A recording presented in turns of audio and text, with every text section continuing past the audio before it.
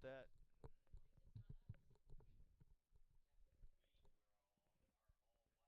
I think they are. Or it's gray. Yeah, the Astros look.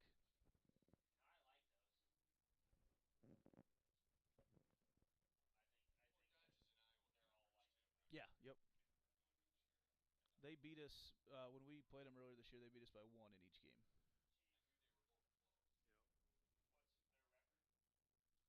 Good. 19 and 5, I think. Yeah, sounds right. No. No. Waukee Northwest, who will be here Wednesday. Waukee, Yeah. Johnson is 2. Fort Dodge is 4, I think, right now. Somebody's in between them. Muscatine might be up there. I think Muscatine's 3 right now. Yeah, they were up there. Yeah. Yeah, that was a lot of fun. Yeah, it was a fun week. Yep, 140. Yep. What was the last? Muscatine, yeah. It was Muscatine. That was the last rankings. Yeah. Waukee, Johnson, Muscatine, Fort Dodge, Ankeny, Centennial. Valley's 7.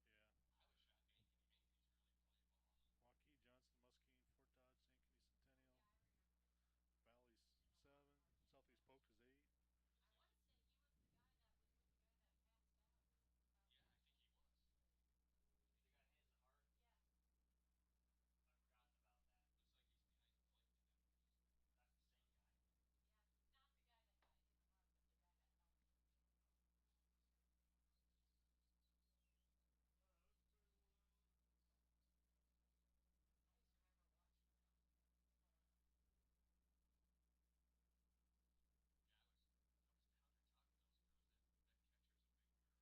Yeah, she is. Yeah, she is. She Freshman. she started as an eighth grader as a first baseman last year. Yeah.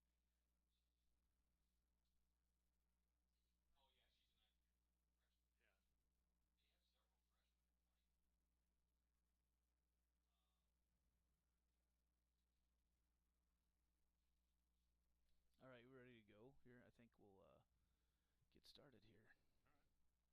with some ads first. Pay some bills.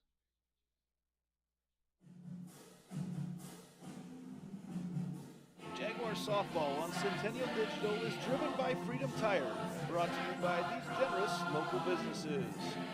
Part of Ankeny Animal Hospital, Cabaret Sports Bar and Grill, Ted Sandine Photography, the Ankeny Real Estate Group, U.S. Cellular, Made in the Shade, the Edward Jones Office of Kent Patterson, Smash My Trash, and Semro Family Vision. See if we put a bunch of ads together with it.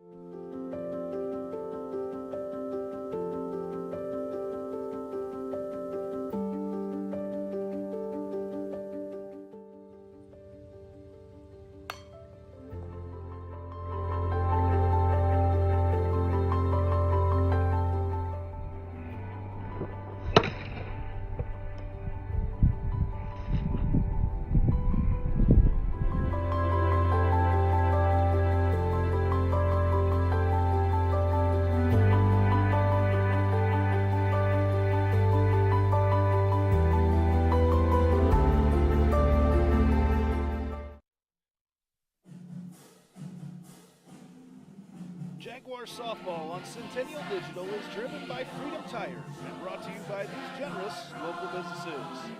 Picturage Fitness, Weicker Realtors, the 515 Agency, Gershman Mortgage, Lane Family Wealth Management, Sinorama Ankeny, Wendy Thompson, an affiliate of Humble Travel, Springer Floor Care, Sonny's Pizza Bistro, Lamberti Goki Lucci Law, and Lincoln Savings Bank, member FDIC. Good evening and welcome to Centennial Digital, driven by Freedom Tire. Andy Pollock and Kevin Fisher here tonight. And Coach, it doesn't get much better than what we've got here tonight. Number 4 Fort Dodge is up here on the north side to take on number 5 Ankeny Centennial. And two teams that are very, very familiar with each other over the last couple of years. This is a rematch of the state title game that took place about 11 months ago up in Fort Dodge. And Fort Dodge was able to get the best of the Jaguars that night. In fact, Fort Dodge has won, looking back now, 5 in a row in this. Every single one of them very close. So maybe tonight the Jaguars can finally break that ice. Yeah, there's a possibility tonight that can happen. The Jaguars got to be coming in here ready, fired up, ready to go. Like you say, every game's been close the last several matchups, and I think they're looking for a little payback from the state championship game from last year. A couple weeks ago up at Fort Dodge, the Dodgers had 2 walk-offs. That's to win that. I mean, that's just exactly how these games have been, how they've worked out at the end. And the Dodgers, they play very, very good defense. They don't blow out a lot of teams with their offense, but they play such good defense behind senior pitcher Jalen Adams, someone that has been around for a long time. She's a future Iowa Hawkeye, coach's daughter, and you watch her pitch, and she's very, very good. She's one of the best you'll ever see. Great athlete. She's been in their system now for several years, and she's a one-man wrecking crew out there on the mound a lot of the times. And like you say, they don't have to put up a ton of runs usually when she's on our game, so we have to get runs are very crucial anytime you match up with them. Our pregame show tonight is brought to you by Cinerama Ankeny, your full-service sign and graphics company. We design, produce, and install all types of exterior and interior signs, graphics for vehicles, including vehicle wraps, walls, windows, and doors. We also do banners, yard signs, business cards, real estate signs, trade show exhibits and displays, flags, and more. Call us at 515-216-1240 or visit www.cinerama-ankeny.com. Thank you to Kathy and crew over at Cinerama for supporting so many activities around Ankeny as the coaches get together with our umpires tonight. Jason Lewis will be on the bases, Mike Bell behind the plate, couple guys that we've seen around a bunch, and 2 very, very good umpires out there as well. So as we get started to go here, one of the other things Fort Dodge does, Coach, is they get a runner on and they create havoc on the base paths. We've seen it time and time again, and they push them across. They make you very uncomfortable with their offense. Yeah, they try to force the issue with you a lot. Like you say, they get a runner on, and then they try to make you make the mistake, and then subsequently get the runs across. And you get Jalen Adams a 2 or 3 run lead, and a lot of times that's kind of all she wrote. So the Jaguars got to be very just on their toes defensively tonight. That last column there on the scoreboard, errors, that needs to remain a 0 for things to be successful. As the fans continue to file in, there'll be a lot of people here by the end of the night watching this one. A doubleheader, the first game here at 5 o'clock. Shortly we'll have the first pitch, and then, of course, we'll have Game 2 about 25-30 minutes after that. Also on Centennial Digital going on right behind us right now is the baseball game tonight with Fort Dodge in town as well. Starting lineups in tonight's game are brought to you by Sonny's Pizza Bistro at 6594 Northwest 6th Drive in Saylorville, the home of the best Italian outside Italy. If you haven't had Sonny's, give it a try. Your family deserves the best. Sonny's Pizza Bistro. Join us for weekend music on the heated patio. And now, the next voice you'll hear here for the starting lineups is public address announcer Randy Vogel.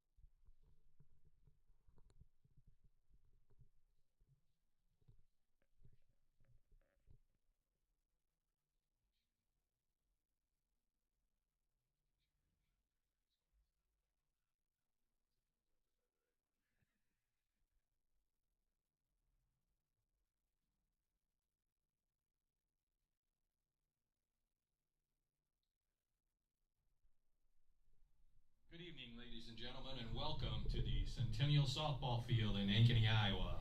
Tonight's CIML Iowa Conference matchup features the visitors from Fort Dodge with an overall record of 19 wins and 5 losses against the home team, Ankeny Centennial, with an overall record of 14 wins and 7 losses. We ask that all spectators exhibit good sportsmanship towards our umpires, our coaches, and our players. Now let's meet the starting lineups for each team. First, for our visitors, the Fort Dodge Dodgers. Leading off and pitching, number 12, Jalen Adams. In the second spot, the shortstop, number 9, Torrey Bennett. Batting third, the catcher, number 20, Mariah Myers. Batting cleanup for the Dodgers, the third baseman, number 2, Haley Wills. In the fifth spot, the first baseman, number 7, Lucy Porter. Batting sixth, number 3, the left fielder, Mia McCaleb. In the seventh spot, the designated player, number 6, Mackenzie McElrath.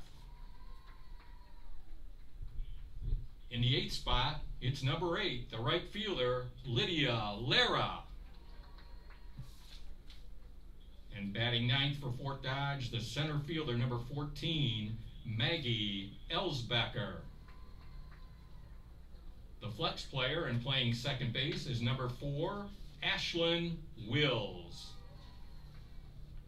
The Dodgers are coached by assistant coaches Molly Mathis and Aaron Miller. The head coach for Fort Dodge is Andy Adams. And now for the home team, the Centennial Jaguars. Leading off for the Jags, number 3, the left fielder, Peyton Drefke. Batting second, the center fielder, number 15, Mackenzie James. In the third spot, the third baseman, number 12, Addie Starr. Batting cleanup, the catcher, number 28, Sydney Morris. In the fifth spot, the designated player, number 29, Lauren Gustafson. Batting sixth, the right fielder, number 25, Jordan Kennedy. Batting seventh, the shortstop, number 23, Lauren Solis.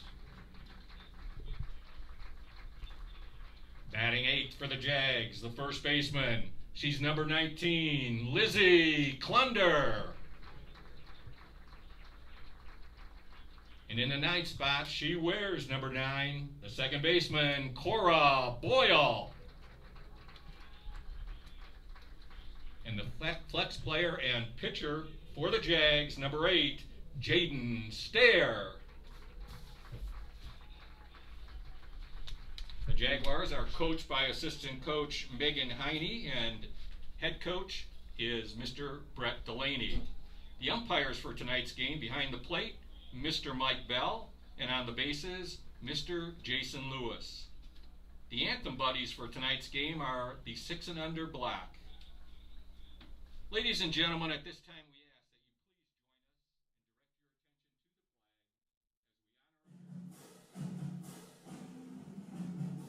Jaguar softball on Centennial Digital is driven by Freedom Tire, brought to you by these generous local businesses. Art of Ankeny Animal Hospital, Cabaret Sports Bar and Grill, Ted Sandine Photography, the Ankeny Real Estate Group, U.S. Cellular, Made in the Shade, the Edward Jones Office of Kent Patterson, Smash My Trash, and Semro Family Vision.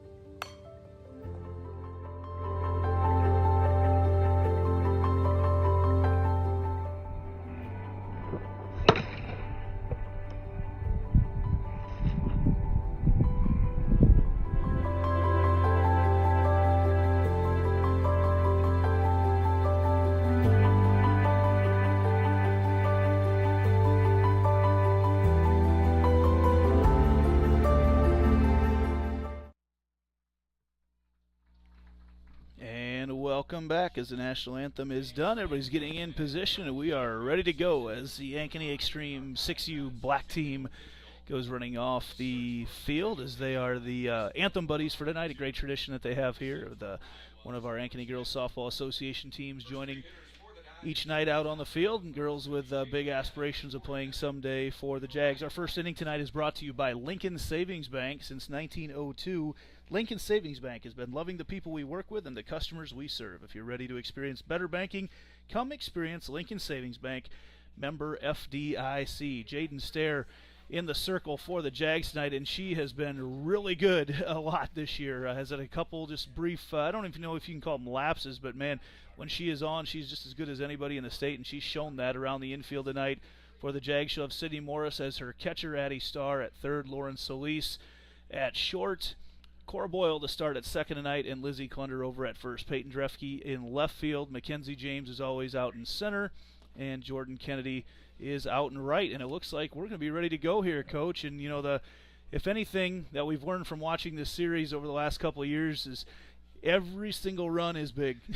my goodness. Anything you can push across. Yeah, every single run is big, and that's what I was saying earlier is that we got to keep the errors have to stay off the scoreboard, and, you know, you just have to really be focused on each, and it's batter to batter. You know, you just got to be paying attention to what's going on out there and knowing your situations. It's very crucial. Like you say, you don't want to give Jalen a big 2 or 3 run lead, because a lot of times that's it. So you got to be on the ball tonight. So a little pitcher versus pitcher matchup right now. Jalen Adams against Jaden Starr. And the first pitch at 5:08 is ready to roll. That pitch on the lower part of the plate says home plate umpire Mike Bell. Jalen Adams not only gets the job done with her right arm. Here on the left side of the plate, she bats .465 on the year. Stair misses that one upstairs, makes the count 2-1 right now. Very good athlete on both sides of the ball there. 2-1 the count now to Adams. Gets that one fouled back. Makes the count even at 2 apiece. Again, we've got baseball going on behind us here tonight, also carried on Centennial Digital. If you have any issues on Facebook, let everybody know. They can always find our signal on the Central Iowa Sports Network as well on YouTube. As Adams squares that one up, she slaps out into left field, and that's going to carry foul. That wind blowing very hard into foul territory in left field from right to left might have helped push that one a little bit extra into foul territory. Yeah, that one's going to keep anything out to right field is probably going to stay in the park tonight, but never know going to the left. You get one hook in there a little bit, might carry the wind a little. Adams has only struck out 2 times this year in 71 at-bats, and now it's a full count. Very, very tough out. Over 500 on-base percentage from her leadoff spot. Squares this one up again, swung on, foul back again. Had a big moment earlier this week, or I guess it was at the end of last week. You can see we've got this protective net that hangs down on us, and we actually had a ball go through the opening. First one. Never happened before. That pitch swung on, popped up into left field. Peyton Drefke gives chase, and that's going to go foul. Again, that wind, she's looking into the sun, and the wind just continued to push it. Yeah, you know, tonight you got to really understand where the wind's coming from, where the ball's going to drift to. Maybe came in just a little too far there at first, and then as it started drifting, got away there.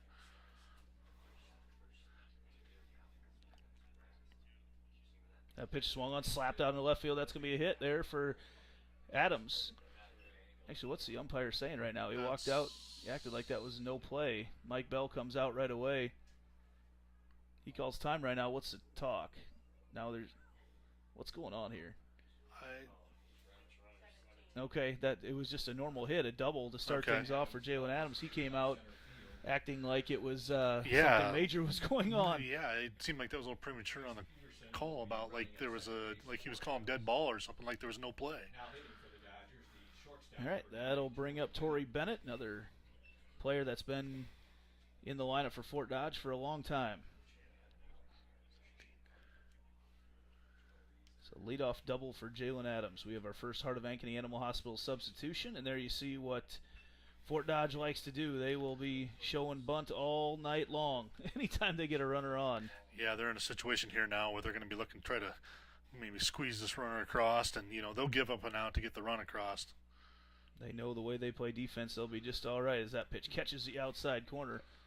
Our Heart of Ankeny Animal Hospital substitution there at second base, I believe, is Reese Peterson. Reese Peterson. Yes. All right, is that 17? Yes, 17 is Reese Peterson, yes. He's the... That pitch slapped out into right field. That goes foul. Makes the count 1-2.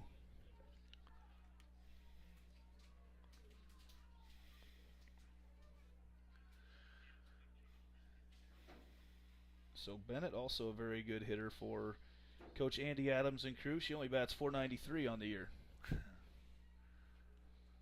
Here's the 1-2. Takes a big hack at the high pitch and puts it out of play behind the Fort Dodge dugout. Looks like no score early on in the baseball game over there. Not even sure they're through the first inning. Can't quite see, but can always be checking back and forth on that one. 1-2 the count. Fastball slapped up over there and right underneath it to make the plays. Cora Boyle. She checks back at Peterson and gets out number 1. Then it pops up to the second baseman. I know it's early, but that's a big out there where you can get an infield pop up and then not allow the runner to advance, and kind of changes maybe the mindset a little bit of what they're going to do with the next batters. Mariah Myers comes up next, and this is a player we've heard and seen a lot from over the last 2 years. She started as an 8th grader last year for the state championship Fort Dodge Dodgers team, and here she is tonight starting at catcher.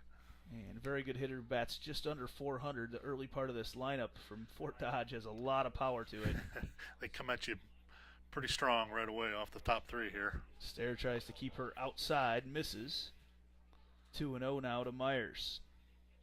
Reese Peterson on second. She's in the place of Jalen Adams, who led off the game with a double. That pitch swung on, popped up again. Can Boyle get there? She does.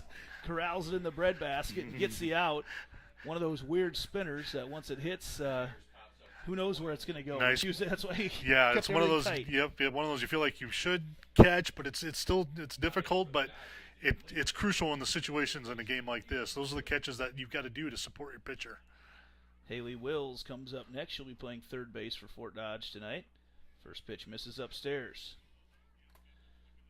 Be a big early victory here for the Jags if they'd be able to leave that runner stranded at second after the leadoff double. That pitch swung on right over to Boyle again, and she makes the play. Cora Boyle takes care of business at second base, gets all 3 outs. Fort Dodge after 1 hit. No runs come across, no Centennial errors. We'll be back right after this. This is Centennial Digital, driven by Freedom Tire.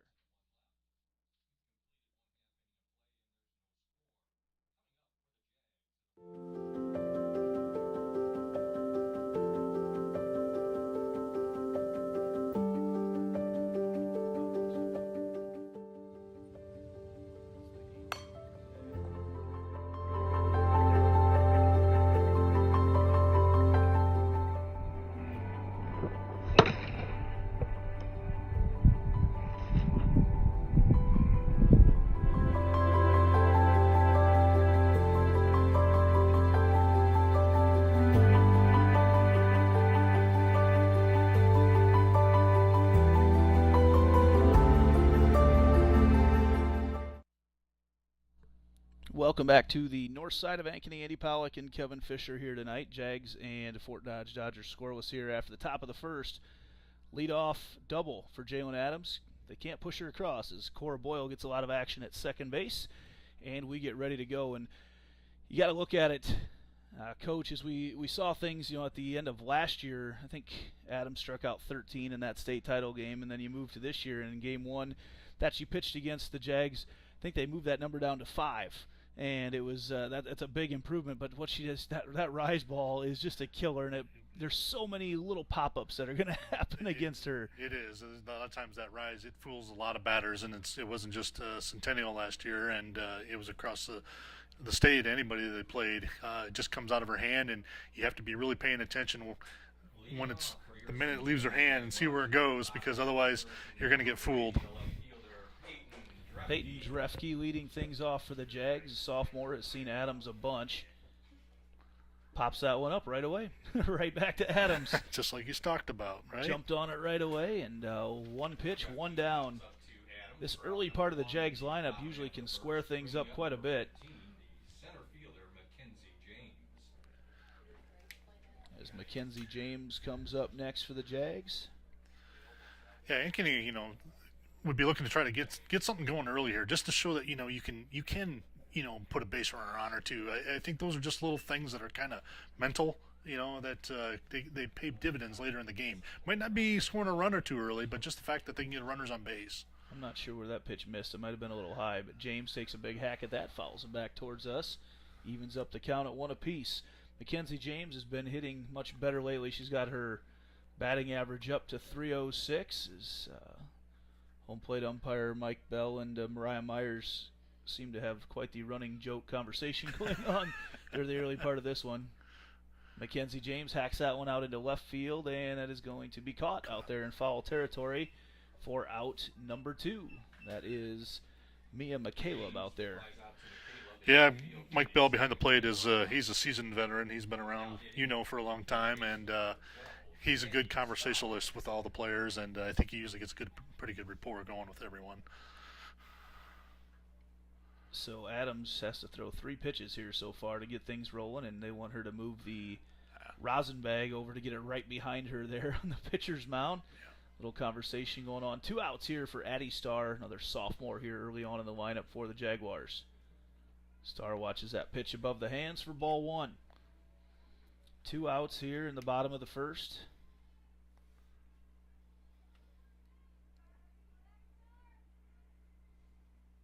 That pitch misses inside. Oh, no, it's called a strike. Okay. Inside corner. Makes the count 1-1. Must have just gone fastball inside corner there. Didn't see any movement on that pitch. 1-1 the count. Curveball. Starr sits on it, fouls it back to the fence. Fans continue to stream in here tonight. We'll have a very good crowd here in the next little bit as people get off work and make their way up to the ballpark here on the north side. A lot of baseball and softball here to watch tonight. 1-2 the count here to Addie Starr. Was fully expecting a rise ball, and she went to that fastball outside. Evened up the count at 2 balls, 2 strikes with 2 outs. Usually, Shake off that bad juju right now for the batter, and here we go, Addie Starr. 2-2 the count. Fastball right down the middle for strike 3. I think she was sitting on the rise ball and didn't get it. Here we go. We head to the top of the second right now. No score between the Dodgers and the Jaguars. Don't forget to stick around after the game to find out who our Lamberti, Goki, and Lucci Law player of the game is. Your local attorneys with a team to fit your legal needs.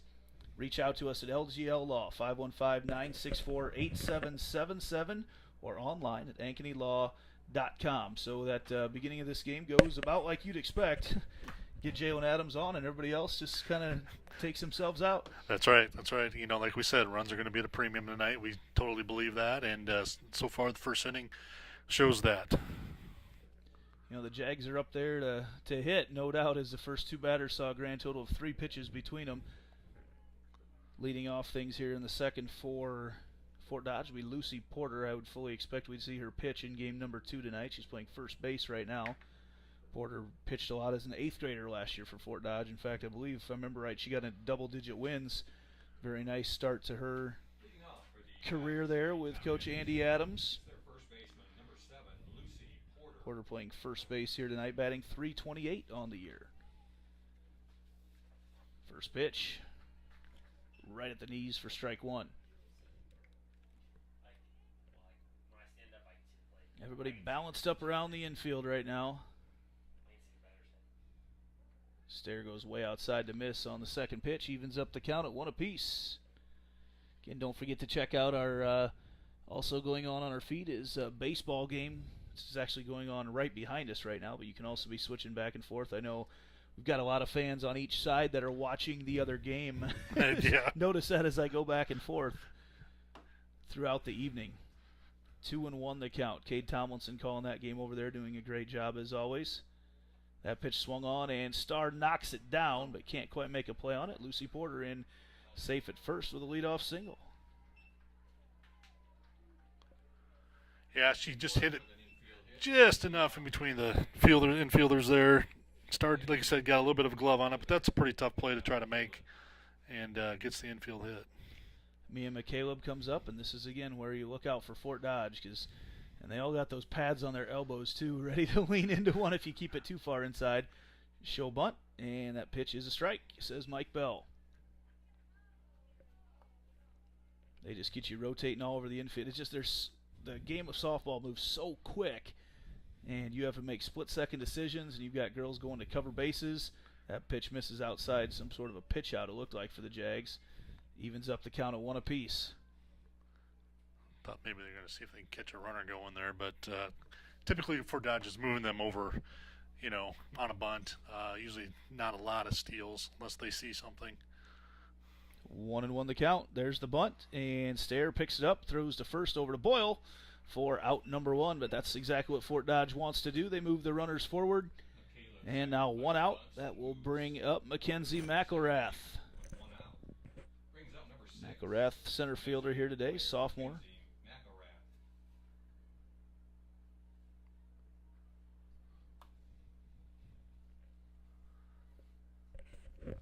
As still Porter at second base. The other thing you see Fort Dodge do a lot of is they will let you know if they have a runner at second. They're trying to tip off every pitch and let you know as McElrath fouls that one off. A little gamesmanship out there. Yeah, little hand signals. There's some teams that will hide it a little bit. They don't care. They will let you know exactly. They let you know they know. Yep. Yes. Love the confidence that the Dodgers play with. 0-1 the count. Little change up there. Addie Starr picks it up, throws it across the infield to Klunder, who gets the out. And now the Jags with 2 outs here in the top of the second. Grounds out to Addie Starr for the second out in the top half of the second. And I don't have who this is right now on my... Lydia Lara coming up? Is this Lydia Lara? Okay. Yep, Lydia Lara coming up here. Okay, I don't have a number 10 on the roster. She's number 8. Oh, she's 8. Okay, she's wearing 10 right now. You know what? And that's, yeah. That's her? Okay. That's Lydia Lara wearing number 8. Or wearing number 10. That's where I got confused because I had 10 before, too. Okay. Make sure to get that down here. They wrote 10 on there. Yeah. Oh, they did right there? Because I have 10 on my sheet. I took it off this roster. There you go. Yeah, they did write 10. Quick 2 strikes as we get things organized here. This is the roster that they Just a little confusion between the sheet and but they got it right on the roster. 0-2 count to Lara.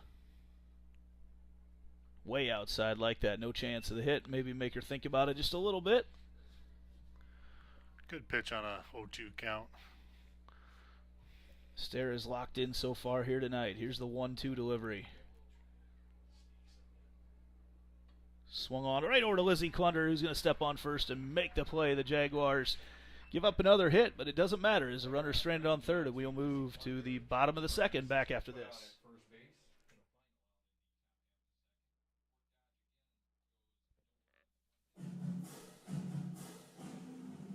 Jaguar softball on Centennial Digital is driven by Freedom Tire and brought to you by these generous local businesses.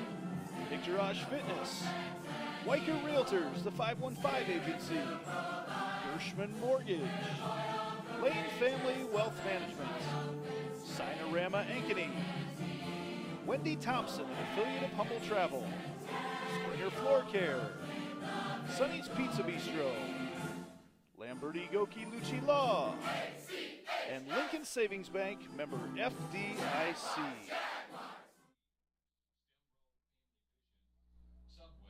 And welcome back here to a scoreless game as we head to the bottom of the second right now between the Fort Dodge Dodgers and the Centennial Jaguars. And, you know, one of those gals for the Jaguars who's been hitting the ball so well throughout the course of the year in her career is Sydney Morris, and she's coming up to bat next. And, you know, probably not your typical cleanup batter where she's got a lot of home runs or anything like that, but Sydney just solid contact, squares up on a lot of pitches, and sends a lot of line drives to the outfield. Absolutely. I always call her a good contact hitter. As I say that, she fouls that one back. Ooh.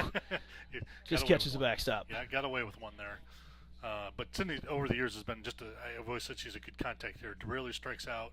I think last I knew she was leading the team in hits. And usually when you got runners on, she's somebody that's going to move them around somewhere for you. 0-1 the count to Morris. Swings on that one. Again, you see in these pop-ups, we're underneath every single ball, and that's exactly what you get with the types of pitches that Adams throws. Yeah, Jalen's kind of gone up the ladder there a little bit 2 times, and it's hard. You got to really get your hands up high to get on top of that. 0-2 the count now to Morris. Likes the signal. Here it goes. Swung on, popped up, and that's coming back to us. Ooh, the thunk. Got a couple dents in the press box from that one. Oh, boy. This could be close. Look at this ball. Here we go. One more chance. No, it got stuck. Got too low. So we've got ball number 1 stuck in the safety net tonight. If you're just joining us for the first time, kind of an ongoing joke, we just had our first ball come through the exit hole last week for the first time in the 3 years it's been up. Morris watches that pitch outside. 1-2 now, the count to Sid. Playing catcher here in game number 1. She's played left field. I've seen her play third base. Versatile player. 1-2 the count now to her. Swung on, lined up the middle. There's a hit for Sydney Morris to lead off inning number 2. Good at bat there by Sid Morris. Way to stay with that. She was having a hard time squaring it up. Just stayed with it. Finally found a pitch that she could get. And like I said, she's a good contact hitter. And if you make a mistake with her, she'll usually put it into play somewhere for you. Heart of Ankeny Animal Hospital substitution, Claire Suarez in to run at second base for Morris, our catcher. In the courtesy runner situation, that'll bring up our designated player tonight here, Lauren Gustafson. Jags here might be in some business to try to do a little havoc on the base paths of their own as Gustafson steps up. Shows bunt, lays it down. Oh, a nice bunt over there. It spins away from Adams. Adams makes the play, but she does get the sacrifice down.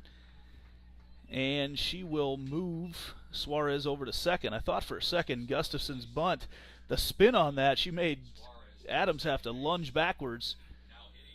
It really did, and Adams made a good recovery on that to make the out.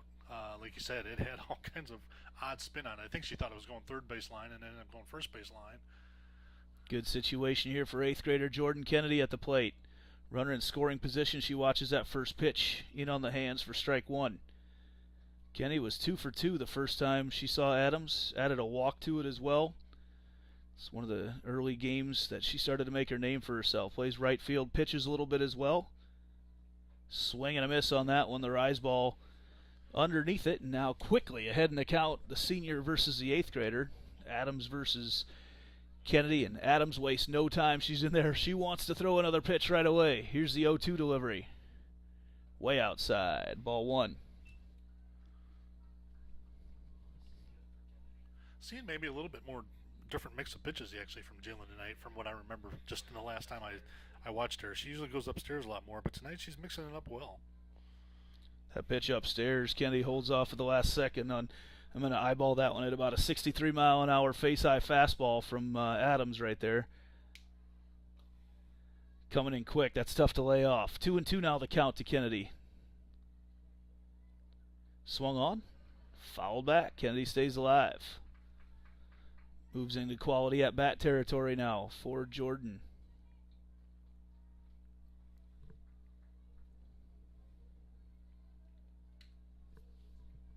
Two. Swung on, popped up again. Jordan doing a good job staying with us at bat. Like you say, she's an 8th grader, and that can be an intimidating. You get a intimidating pitcher on the mound, but you know what? She's staying with it. It's a good at bat this first time around. 7th pitch of the at bat. Kennedy inside. Oh, Mike Bell rings her up on the inside pitch. Well, that's he's called that inside corner a couple times now, and it's something to pay attention to later in the game. As the game goes on, you come back and bat second, third time around. You got to kind of remember those things. Solis steps up to the plate. Senior shortstop. She's hit the ball well lately. Fouls that one off.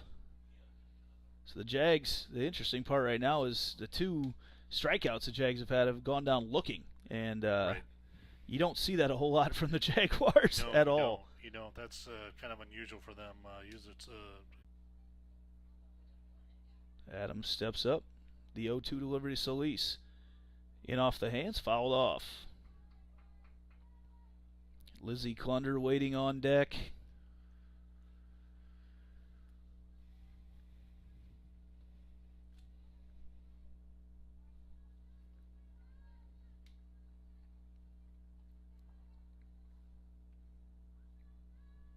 As another conversation goes on here between our umpires and Solis now, the 0-2 pitch. Swing and a miss, strike three. Adams gets her third strikeout of the night.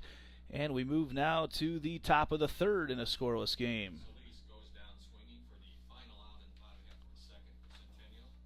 They have no runs on one hit. There was no errors and one left. Adams has done a really nice job getting ahead in the count here early on in this one.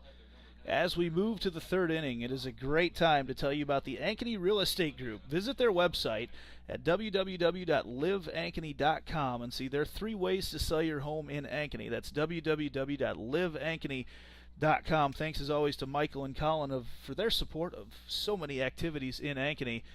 And I tell you what, check out their website. Go to their social media page. They do a great job of keeping people updated on what's going on all around Ankeny, things to do during the summer, during the winter, all the time. And a lot of the times you will see those guys out at those events as well. So a couple guys very involved in the community, Michael Hyder, Colin Pansy with the Ankeny Real Estate Group.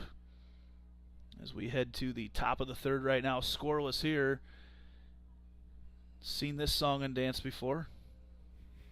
Low-scoring game between Centennial and Fort Dodge. Expect to see a lot of zeros up there on the board tonight. Couple hits, well, 3 actually between the two teams. Leading off the top half of the third for the Dodgers, number 14, the center fielder, Maggie Ellsbeck. This will be Ellsbecker coming up first. Number 9, then back to the top. First pitch outside corner, strike one.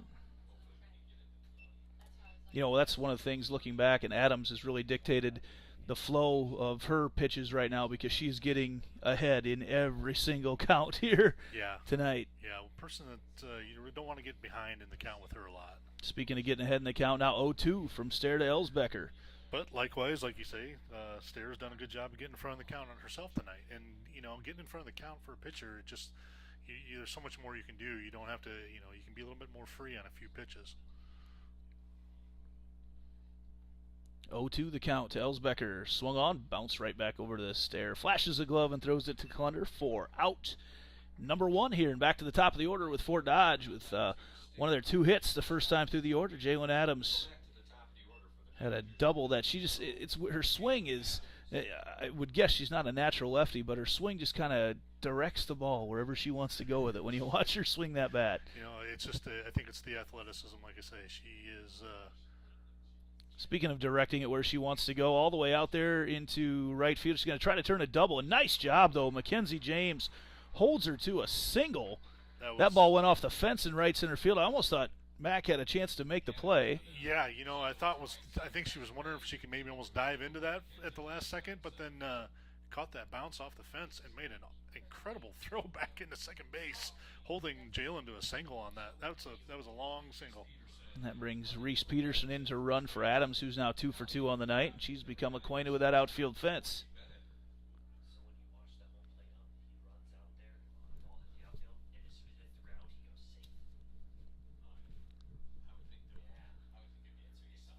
And they're going to show bunt again, right to Stair. Throws it over to Boyle for the out. And that's a good job by the Jaguars to get out number 2. That takes a sacrifice out of play here. And that's the thing about Fort Dodge, they will continue to bunt. And one of the things that they're doing a nice job of right now, the Jags are, well, Jaden Stair in particular, Fort Dodge loves to push that bunt down the first baseline, and they will hug that line as they run down and make that a very difficult throw. But so far, all their bunts have gone right to Jaden Stair, and so she's got that angle to make the throw over. Yeah, and you can challenge that second baseman to slide over and make that catch. And sometimes when you're running towards the bag, and if the throw gets behind you a little bit, all of a sudden it gets away, and that's where they'll produce a run sometimes. All of a sudden that ball gets out into the outfield, and that runner can come all the way around and score. Makes the job of the outfielders backing everything up all the more important. 2 outs so here to Mariah Myers, and she gets hit. And that may not be the worst thing in the world right now. Move the force to third. Myers, power hitter. And she will also have a courtesy runner in for her, and that'll bring up Haley Wills.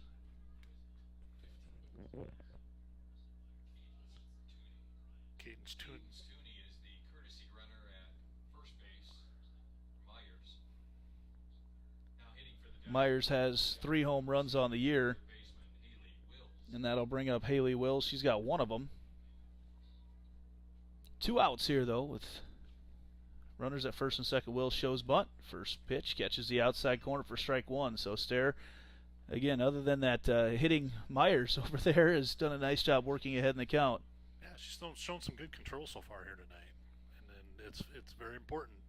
0-1 to Wills. We do have a new runner over there at first base. It looks like it is Cadence Towney. Tooney, yeah. My not pronunciation, I'm 100% there. 1-1 the count. Pitch swung on, foul back. Stare ahead in the count once again, 1-2. Big out here with runners on first and second. Especially getting through the top half of this order unscathed if she can do it. Here's the 1-2 delivery from Stair. Outside swung over, and Boyle can't quite make the play. They're going to come up scoring. James comes up, and scoring there at home plate is going to be Reese Peterson. And Fort Dodge draws first blood in this one, just past the outstretched glove of Cora Boyle, and Fort Dodge takes the early 1-0 lead.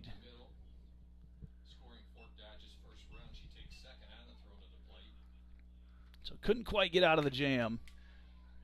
Yeah, kind of, trying to get that outside corner, but just not quite out far enough. And then Wills was able to get the bat on it, snuck by Boyle, and brought Jalen around. Or I'm sorry, I'm trying to remember who was running for Jalen there. I apologize. Peterson brought her around to score.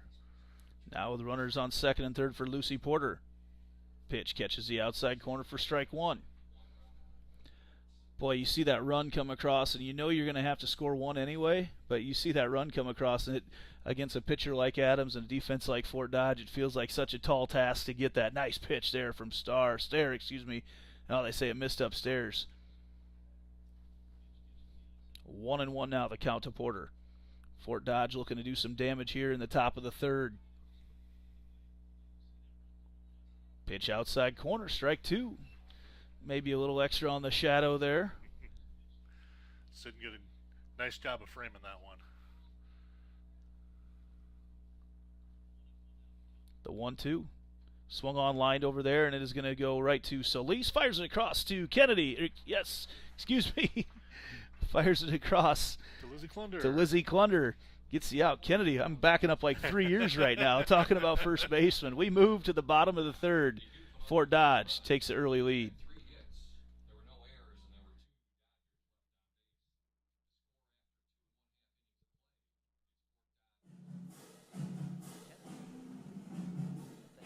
Softball on Centennial Digital is driven by Freedom Tire, brought to you by these generous local businesses.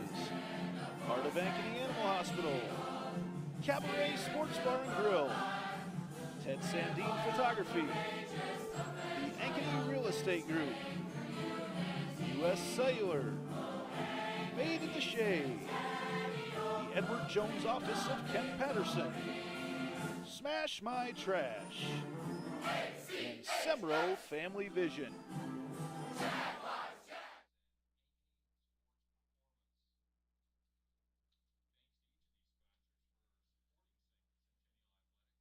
Another 30 on YouTube too. To the bottom of the third we go. Fort Dodge there takes the lead as they push a run across in the top of the third. The Jaguars will come up to bat now with Lizzie Klunder, Cora Boyle, and back to the top of the order here in the bottom of the third inning. Boy, I wonder how many matchups we've had between Klunder and Jalen Adams over the last quite a few 4 years. They've seen each other a few times. Bottom of the third we go. First pitch to Klunder. Swung on, and that's going to get popped over there to first base. And Porter, did she hang on to it? No, she did not. Okay. She made a great effort, yeah. Great effort over there, right next to the brick dugout and all and everything over there. Just rolled out of the glove as she came out. Yeah, the last I saw was the ball in the glove, but it couldn't quite complete, as they say, the process of the catch. Even still, your pitchers appreciate that. When you can make those catches, especially in a matchup like this, an out like that can be stealing one. It's a big difference maker.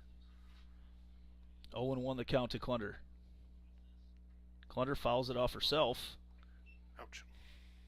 She adjusts her face mask and go over and get checked on quick by Coach Delaney. And just like that, it's 0-2. Again, a chance for Adams to dictate how things go here. This is kind of a veteran umpire move right here.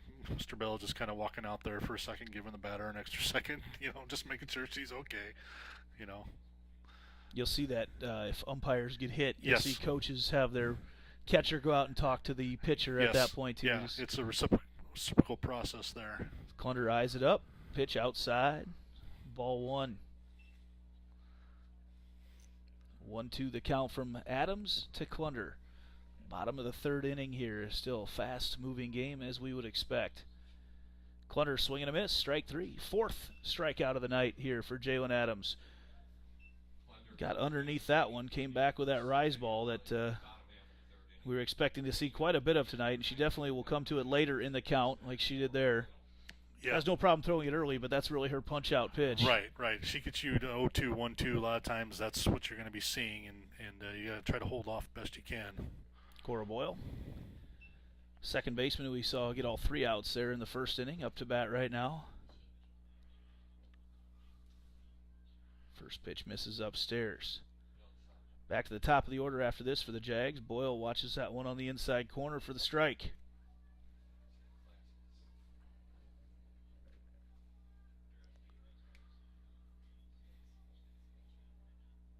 1-1. Pitch swung on again. That's one of the things as you look at college pitchers too, what they're so good at, the control that they have throwing a pitch in on the hands. And that's, you see Adams takes that thing in on the hands so much. It's the second time we've had a foul ball go off of a body of a player, but in just 2 1/3 innings so far. Very difficult to catch up to when it's in on your hands like that. 1-2, swing and a miss. Strikeout number 5. Boyle goes down swinging for the second Centennial out. Well, she's already equaled her strikeouts from the first time these teams met earlier this year. And we're back to the top of the order with Peyton Drefke. It's almost like you're swinging at a ghost coming in when it's 0-2 or 1-2.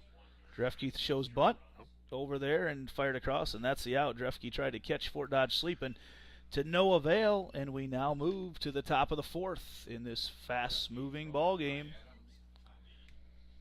Stats can show which team is on the path to victory. They can also show if you're on the path to the retirement you want. If you're just kicking off or want to know if you need to make some halftime adjustments to your current plan, contact Lane Family Wealth Management at 515-322-7971 for your free one-on-one meeting today. As we move to the top of the 4th right now, Fort Dodge with 4 hits. Early in this one, Jags with just 1. Sydney Morris single into center field, and that's where we stand right now as we head to the top of the 4th. Jags really having a tough time catching up here early on to Jalen Adams. Yeah, again, like we expected, Andy, we said runs are going to be at a premium. Here we are going into the 4th inning, and just got 1 run on the board. But that looks like you said, it looks like a big run up there, standing up there right now when you look at it, knowing that the task that's in front of you to push a run across here just to get back into a tie. 1 is the loneliest number, and when it's put up by Fort Dodge, it feels a lot more lonely. It is tough to get there. Fort Dodge leads off here in the 4th with Mia McCaleb. So playing left field, had a catch out there earlier.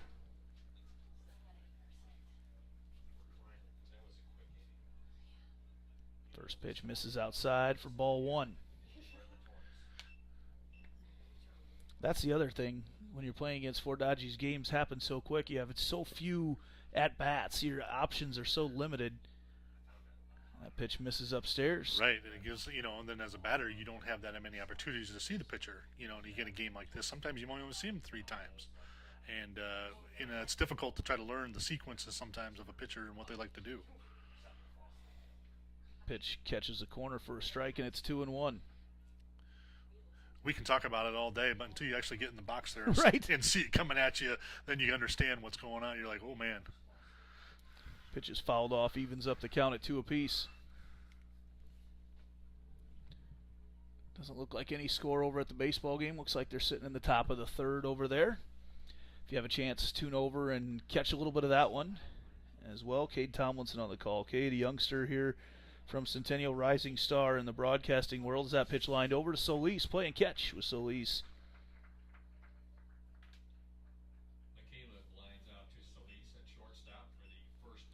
Take that back. It is 4-0. Jags in the lead over there. I couldn't see that from here.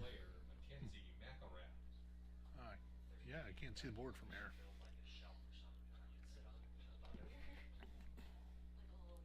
One out here. McElrath up to the plate for the Dodgers.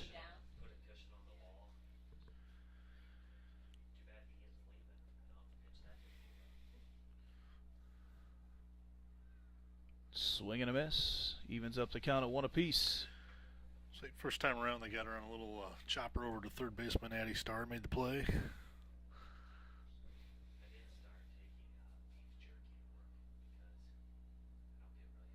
A pitch on the outside corner. A little movement on that one, a little tail. Not sure it's a true curveball, just a little natural fastball movement there. Natural tail, but I tell you, if Jaden can keep hitting that corner, it's a good little spot for a pitch. Tries it again, but that's just a little too far outside.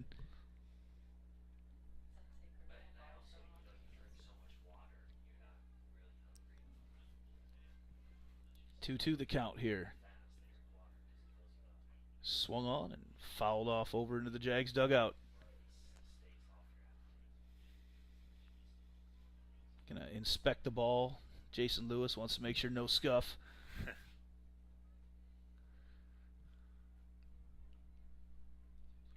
And with 2 balls and 2 strikes, here's Stair to McElrath. Way outside. Loads up the count. Big pitch here. Full count. McElrath squares it up. There it is. Swung on, fouled off. Continues her quality at bat. Looking for a strikeout pitch here. It'd be nice, I think, just to get one up there for Jaden, just so she gets a little more confidence. You know, I mean, she's doing a good job, but you'd like to try to do this yourself. Work that outside corner. Actually goes that one in on the hands. Fouled off again. We head to the 8th pitch of the at bat. McElrath battling. Stair and Starr shake hands there in the circle. Little pass along some good vibes here on the full count pitch. Here it is. Went outside again and fouled off. Well, she's gone inside and outside the last couple pitches. McElrath has just done a good job staying with her, fouling it off. You know, you keep wasting the pitches, and you try to see if you can get one that's finally in your zone. If we get the changeup here on the full count. Fastball in on the hands, and that's going to go right up the middle off the handle of the bat. Boyle keeps it on the infield, but just not enough on it.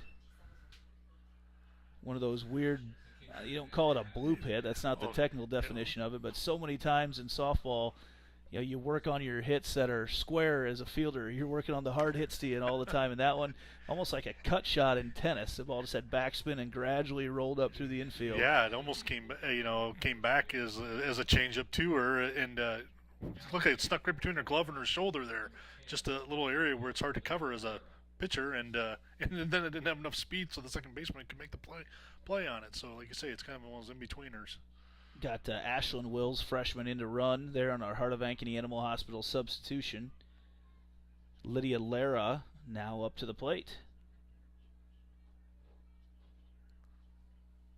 She shows bunt, pulls back.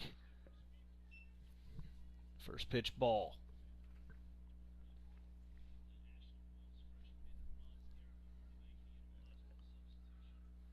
In at the corners are the Jaguars. Ready for a Lara bunt on this 1-0 pitch. She shows, lays it down. It's lined over and just foul. That was a double play waiting to happen. Clunder, it's a tough redirect because you're charging in on the bunt and just not quite. That would have been a great play. Put it that way. Yes, it was very tough for her to make that. It was play. A sharp angle to try to make that play. It had possibilities there for a second, but like you say, very tough adjustment there to make. 1 ball, 1 strike, 1 out.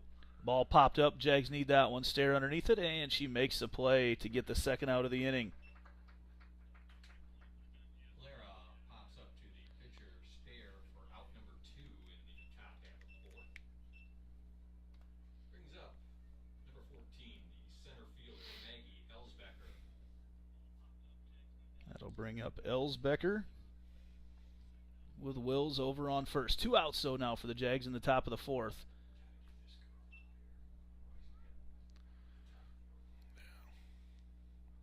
Number 9 batter here, Elsbecker. Jags will be coming back with their number 2, 3, and 4 batters here in the bottom of the fourth. Pitch misses outside. It's 2-0 to Elsbecker. 2 outs here. Yeah, good point here. There's Elsbecker being at the bottom of the order. You don't want to get her on and then have Jalen Adams come back around top of the order. Yeah, the way she's hit tonight. You know, already 2 for 2, so important at bat here in the sequence. Pitch lined up the middle. It's to Boyle. Boyle steps over and throws it over to Klunder for the out. I got it right. It's Lizzie Klunder. Still playing first as she has the last several years. We move to the bottom of the fourth. Fort Dodge in the lead.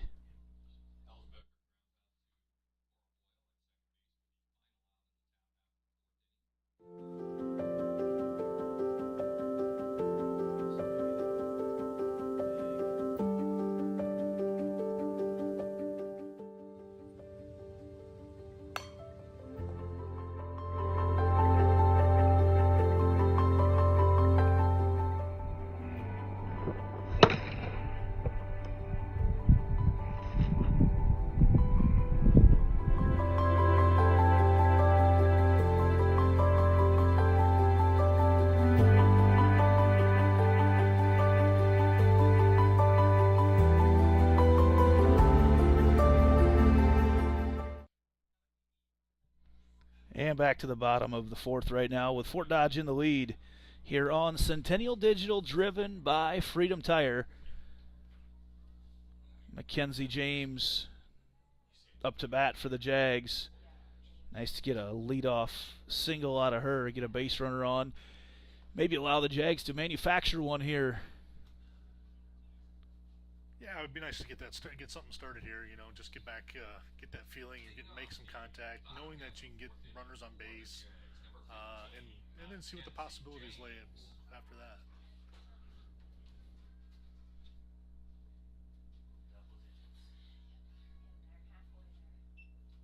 Just inside.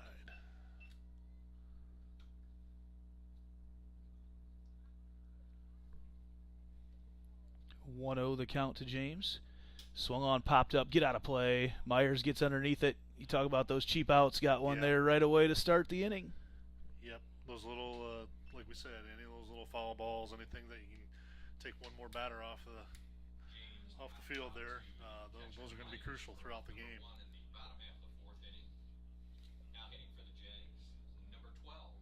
That'll bring up Addie Starr. Starr struck out looking in her first at bat.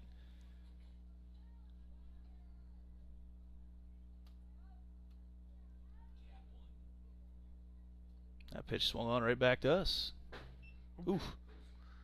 I caught that here on the old microphone.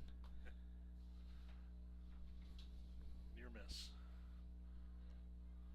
Again, Adams working ahead in the count. Upstairs. 1-1. Would love to have a runner on for Sydney Morris the way she's been swinging the bat lately.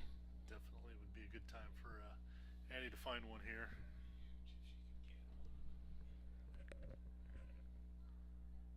Little curveball goes in the dirt.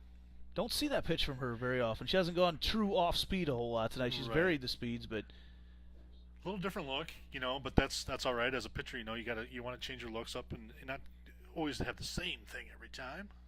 That pitch swung on, hacked out into left field and fouled there. It was about a 160-foot hit, one of the further ones you'll see off. Adams evens up the count at 2 balls and 2 strikes. Talk about that little change-up off-speed pitch. We'll see a lot of that in Game 2 from Lucy Porter. Yes. Big change in styles there. Here's the 2-2. Swung on. She read the curveball coming in.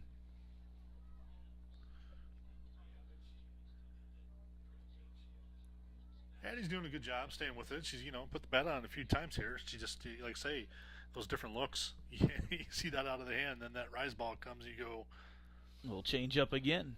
Yeah, she hasn't gone rise at all yet. No. She's kept it off speed. I keep thinking she's setting her up for it here, though, on one of these pitches.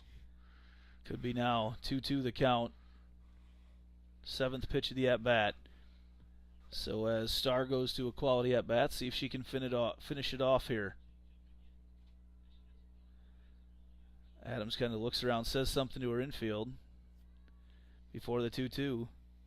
Fastball, and Starr maybe gets it to spin away. No, and the error at first base. Oh boy, Ashlyn Wills tried to get rid of it really quick and couldn't. And Porter couldn't hang on to it either. Starr showing the wheels down to first base. And, we talked about how those errors can be big. Starr comes off. Malin Vallejo comes in to run with our Heart of Ankeny Animal Hospital substitution. Thank you to Dr. Stacy Munger and crew over there. And now that's what we wanted, to get a runner on here for Morris. Yeah, they need, the Jays got a break that they're needed there. It's one of those things where you make them make a play. And in that time, the ball just got out of the glove. It was one of those bang, catch and throws, but escaped the glove of the first baseman there. And now, they got an opportunity here. Vallejo, threat to steal at first. Pitch. Inside corner, strike 1 to Morris.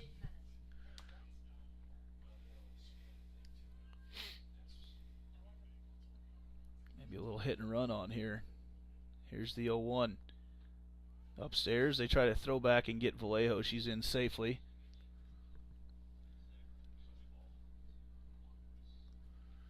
Evens up the count at 1 ball, 1 strike.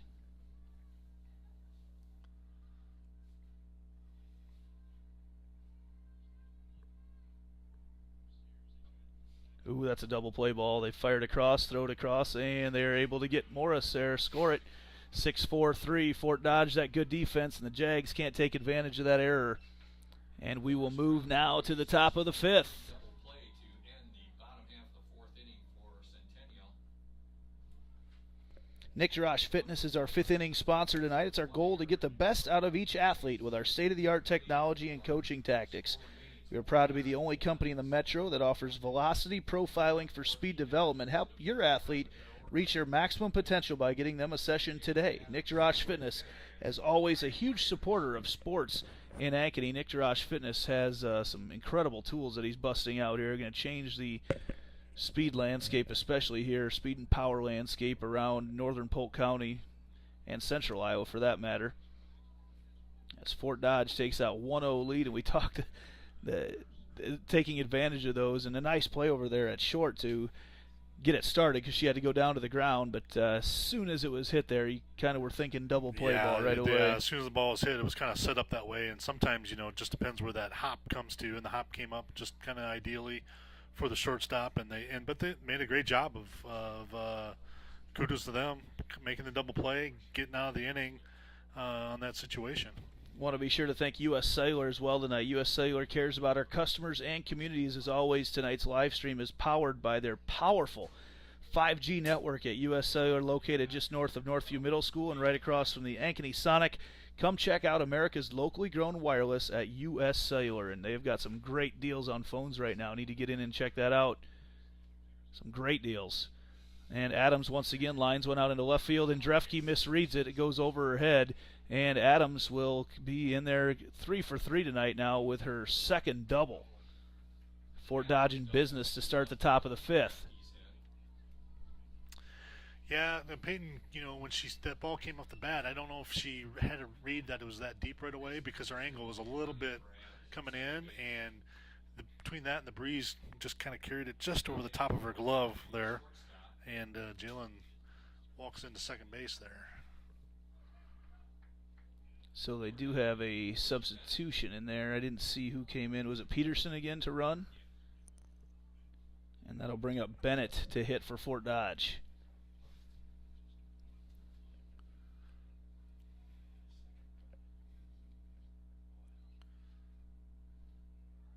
And a wild pitch. Moves Peterson over to third.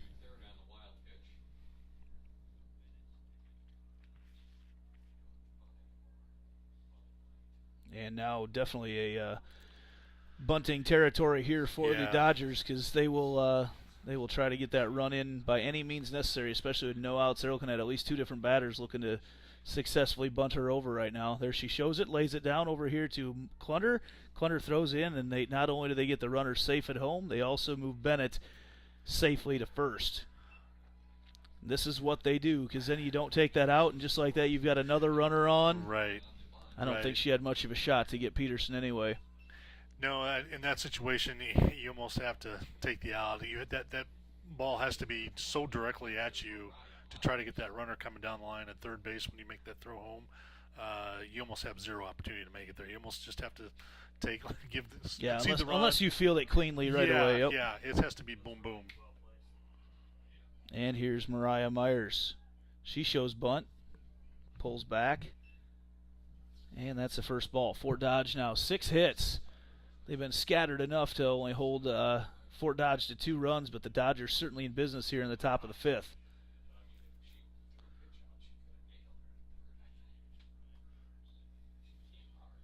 (1-0) the count to Myers. Swan lined up the middle to Solis. She whips it across quickly, but into the dugout. I'm not so sure Myers was going to be there anyway, but that ball took a high hop.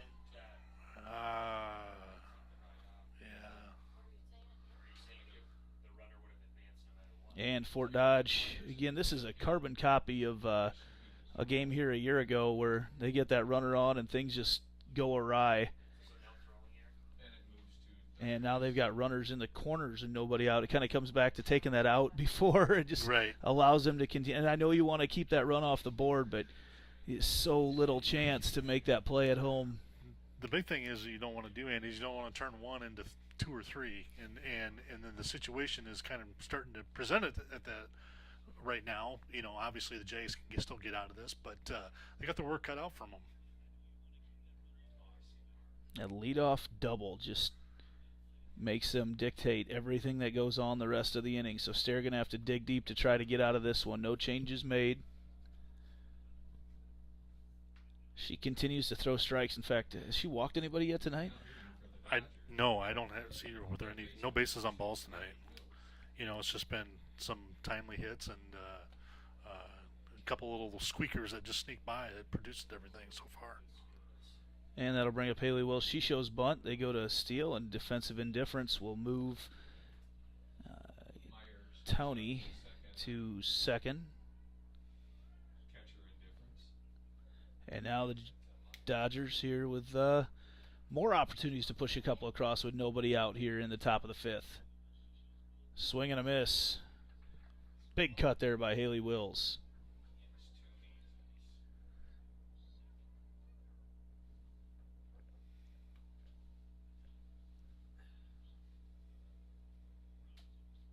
They show bunt again, and that pitch misses inside for ball 2.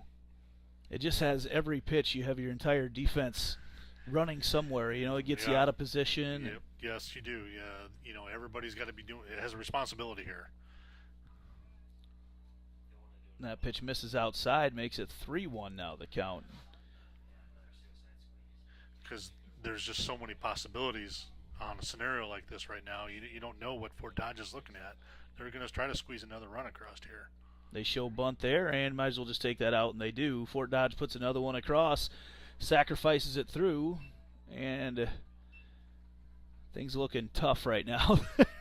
Really tough with a crooked number put up here in the top of the 5th, and it's 3-0 Dodgers. That's what we've learned over the years. This is what Fort Dodge does. They kind of peck at you a little bit, and they look for that crack, and then they find it, or if it happens, then they take advantage of it, and that's why they're the defending state champions. Might see another one. Porter shows it right away, pulls back. Trying to get her to pop one up here. Get out of here with minimal damage.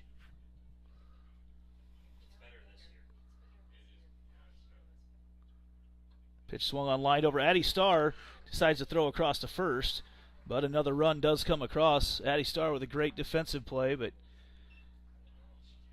tries to make that out. Does get the out at first, for the second out. Fort Dodge puts another one across, and they lead 4-0 here in the top of the 5th.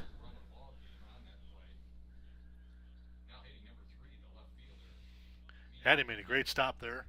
I think the call right away, I think her teammates had her going to one right away, but there might have been a potential to Yeah, go to as hot as it was, right? Yeah, it was just such a comebacker at her. There we go. Needed one of those earlier as a line drive right back to Stair. She makes a play. Fort Dodge does some damage here in the top of the fifth. We move to the bottom of the inning here on Centennial Digital, driven by Freedom Tire.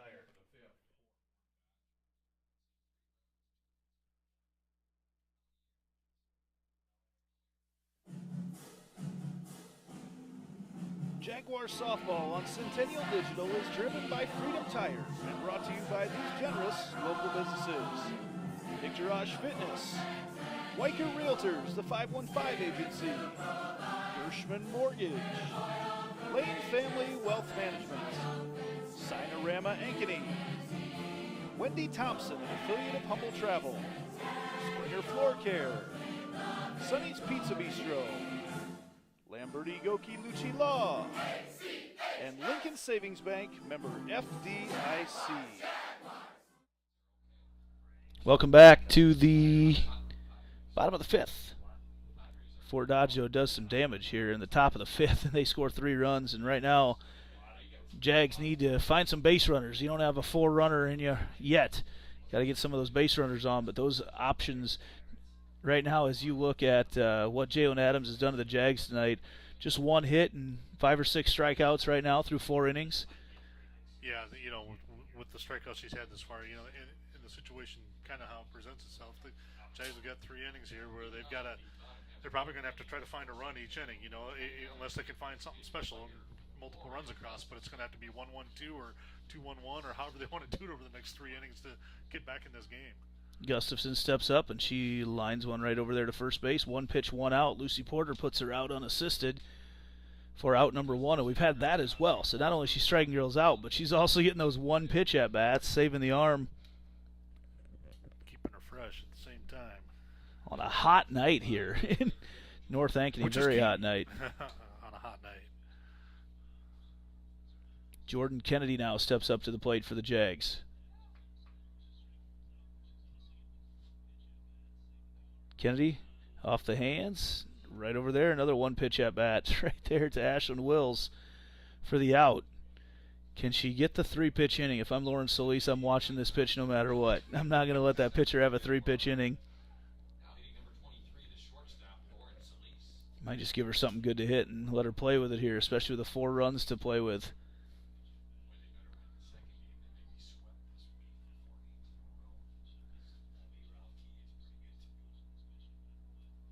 There we go. Solis sits on that first changeup. Like you said. Gonna wait one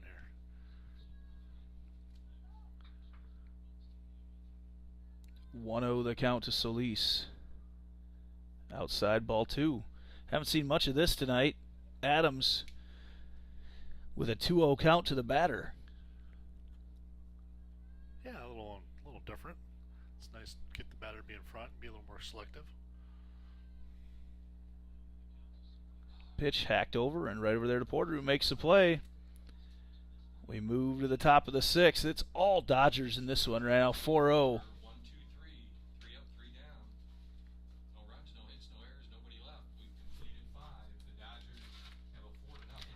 Gershman Mortgage, a Midwest premier mortgage lender, is proud to support all Ankeny sports. Whether you're looking to purchase a new home, vacation home, upgrade or remodel an existing home, or refinance your current mortgage, Gershman Mortgage is here to help. With over 65 years in the mortgage industry, we have security, experience, and unmatched service. Visit our Ankeny office, call 515-964-5952, or visit www.gershman.com to get pre-approved today. Gershman Mortgage, NMLS number 138063. So we head to the top of the 6th right now. And Jaden Stair has really pitched a nice game so far, but just Fort Dodge doing what Fort Dodge does. Yeah, she's done a good job tonight so far, Andy. It's just there has been a couple good hits, but there's been a couple situations where maybe the Jays could have made a play. You can get yourself out of the inning or get enough outs so that they don't keep coming at you with a little bit of the small ball, the bunting, moving runners over, and you get a chance to get out of an inning. And that last one inning just kind of got away from them. And obviously, if you don't put up any runs in the first place, it's not really going to matter. with just one hit that the Jags have been able to scratch out so far here tonight against future Iowa Hawkeye Jalen Adams.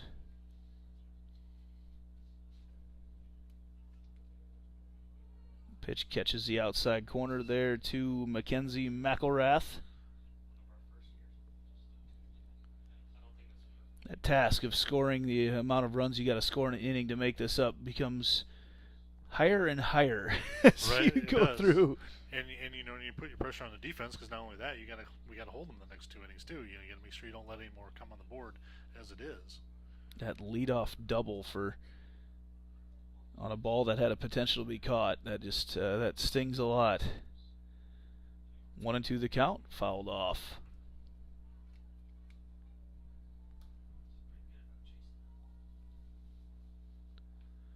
One and two the count right now.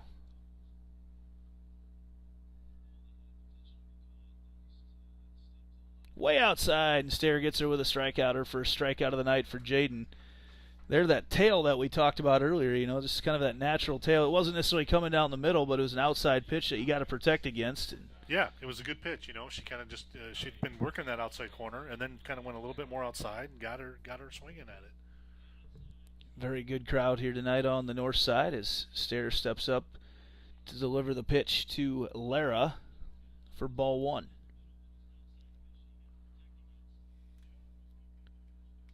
How big is the bottom of the sixth going to be?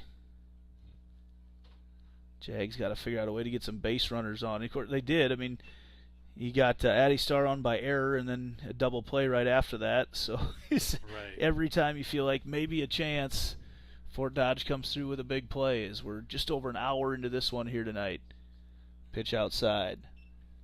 You know, and a couple of Jalen's strikeouts tonight were looking from the Jags, where they need to, you know, look to be, you know, at the same time we always stress patience in the box, but they got to be aggressive. You know, you can't get called looking on a third strike. And once you get those two, you don't really have the right to be patient anymore, to be selective at all. Yeah. 3-1 now the count to Lara.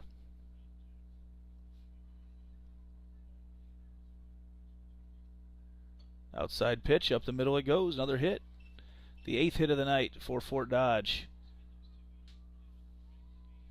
And here's where you got to be careful, because you don't want to have just one out when Adams comes back up.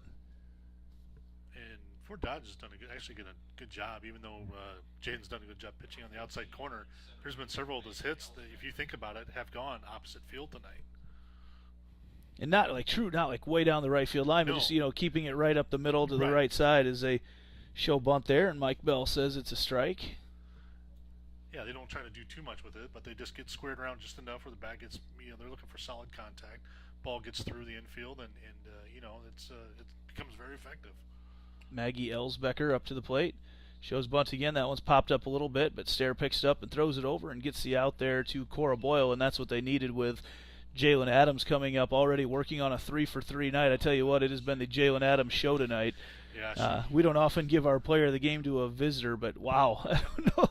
Might be tempted to do. Well, actually, Laura Lucci, who sponsors our player of the game, is a Fort Dodge product. She's a former Dodger, so she probably wouldn't have hurt feelings at all to see a Dodger get this one tonight. Of course, a huge supporter of all things Centennial, but also a proud Dodger. That pitch misses outside to Adams. Again, just seems like her bat is doing whatever she wants it to do. She gets a signal of where the pitch is located. A little change up on the outside corner for strike one. There he comes with Lara on second. Again, you see those hand signals. They're letting them know. Like I said before, a lot of teams will hide that, but Fort Dodge doesn't care. They're going to do what they do. Outside corner again. Oh, boy. Little gracious there in the zone, but we'll take it against a hitter like Adams. 1-2 the count. Maybe she goes back inside on her now. Goes upstairs. 2 balls, 2 strikes, 2 outs here in the top of the 6th.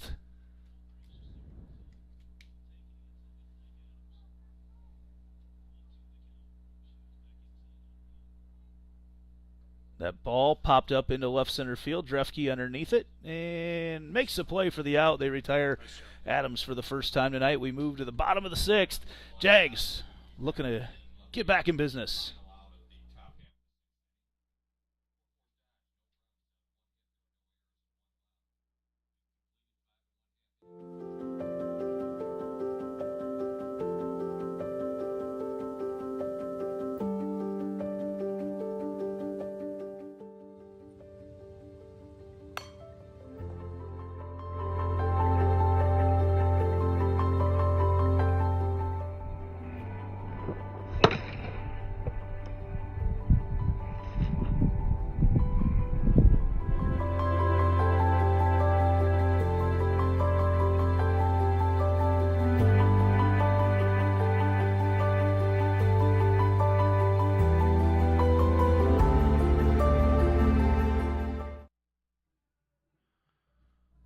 back here in the bottom of the 6th inning. Jags going to try to mount a comeback here.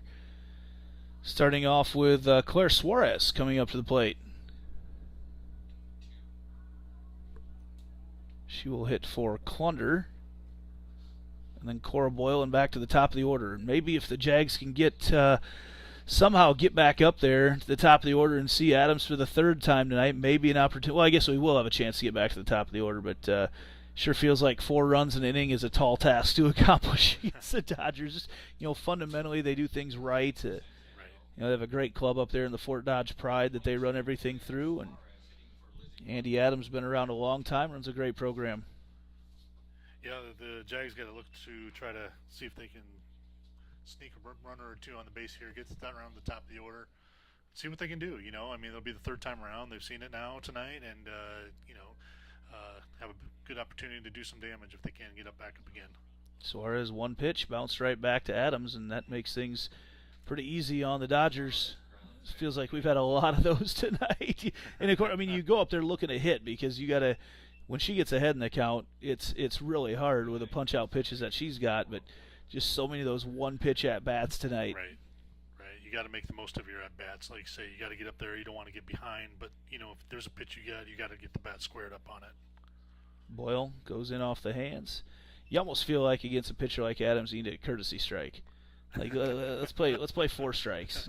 See if maybe that helps out. Start with a 1-0 count. Or yeah, something. Yeah. There we go.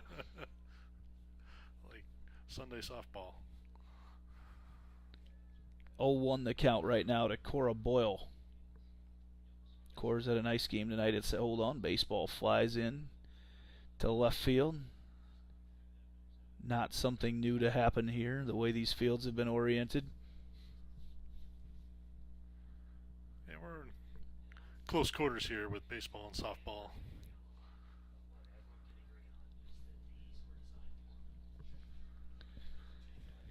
On the count right now. Boyle swing and a miss.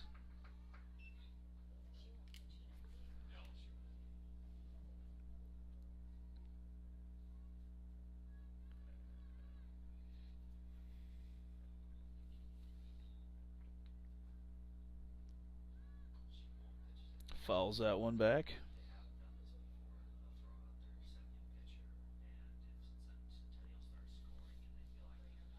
0-2 now the count to Boyle.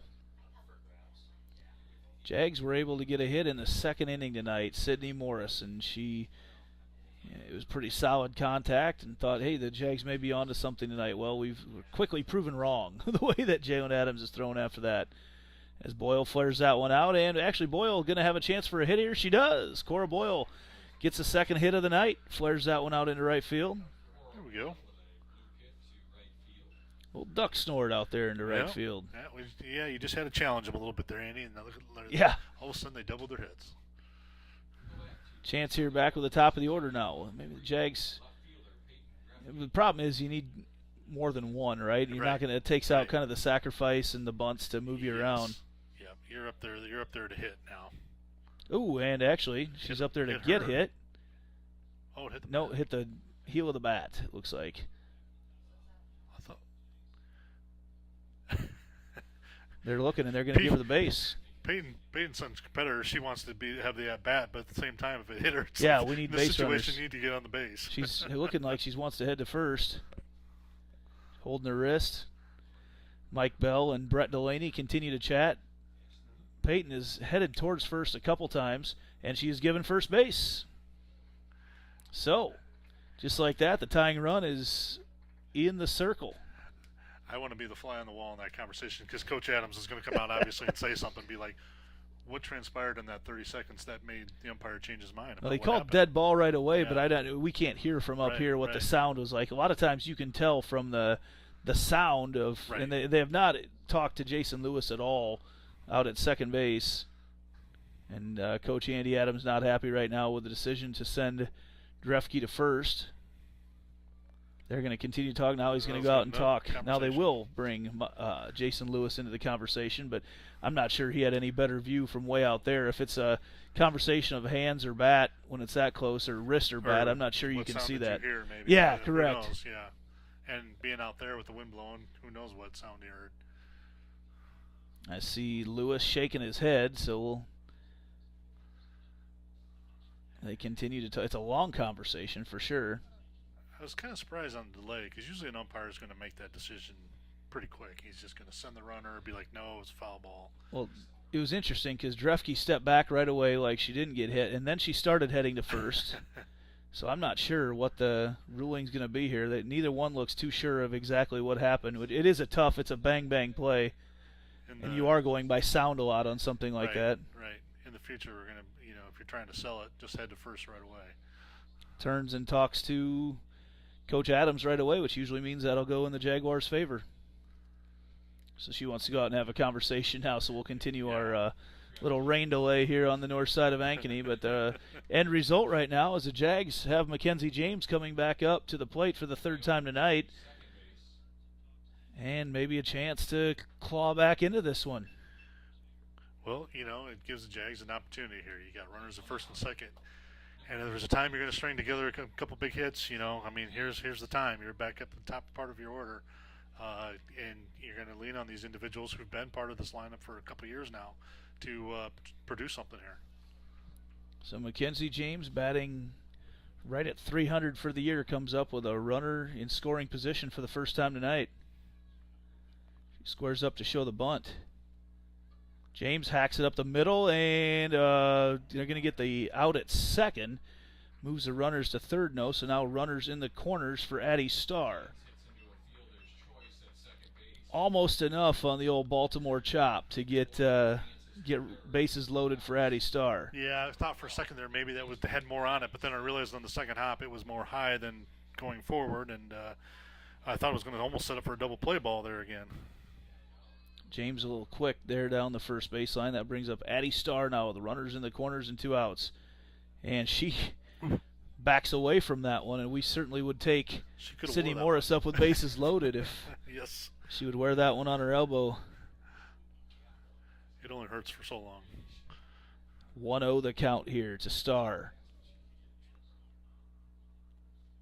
And she puts that one off the hands. That's a slow roller. And actually, it's going to be an error. The Jags going to score. James is stuck there in no man's land. Gets back on the base. And Addie Starr has made a living off second baseman errors tonight. Great job there. A lot of spin on the ball. That ball as it was rolling down to the second baseman there. And, just the spin on it.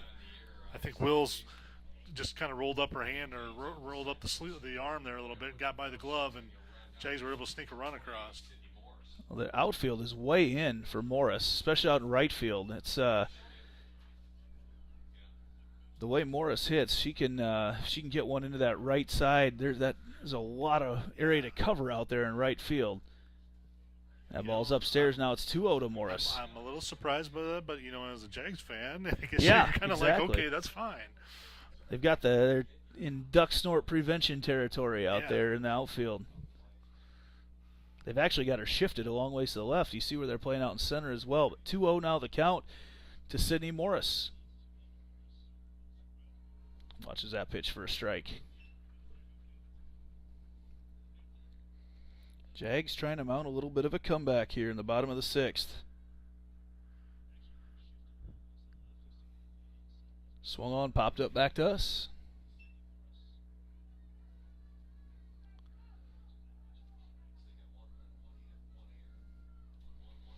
Addie Starr, a couple errors tonight to get her on base.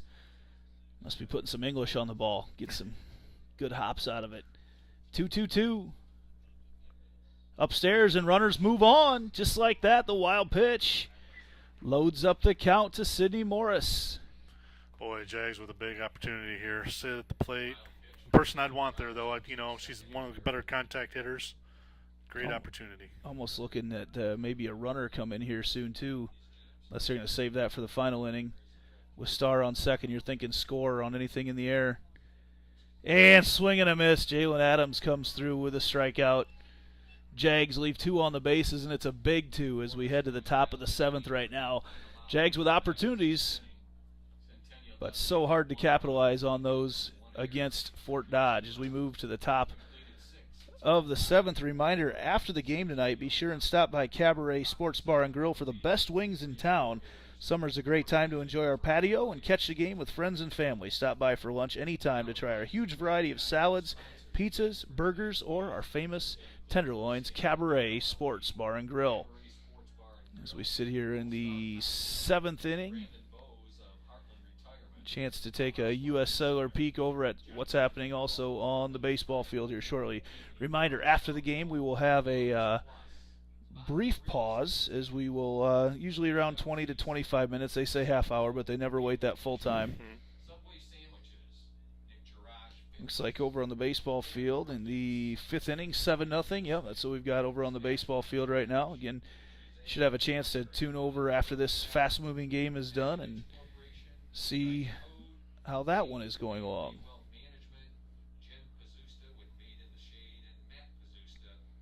Looks like a good start for the Jaguars over there.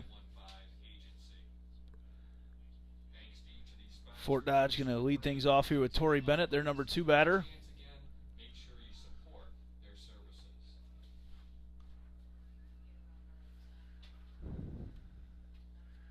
Well, the Jags had an opportunity there, but Jalen Adams showed why she's probably arguably the best pitcher in the state of Iowa. No doubt.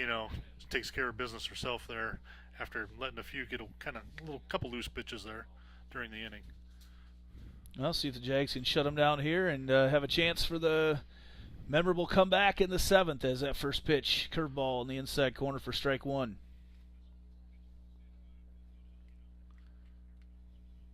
Way outside. Fort Dodge, 8 hits tonight. It's been enough to keep it interesting. They it doesn't feel like they've hit Stair all over the place, but man, they had that 5th inning when they put up 3. That was tough as they rifle that one over Solis right into her glove, throws it across to Klunder for out number 1. Yeah, like you say, Andy, a couple of the hits, there was, Jalen put a couple of hits. Good hits. Yeah, she's got 3 of them. 3 of them. But a couple of those were where they tried to they tried to catch a runner at home on one, and there was another one, 2 more that I can envision in my mind that kind of just were in the infield, and we just didn't make an out on the play. Myers watches that first pitch low for ball 1.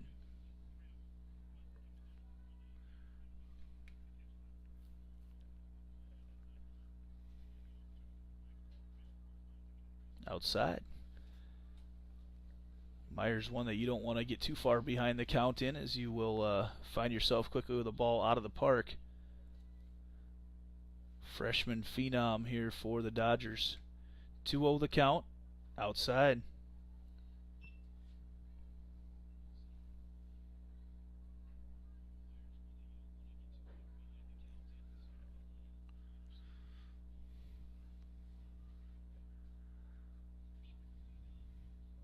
.30 delivery right down the middle.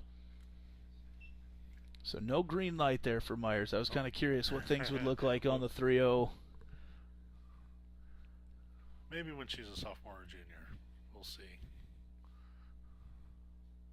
That pitch misses inside. Myers draws the walk. Just the, second one of the night for Stair. That's by my book, that was the first one of the Just day. the first one, all right. Yeah.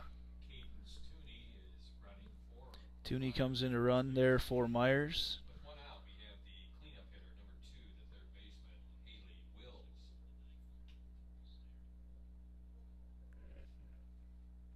Runner looked like she was going to go, but did not, and pitch catches the inside for strike 1.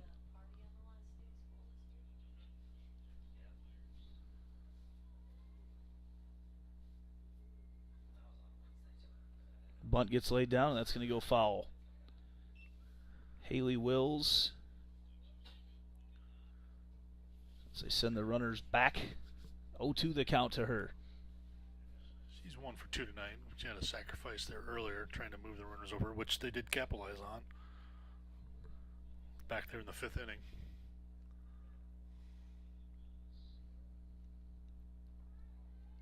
Oof. Can't tell if it's low or high from up here because that was right down the middle. So I'm not sure where it missed from up here. Down because it wasn't high. All right, 1-2 the count here to Wills. They try the pickoff, and nice play by Tooney. Oh, wow. Jags just made that a lot closer. Tooney was about to get picked off, but Clunder was going to the blind tag. Didn't know that Tooney was actually heading to second. Didn't see her leave. Heads up base running by Tooney. Yeah, very good base running there by Tooney. And the throw and tag almost had Tooney picked off at second as well, but now the Dodgers with someone in scoring position here. That pitch fouled back to the backstop.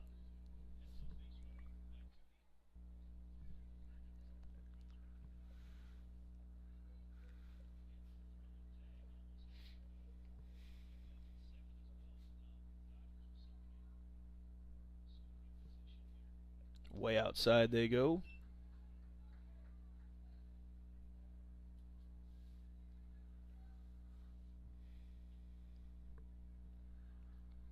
Full count here with 1 out, top of the 7th.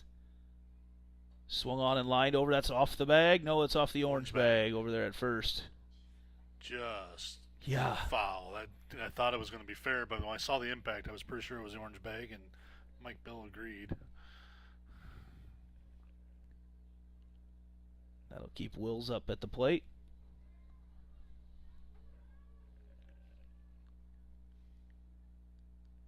That pitch fouled off again. Both teams' right sides has been where everything's been hit tonight. Yep, they've really been working opposite direction. Of course, two very good pitchers. It's tough to get them squared up into that power zone out in left center field. Pitch popped over there once again. Sends the fans scurrying. Good at bat here for Wills.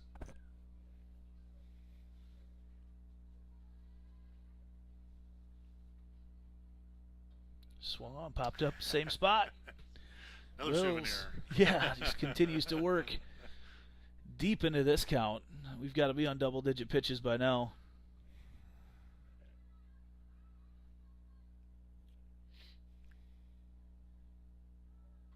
And there she goes opposite.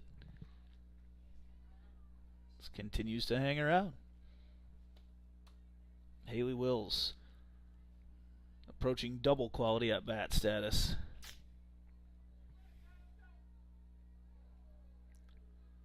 At some point you just throw a rise ball and hope she pops it up.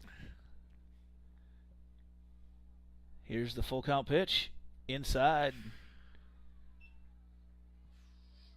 Jags try to pick off Tooney there. It's aggressive on the base paths. She got a little loose on the base path there, and I don't know. For a second there, it looked like she fell asleep. But unusual thing for Dodge players. Usually, I mean, they're very, very well in tune with what's going on.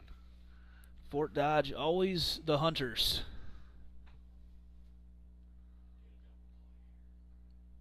Show bunt for Porter, called strike one. Fort Dodge able to push one across in the third. Got 3 in the 5th, and that's the difference right now as the Jags were able to get 1 in the 6th. That ball, long strike, foul into left field. Over to the baseball bullpen.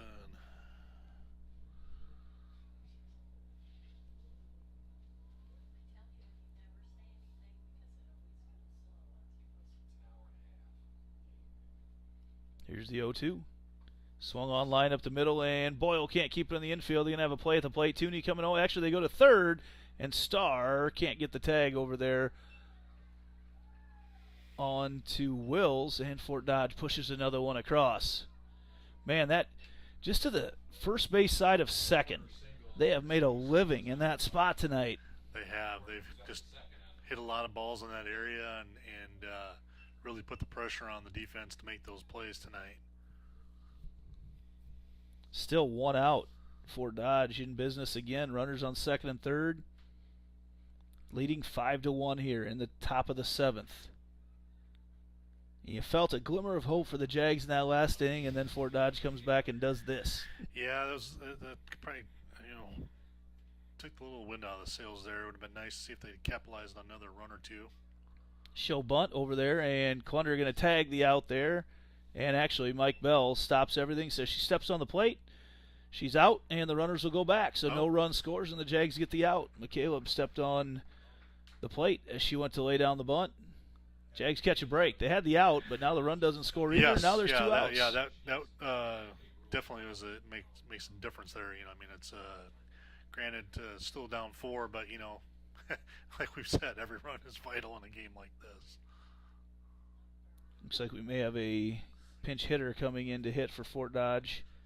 No, it's McElrath coming in to hit, who was in the lineup already.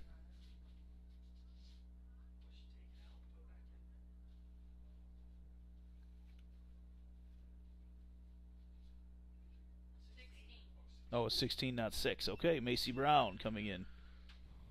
Just saw the 6. Number 16, Macy Brown. Brown, sophomore. Get some numbers on her here tonight.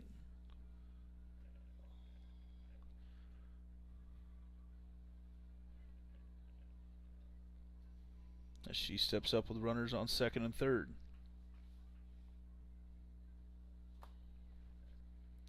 Not able to get anything to load on her. First pitch, strike 1.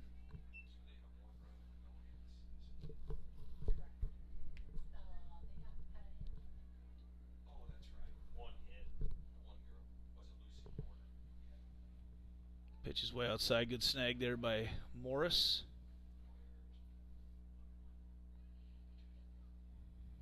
That wind whipping around pretty good out there. You see our net is moving around quite a bit. See the flag standing at attention. That pitch a little bit low. Good Makes to the count 2-1. Good to have a breeze on a hot night. Yeah. It's going to be hotter tomorrow. No games tomorrow, but we'll be back on Wednesday night. And I know Central Iowa Sports Network will be here in town. They will be handling at least game 1. We're still figuring out how everything's going to work with that. Kevin Fisher, they told me that you'll still be doing the game, but it just might not be with me on Wednesday night. So, all right. I believe Paul Yeager here in town, which you always know it's a big game. Number 1, Waukee Northwest, but when Paul Yeager's in town, you always know that, well, he's always in town. He lives on the south side of Ankeny, but when he's up here, you always know it's a big game. Big game, Paul, who I know is watching us tonight because he's letting me know what he sees too. So, 2-2-2 the count, and fouled off over there. Man, these Fort Dodge batters make you work for every out. They do, from top to bottom. Even here you got a pinch hitter coming in. I was just trying to look at the stat there real quick for Macy. It looks like she's batting about 238 right now in the season, and but they make you work. And every pitch, just they're always trying to put the bat on it, make the defense do the job. Pitch popped up over there, and Clunder can't quite make it. Was a lot further away than initially looked. And again, these Fort Dodge batters going deep into the counts.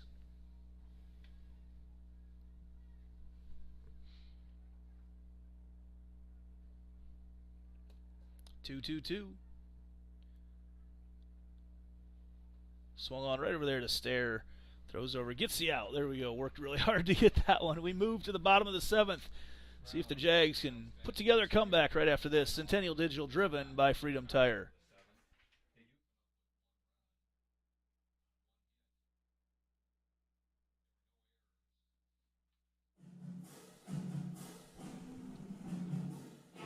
Softball on Centennial Digital is driven by Freedom Tire, brought to you by these generous local businesses. Heart of Ankeny Animal Hospital, Cabaret Sports Bar and Grill, Ted Sandine Photography, the Ankeny Real Estate Group, U.S. Cellular, Made in the Shade, the Edward Jones Office of Kent Patterson, Smash My Trash, and Semro Family Vision.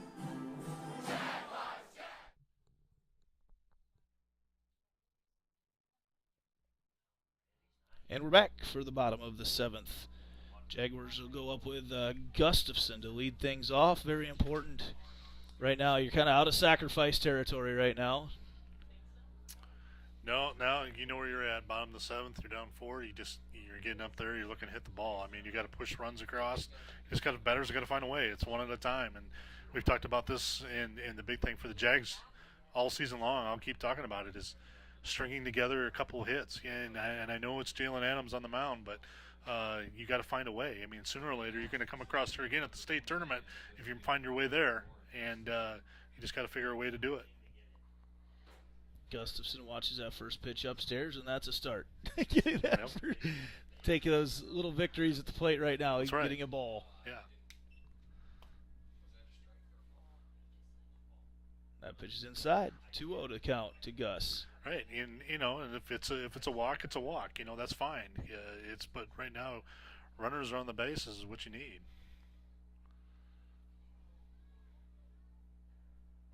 Gustafson, a little flare over there, and over the shoulder, back of the end zone type catch right there for Jalen Adams for out number 1. Gustafson pops up to the pitcher Adams for out number 1. At this point, you just love to see a chance to get that tying run to the plate, if you could in this inning. Right. Jags need something to grasp onto heading into game number 2 tonight. Try to salvage. Well, let's see if we can come back here first, but before we talk about salvaging a split, Kennedy. Hard back to the backstop.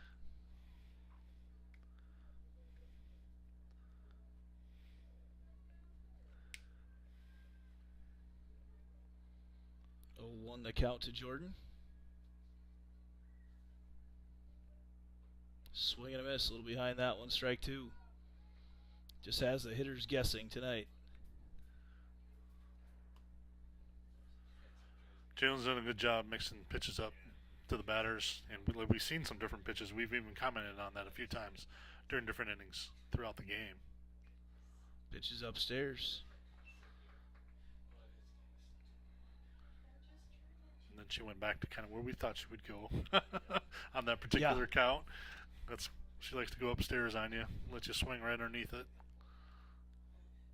Inside, evens up the count at 2 apiece. Jags down to their last hope right now.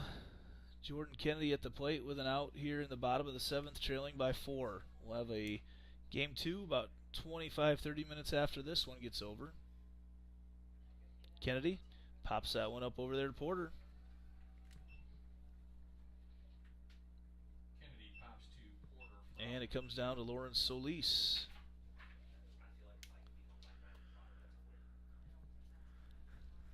Number 23, the shortstop, Lawrence Solis. That'll bring up Solis. He's done a nice job at the shortstop position here tonight, here with 2 outs in the bottom of the 7th.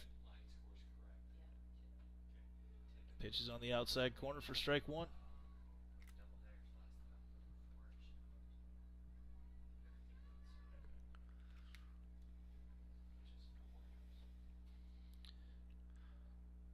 Solis fouls that one back. Feels like we were just talking last week how it's been a while since we've had to play one under the lights because games have moved along so quickly. Well, that may not be the case here tonight. Yeah, we were rolling pretty fast there through the first 3 or 4 innings, and then all of a sudden, after a few runs scored in the 5th and a couple timeouts here and there, we slowed down. And that's strike 3. That's going to do it. So we'll take about a 25-minute break. Plan on the next game starting around 7:10. Fort Dodge wins this one 5-1. We'll be back on Centennial Digital, driven by Freedom Tire.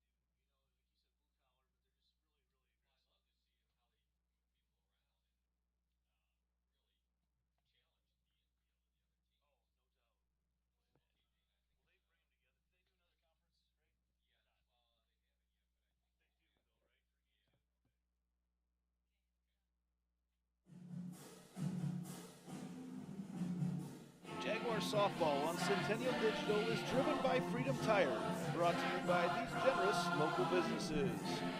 Heart of Ankeny Animal Hospital, Cabaret Sports Bar and Grill, Ted Sandine Photography, the Ankeny Real Estate Group, U.S. Cellular, Made at the Shade, the Edward Jones Office of Kent Patterson, Smash My Trash, and Semro Family Vision.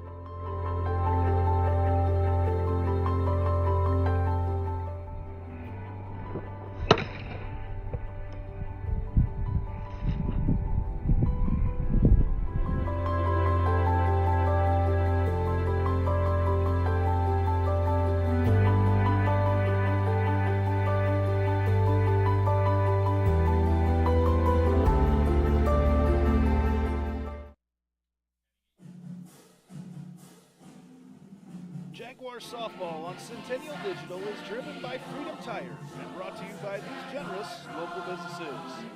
Picturage Fitness, Weicker Realtors, the 515 Agency, Gershman Mortgage, Lane Family Wealth Management, Sinorama Ankeny, Wendy Thompson, an affiliate of Humble Travel, Springer Floor Care, Sonny's Pizza Bistro, Lamberti Goki Lucci Law, and Lincoln Savings Bank, member FDIC. And welcome back to game number 2, Put Me in, Coach.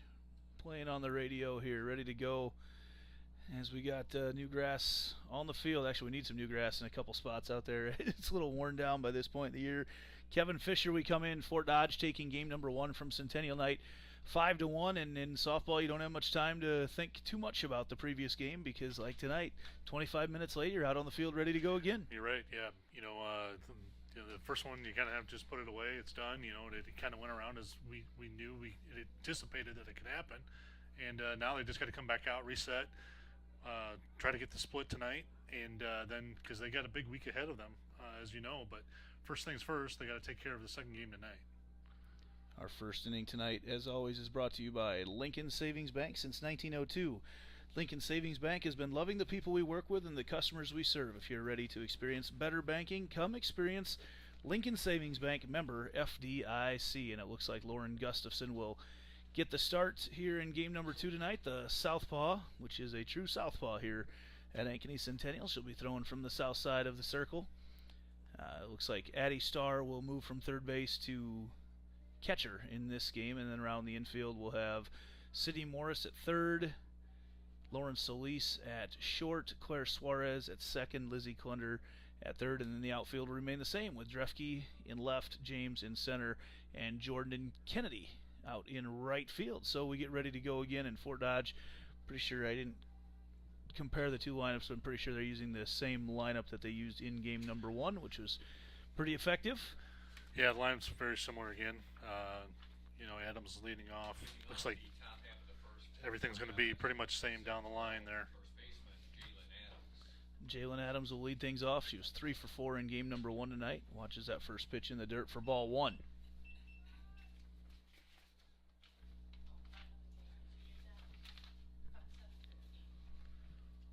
Officially entered the log as a 7:15 start time as Gus tries that inside corner and misses. Quickly behind in the count to Adams, 2-0.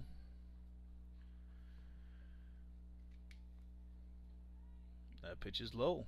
So, got to be careful here pitching to Jalen Adams because as you watch her, yeah, she had a good game and she just puts that ball wherever she wants to put it.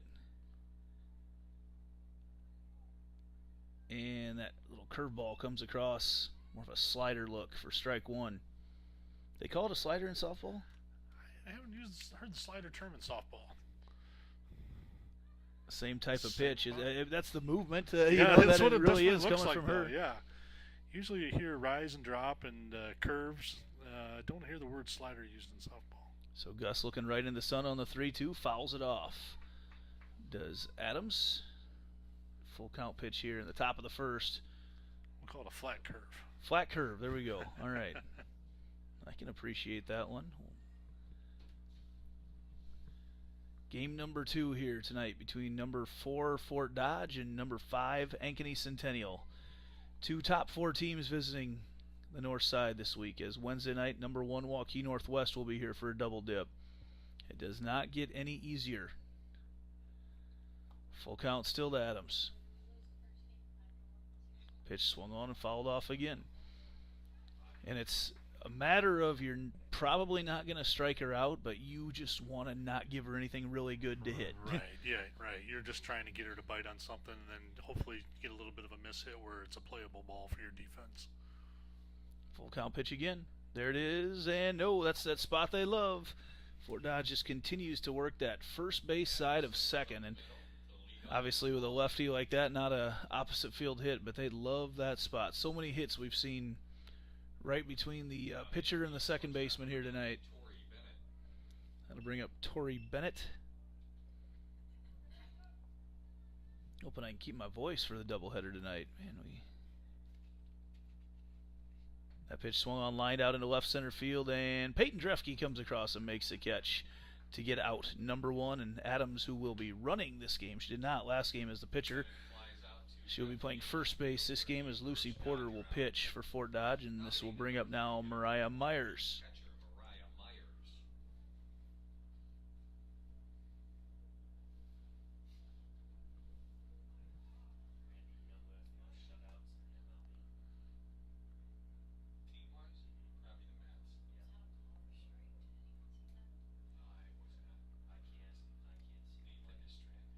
The pitch popped up and ahead in the count.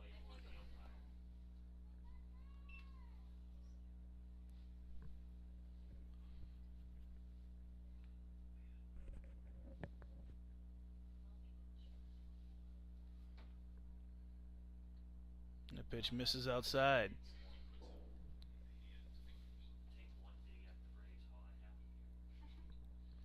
2-1 the count right now to Myers. As Gus looking right into that sun. The bunt popped up. Out of play. Trying to catch them on their heels a little bit. Yeah. There. I think they were looking for a swinging batter, and then a little bit different look by the Dodgers there. Here's the 2-2. Swung on, popped up. Back over top of the complex here. Stays at 2-2. Over on the boys' side, just went live again with game 2 of baseball. The Jaguars victorious in 5 in game number 1, 12-2. The baseball team just on a tear lately. Ooh, that's a nice piece of work right there. That stays fair, says home plate umpire Jason Lewis, and they're going to come home and score as Adams. And a double out there for Myers. And that ball was way foul. Everybody's yelling in the crowd, too, that it was way foul. Everybody looking down. Wow, I was surprised by that one there, Andy. You know, from my vantage point. Yeah, you're looking right down the line header right now. I don't have the best eyes in the world, but I do have my glasses on at the moment, and I would have swore that was a foul by about a foot. I'd be interested. And unfortunately, the camera from the replay is not going to catch where the ball landed. No, we're not going to see that one. A lot of fans yelling about that one as well from the right side that we're looking right down at it. But Jason Lewis has the best angle of anybody right now, and just like that, Fort Dodge with a run to get started here in inning number 1.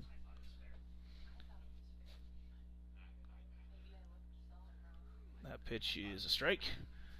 Sometimes it's hard to, where we are down looking through the fence. A couple extra fence posts more than we'd want to see typically, but I don't know what to. Obviously the home plate umpire had a vantage point right there down the line. Yep. And nothing you can do about it here in a game of high school softball. No replays or anything like that. So play on. Gustafson works that outside. Can't quite hit it. Makes the count 2-1 here in the top of the first inning. 1 out. And Fort Dodge trying to put up a couple here to start off the game. That pitch hacked out into center field. Mackenzie James goes back and gets it. Adams took off just a little bit. Actually, that's not Adams out there at second right now. It's Tooney, and she took off just a little bit early and had to retreat. I think she thought it was going to land. Mackenzie James covers a lot of ground there to make out number 2. Yeah, that was a nice play by Mackenzie. A lot of bat on the ball there by Fort Dodge, and Mackenzie tracked it down and kept Tooney at second. Gustafson just wants to throw a pitch right now as she stares into that sunshine. Maybe another half inning as that pitch catches the outside corner for strike 1.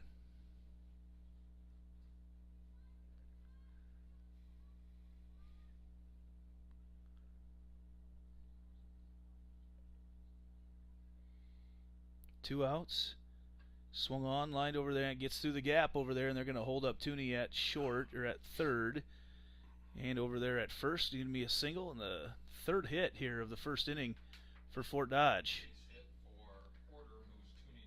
No runs come across, and we move now to Mia McCaleb. Fort Dodge with 2 outs, trying to put together a little rally here in the top of the first.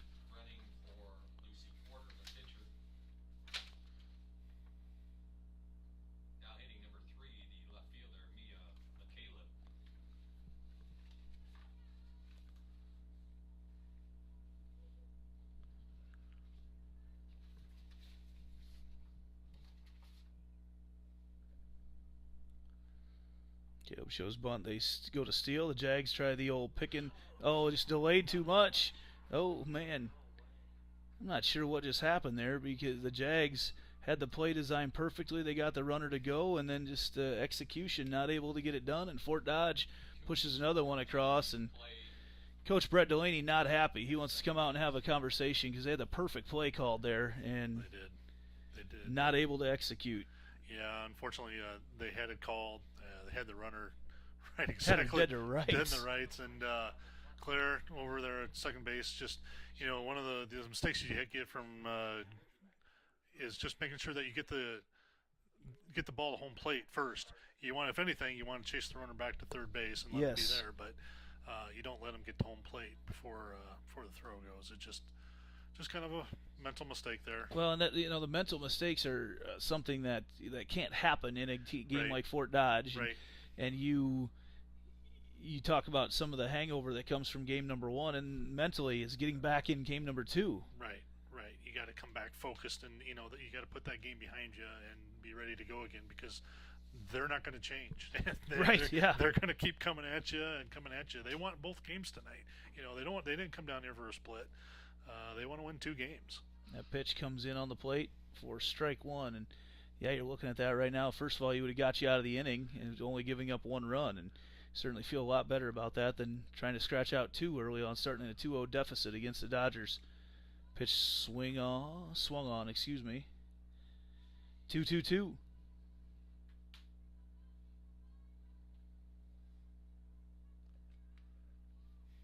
Lights are on.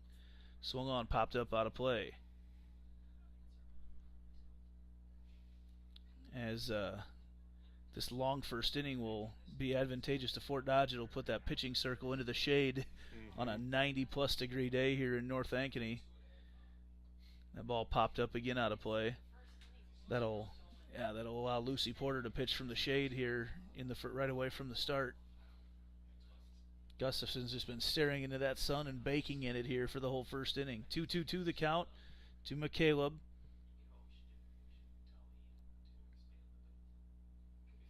Swung on and fouled off once again.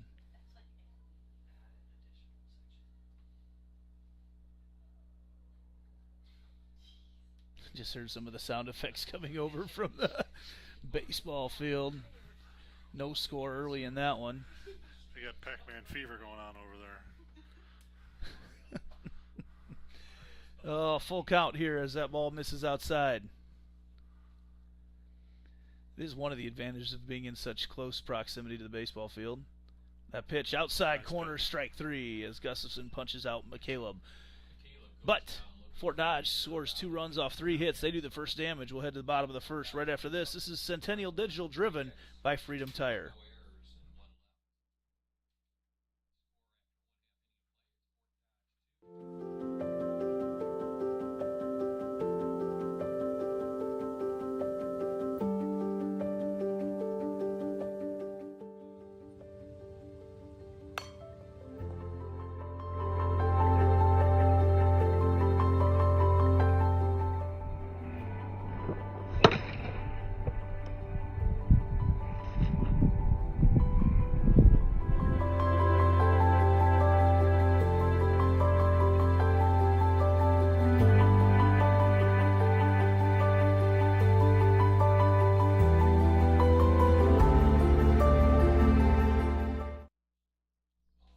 Welcome back to the bottom of the first inning. Fort Dodge kind of just catches Centennial napping a little bit there, a little mental error, and they get a run there, or a second run out of a couple hits, and just like that, you find yourself battling out of a 0-2 hole, really, and that's just feels like that's where we've been all night, is battling out of a hole, whether it be on the scoreboard or at the plate or whatever. That's kind of where we've been. So Lucy Porter certainly won't make things any easier right now. She gets to learn quickly as the ball comes back to her what that sunshine's like there. Right. Yeah. And it's the thing is, Andy, there's no errors even put up on the board. It's more. They're all mental right now. Sure. And they're not technically errors, but just the decision making has to be a little bit more crisp and understanding the situations of what's going on out there. So we get some info here on Lucy Porter quick, but Porter last year's an 8th grader. I'm pretty sure she got into double-digit wins as an 8th grader last year. I'll pull you up some numbers on her here tonight, or what she's done so far this year. Porter is 8-2 to start off this year. Comes in with a 2.78 earned run average. So you can say all you want to about Jalen Adams, one of the best pitchers in the state, but right up behind her and waiting her turn to be that game one starter is right out there right now in the form of Lucy Porter. Yeah, she's right there ready to go. You got a freshman here. As Drefke gets all of that one for a long strike. That ball was hit a long ways. Just a little out front on that one, but she did get, like you said, she got a good piece of that. Porter will throw that drop change. Comes in high and then falls off the table. Little fastball there, though, makes it 0-2. Peyton Drefke leading off again here for the Jaguars. Bats just in the high 300s, went down a little bit after the last game. Here's the 0-2 count. There's that drop change. Man, you can't bail on it, though, because that thing, it looks like it's out of here, and then it just drops in at the last second. That didn't have quite the English to do it, but man, that's a nasty pitch. The bottom falls out on you. It surprises you sometimes. The drop on it, you can't believe the amount it does. The 1-2 fastball. Drefke fouls it out of play again. Send some softballs over there to the baseball field. Let them run around for a little while. Surprisingly enough, with all the balls we've had fouled off tonight, our count is at 1 that are in the safety net. That's crazy. Yeah. We've had so many back here. Here's the 1-2 to Drefke. Outside, she fouls it off. Drefke was reaching with a long driver right there to reach out and knock that one off. Right, a little extra extension on that one. Just got a piece of it. Stays in the at-bat. Looked like me at the end of a golf day trying to swat away at mosquitoes. Here's the 1-2. Fastball again. She hacks it just foul. Man, Drefke has squared up a few of these pitches, but just putting them foul. She's staying right on the pitch here every time. She's gotten a little piece of it, and see if she can break through here and get the Jags started. It just kind of feels like they need a little momentum to get going here early. Porter was into her windup before the defense was set. Drefke, long fly ball to center field, and then the wind catches up in the wind, and the play's made out there by, I think that's Els Becker? Yes. Making the play out there in center. So good at bat for Drefke, but then just gets underneath one a little too much after squaring up a few early on. And first batter down for the Jaguars brings up now Mackenzie James.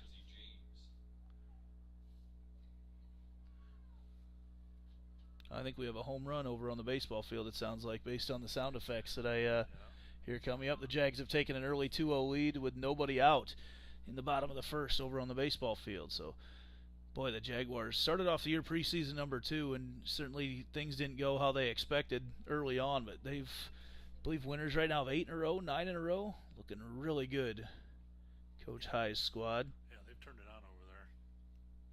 1-1 the count right now to Mackenzie James. Pitches outside. The one thing, watching Porter pitch last year a couple times, now seeing her pitch this year, her fastball didn't scare anybody last year. It's got a lot behind it now. Yeah, you can tell she's worked on it in the off season. A little different look here tonight. Mack hacks that one out of play as well, and now it's 2-2. It's a couple new balls come into play. One out here in the bottom of the first. And obviously, as a pitcher, if you can get that separation between your fastball and your change or whatever type of drop pitch that you try to like to use. Just that much harder on the batters. James hacks that one over to first. Nice play from the knees. Great play over there by Haley Wills of Fort Dodge to get the out. And they make the plays behind their pitchers as well. Excellent play over there by Wills. Just like that, 2 down again. Number 12, the catcher, Addie Starr.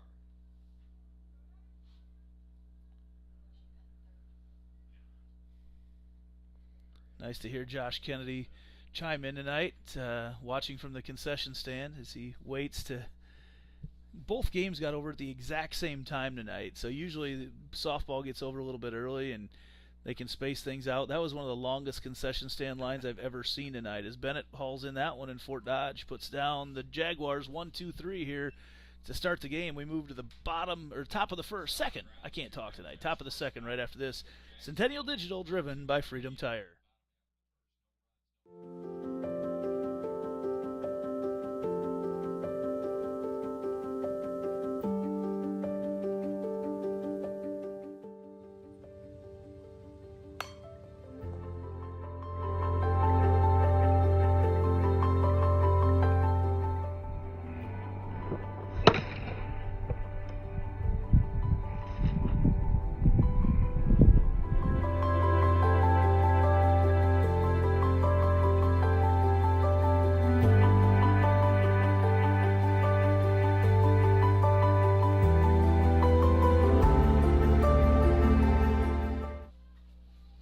Welcome back to Centennial Digital, driven by Freedom Tire. Don't forget to stick around after the game to find out who our Lamberti, Goki, and Lucci Law player of the game is. Your local attorneys and a team to fit your legal needs. Reach out to us at LGL Law, 515-964-8777, or online at ankenylaw.com.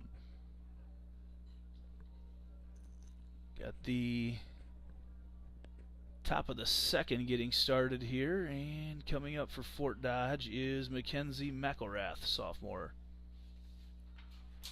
Leading off for the Dodgers, number 6, the designated player, Mackenzie McElrath.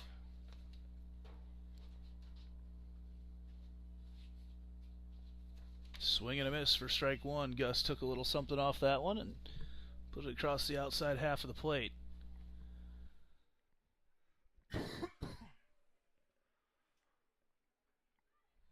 And works the same corner for strike two, so Gus quickly ahead in the count. I was just going to say, this inning, Gus, see if she can work on getting in front of the batters. You know, last inning she was kind of even or behind and difficult situations to be in. You know, throws that one in the river on the 0-2 and tries to stay ahead in the count here on the 1-2. That ball popped up into center field. Mackenzie James, it goes over her head.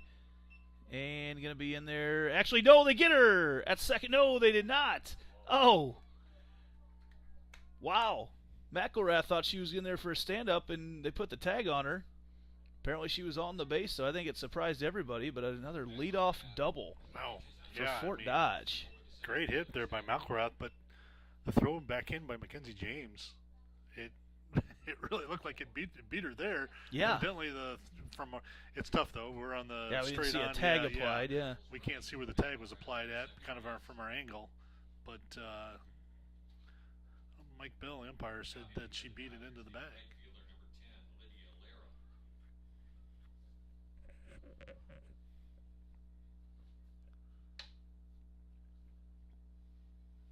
Lydia Lara comes up to the plate.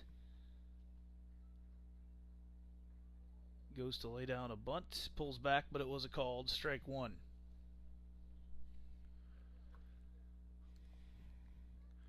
And Fort Dodge, we know, has how they try to produce runs. They're right in their game plan here, and their situational stuff. They're going to try to move this runner over, you know, and then force an error or something, force the action on us. Early on in the game, you just want to get those outs right now. 1-1 the count. Bunts that one to first base. Klunder throws it over to Suarez, who's covering, and they do exactly what they want to do. Move the runner over. Jags get the out. And we move on now to Maggie Elsbecker. Looks like over on the baseball side, the Jags put up 2 in the bottom of the first, take a quick 2-0 lead. Show another bunt, that misses. Yeah, I'm looking to see if the Jags maybe will work a little bit different defensive shift here. See if they can, they really at this point want to prevent that runner from going across. And then as much as she's coming down the line right now. Show bunt again. That there time, we go. They had everything the right way that time. There was miscommunication on the play before. Solis tried to sneak in behind her that time because that previous time she was almost halfway down the line, but there was nobody covering the bag. So when there's nobody there, obviously she's kind of got some room to roam. 2-0 the count right now to Elsbecker. Swung on, line drive right back over to Morris, and they dives back, gets the tag in the double play. Sydney Morris sticks it on her, and the Jags get out of that one after giving up a leadoff double. We'll head to the bottom of the second. Maybe that'll be the spark the Jags need tonight. We'll be back here shortly with the bottom of the second.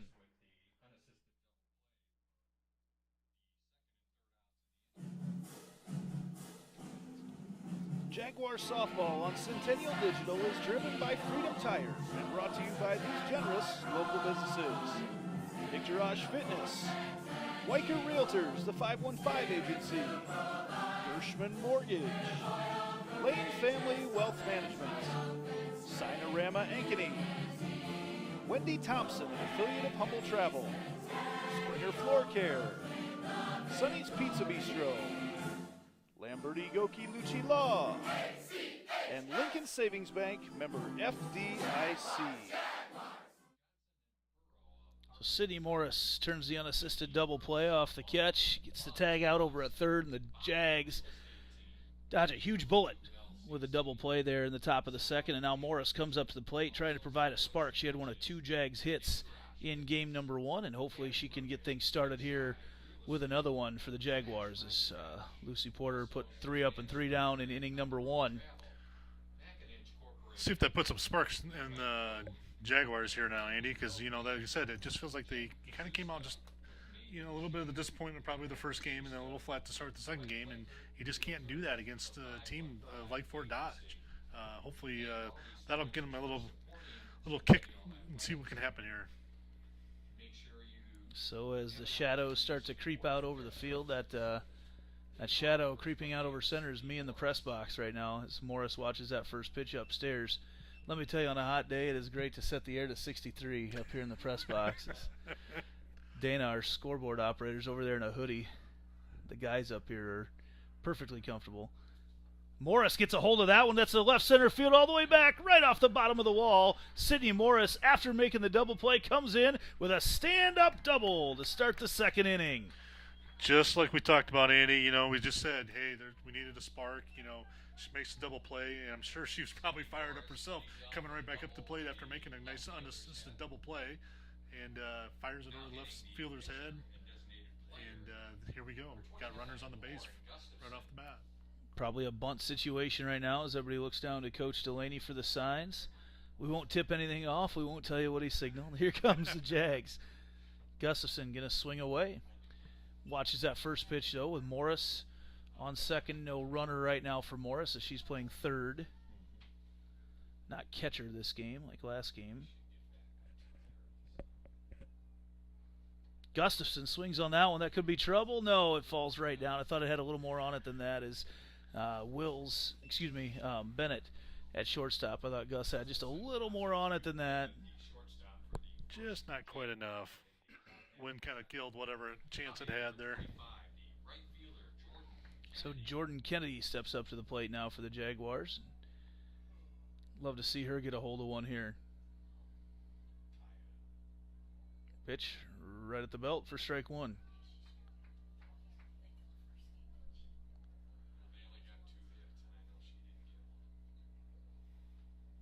0-1 the count to Kennedy. Swing and a miss, strike 2. Here's where the Dodger pitchers are so good dictating what happens when they get ahead in the count.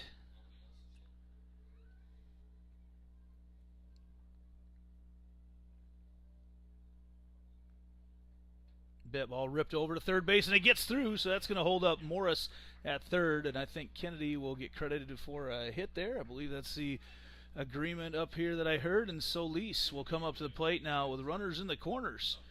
Kennedy put a charge on that one. The Jags trying to put a rally together, and it feels like been waiting for an inning like this to see if they can capitalize right now. How many times have we talked about it? Stringing together hits, moving the line, getting multiple batters up to the plate. See what you can do.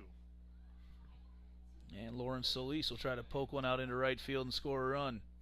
She shows bunt, pulls back, she puts that one out into center, and not enough on it. And Kennedy quickly back to first base. And I didn't even see, was it, I didn't tell if it was Bennett. Bennett made it, okay. Yeah. Couldn't tell if it was Bennett or Wills. And just like that, now you're staring down the barrel of the 2 outs. Right. You'd like to see get something across here. When you start with a leadoff double, you want to try to at least get one across the plate, if not a couple. Klunder needs a hit right now to try to get the Jags on the board. Pitches upstairs.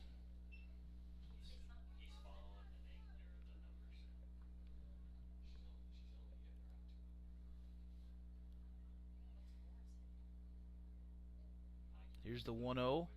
Swung on right back towards us. She was right on that one. She was. That was a straight back volley. When we see those, you're really close to getting something special out of that. 1-1 count to Klunder. Swing and a miss. Porter went upstairs.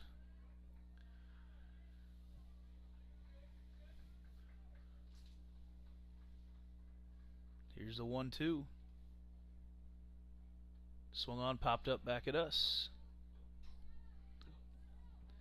Waiting for our sound effect of broken glass up here in the press box.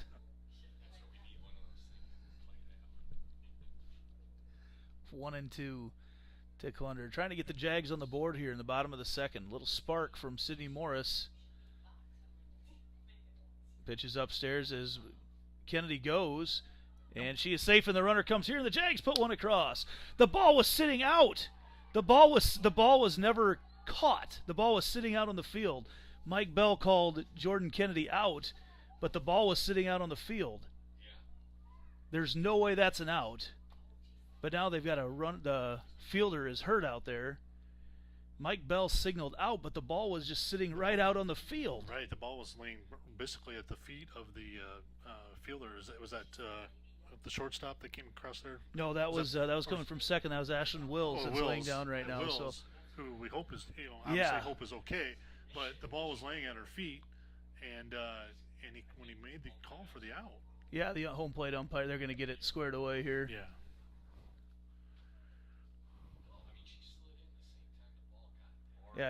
Yeah, there's the ball never got to her at all. Right. It was sitting there out on the field. Just a bang play kind of, and just like I said, it was laying there on the ground there. Obviously, from our position too, it was. They're looking at an ankle right now of Wills out there at second base. She's moving it around, so that's a good sign. Hopefully, just a sprain for her. Right. We will take a quick break as they look at her. We'll be back shortly here as they get as they tend to Ashlyn Wills out at second, moving her foot around. But they'll continue to look at that left foot, and we'll be back here shortly.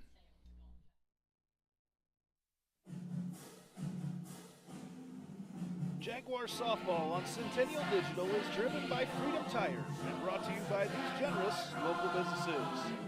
Picturage Fitness, Weicker Realtors, the 515 Agency, Gershman Mortgage, Lane Family Wealth Management, Sinorama Ankeny, Wendy Thompson, an affiliate of Humble Travel, Springer Floor Care, Sonny's Pizza Bistro, Lamberti Goki Lucci Law, and Lincoln Savings Bank, member FDIC. So it was actually Tori Bennett who's walking off with a little bit of help right now, but unfortunate situation, a big collision there between her and Kennedy. And let's see how things transpire here. So now they're saying that Jordan Kennedy was safe at second base.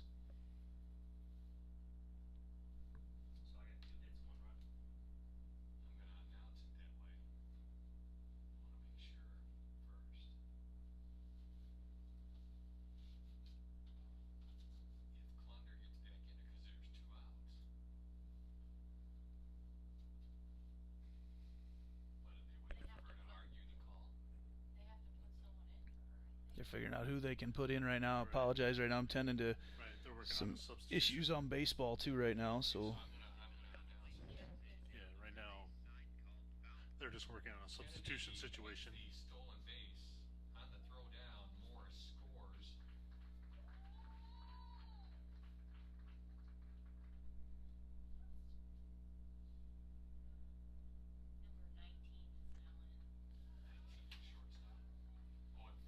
It's one of those situations where you're in the heat of the moment.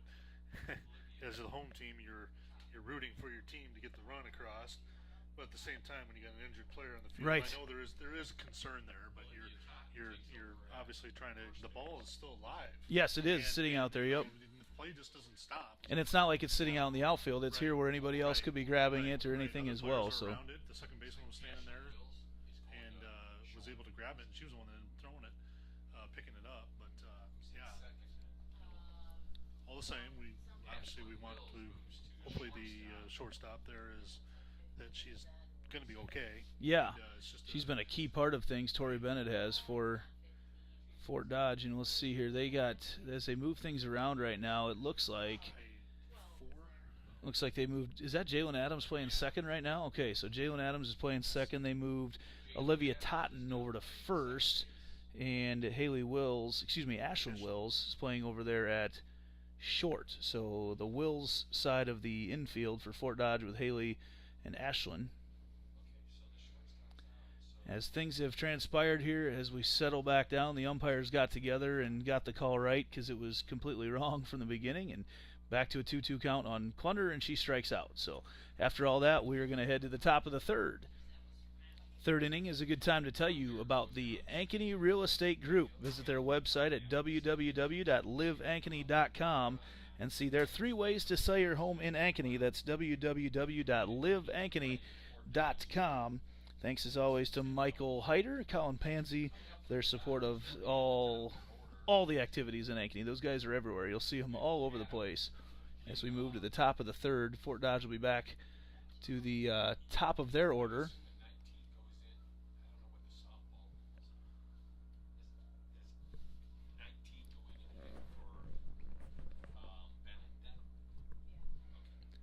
And we've had looks like some video issues over on the baseball side. They lead 3-0, but you should be able to hear what's going on over there. Should be able to hear the call from Cade Tomlinson, so he'll keep that scoreboard updated too.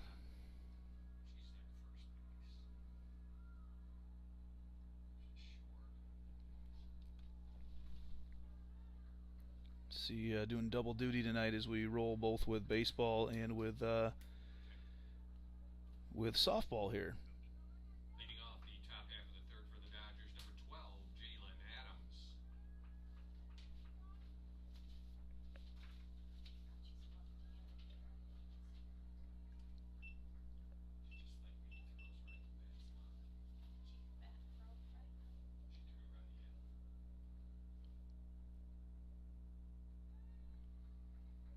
And Adams back up there right now for Fort Dodge. It's a 2-0 count to her.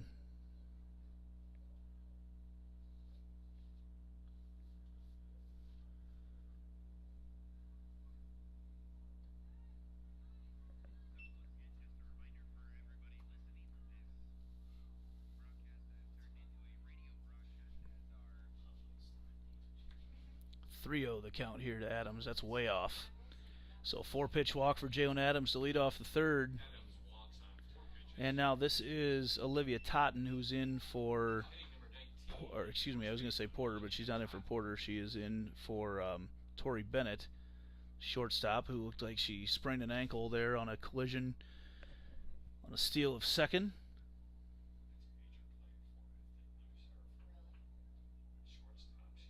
Totten steps up, shows bunt.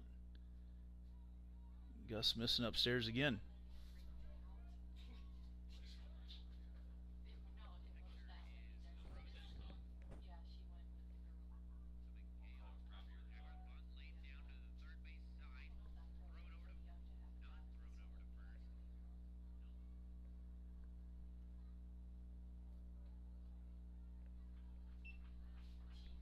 Here's a strike. Gus a little back in there a little bit. Just kind of, sometimes you get those moments, and it kind of shakes. It'll shake both teams up, or somebody on a team. You know, in this case, Gus was a little bit off there on a couple. There's a good bunt. Clunder lays the tag down as they sacrifice Adams over to second. As Clunder's got to be very sure of that ball in her glove when she does the tag like that. Yeah, she makes me makes me nervous when I see that one-handed tag. You know, we've seen how over the years how many times the ball pops out of the glove and you make a one-handed tag, and you just better make sure it's pretty solid in there. That first pitch misses for ball one. As always, let us know where you're watching from tonight. Let us know who you're cheering for. If you've got a certain player you're cheering for, a team, a coach, let us know. Here on Centennial Digital, that is a shot to center field all the way back for Myers, and at the wall that goes over as Mariah Myers takes that shot deep to center, and nothing that Mackenzie James could do about that out in center field. And Fort Dodge now takes the early 4-1 lead. Yeah, just a little too much of the plate there, and Mariah Myers up there in the top part of the order took advantage of it, straight out to center field. Just no mercy in this lineup for Fort Dodge. Now hitting number 2, third baseman Haley Wills.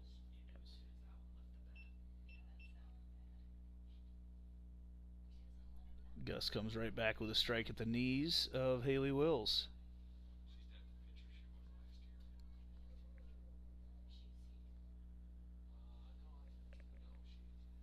The pitch is upstairs.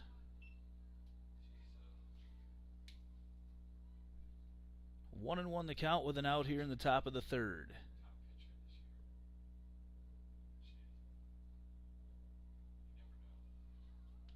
Timeout as the signals get crossed up there between Gustafson and Starr.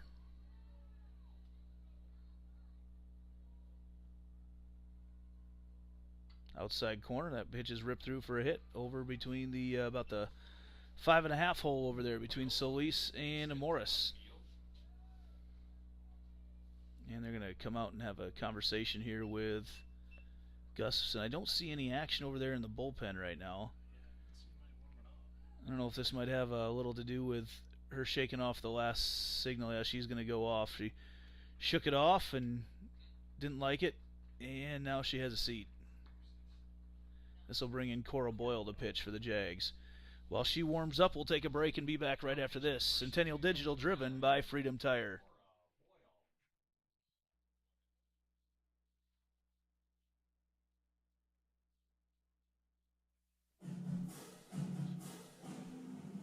Jaguar softball on Centennial Digital is driven by Freedom Tire and brought to you by these generous local businesses. Picturage Fitness, Weicker Realtors, the 515 Agency, Gershman Mortgage, Lane Family Wealth Management, Sinorama Ankeny, Wendy Thompson, an affiliate of Humble Travel, Springer Floor Care, Sonny's Pizza Bistro, Lamberti Goki Lucci Law, and Lincoln Savings Bank, member FDIC.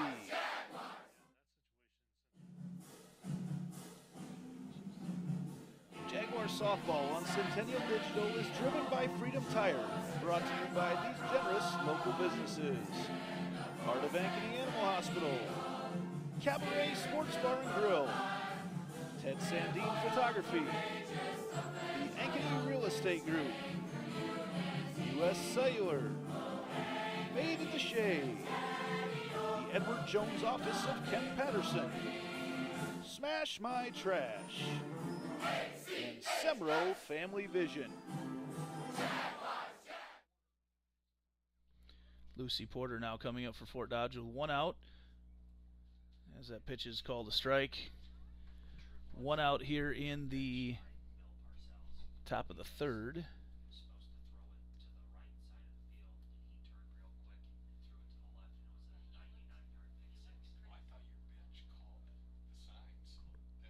That little flare out there into left field. Another hit given up.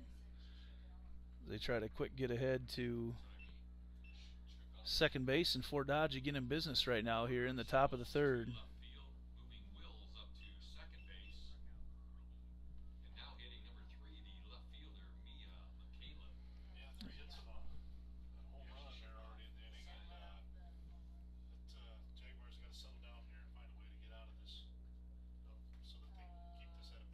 Yeah, they got that home run was pretty deflating, and that second inning was almost as deflating. Jags got a spark, lead off with a double, and then honestly, without a little bit of an error for Fort Dodge, we don't even score a run there. So Fort Dodge flexing their muscle a little bit here tonight on the north side of Ankeny.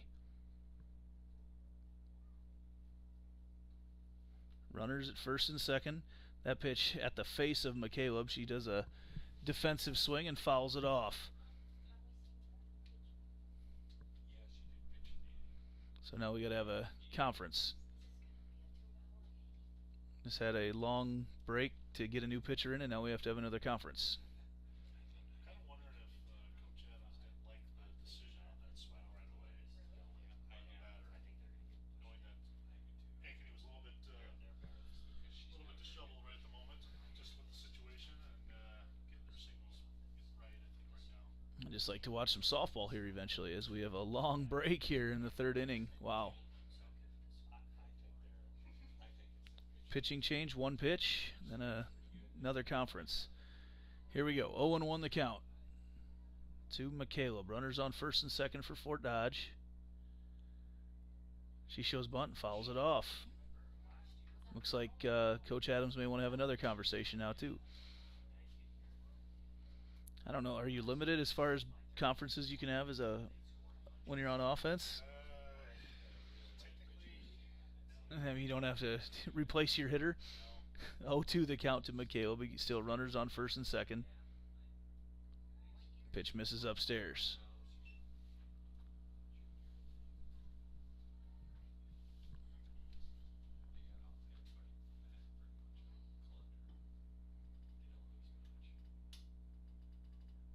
One, two. Swung on. That's lined out into left field, and that's going to score a couple. That goes over the head of Peyton Drefke. 2 runs coming around to score. Actually, no, they are going to hold up over at second. They're going to hold up Reese Peterson, and she's there safe. She rounded it hard like she was coming home. And Fort Dodge continues their barrage here in the top of their third. They lead 5-1.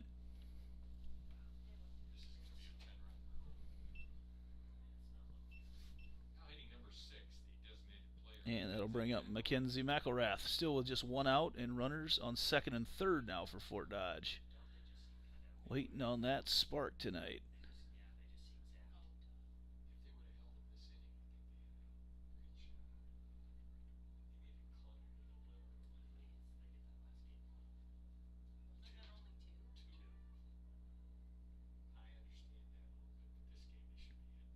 There's the bunt, going to go foul.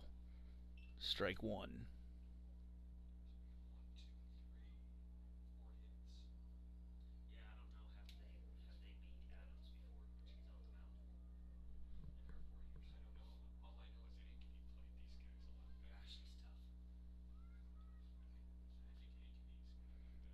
Go 0-1 the count, swing and a miss. Strike 2 to McElrath.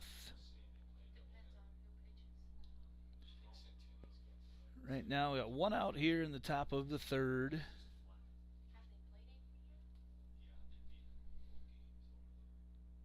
Oh, 1-2 the count. McElrath squares it up, takes a peek, swung on. That's lined out into left center field, and Drefke gets under it. She's going to try to make the play at home. No, they cut it off. Going to try to make a play at third. Maybe a little pickle here quick, and they can't handle it. And another run no, they're going to hold her up.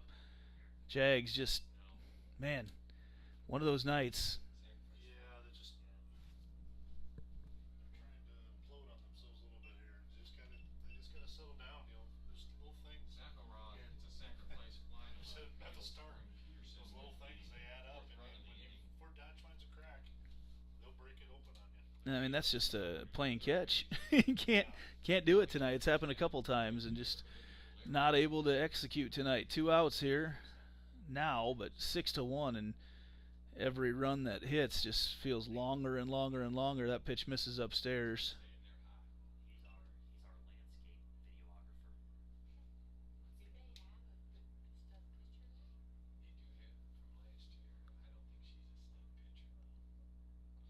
That pitch catches the outside corner for strike 1.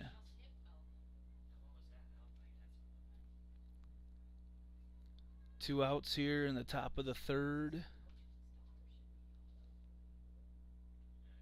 Swing, oh, nice off-speed pitch there from Boyle. 1-2 now, the count. This third inning can't get over fast enough. Right. And the hard thing is that you come in, the inning's already kind of, the damage is already being done, and you're coming in, and there's runners out there, and the team,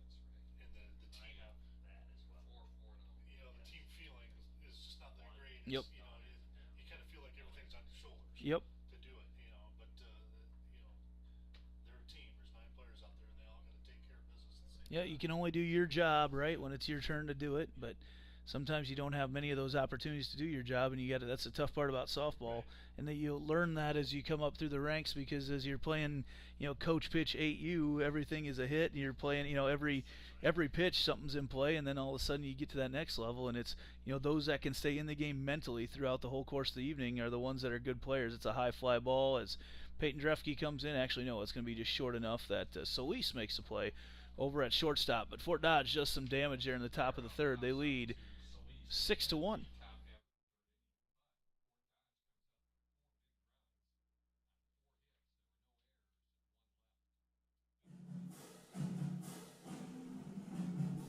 Jaguar softball on Centennial Digital is driven by Freedom Tire. Brought to you by these generous local businesses. Part of Ankeny Animal Hospital. Cabaret Sports Bar and Grill. Ted Sandine Photography. The Ankeny Real Estate Group. U.S. Cellular. Made in the Shade. The Edward Jones Office of Ken Patterson. Smash My Trash. And Semro Family Vision.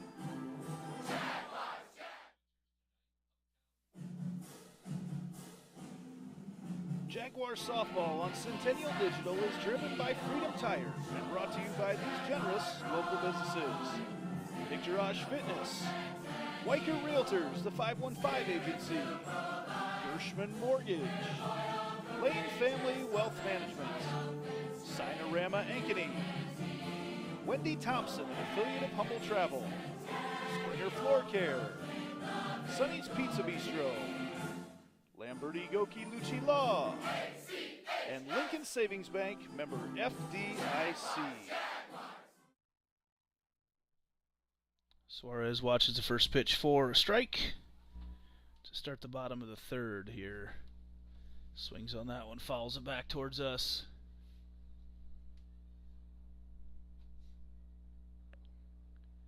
Big week this week. We've got a lot of games we'll bring you. We've got this game obviously tonight. Wednesday night we'll have Waukee Northwest. Friday we will not be carrying the tournament games earlier in the day, as those will be on Mediacom. And then Friday night, Dowling is in town just for baseball game. I'll have that game over to the north of us here. And then Saturday morning, a couple softball games again that we'll have right here on Centennial Digital. So keeping everything squared away, keeping that calendar full. It is that time of year. We have been very fortunate with rainouts this year. Yeah. We have not had to worry about rescheduling a whole lot. In fact, the one rainout we did have just got moved down here. Suarez fouls that off. Right. Yeah, they have. They've played the nights they're supposed to play, and usually that helps a team, to keep that regiment. You like that routine when you know what's going to happen through the course of a day, and we've been fortunate so far. See so many parallels this year to last year right now. As Suarez puts that out into right center field, that's going to get tracked down out there by Lara, and that'll bring up Drefke. But you just look at the competition they played last year and how things transpired, and you're just kind of looking at a lot of parallels. The second time we played Fort Dodge, not close up there when we went up there, and a couple weeks later we're playing them in the state title game. So a lot of parallels between how things have gone. Drefke pops that one up. That's going to get out of play. Yeah, you're absolutely right. It seems like even the last 2 years, Ankeny kind of hit that point in the season, or the Jaguars did, where finally things, you kind of figure it out and things start to click, and we're kind of at that point now where this is where it's got to start to happen as you get into the second half of the season. 0-1 the count to Drefke. Swings on that one, pops it up, and that's going to get over the edge of the fence. Mariah Myers makes the play, just casually reaches over. You talk about making plays for your pitcher. She got to that fence in a hurry and just casually reached over and caught. Didn't even jump, just reached over and made the catch. That was big. That was like you're watching big time softball there. I tell you what, catcher to reach over the fence like that and just make the catch, and it looks so casual. Yeah, that's what I mean. Like, yeah, just got there, found the fence, did exactly right. Just a freshman for Coach Andy Adams. Great play there by Mariah Myers. And that'll bring up Mackenzie James. Literally at the junction of where the post, if Yeah. the fence goes down to the lower part. Yeah, if that extends any further, she can't make that right, play. Yeah, if the fence extends another foot, she can't make it. 1-0 the count to James. Pops that one up and out of play. Next week we have a lot of nights with not much, but then Thursday night next week will be the crosstown matchup with the Hawks as they come up here on the 30th. And that's always a big one. Just a lot of fans will be there as James takes a big whack at that one, and that gets out of play. Just barely. That wind helped out, pushing it out of play. Looks like the baseball team has taken a 6-0 lead in the... Let's say 6? I believe so. 6-0 lead there in the bottom of the third. Cade Tomlinson has taken over and turned it into a radio call over there as our screen is frozen up. I just got thinking that we don't get to see that the replay of that catch on the with the TV camera. Yeah, we got. It doesn't extend quite doesn't far quite, enough. yeah. It's about to the end of the post. And Yep. We needed 2 more feet. Yep, we needed one more. Actually, one more section of fence. I think we're short over there, right? Yeah. Actually, we are, aren't we? 1-2 the count here to Mackenzie James.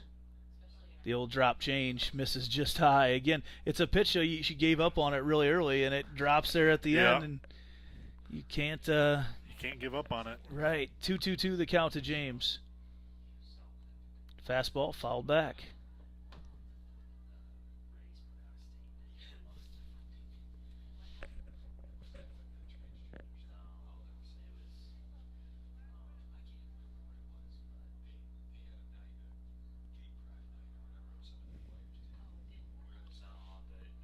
As James pops that one up. Is that caught out there?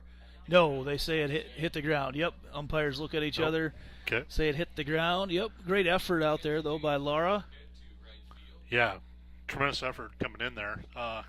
She had it look like it was just right at the edge of the glove, but it just kind of trickled out to the side there. And that'll bring up Addie Starr. You know, it's weird. 6-1, we have seen the Jags come back from that, but man, against a team like Fort Dodge, it seems like such a tall task. Starr pops that one up. Myers right underneath it, and just cannot keep anything sustained tonight as we move to the top of the 4th right now. Stats can show which team is on the path to victory. They can also show if you're on the path to the retirement you want. If you're just kicking off or you want to know if you need to make some halftime adjustments to your current plan, contact Lane Family Wealth Management today.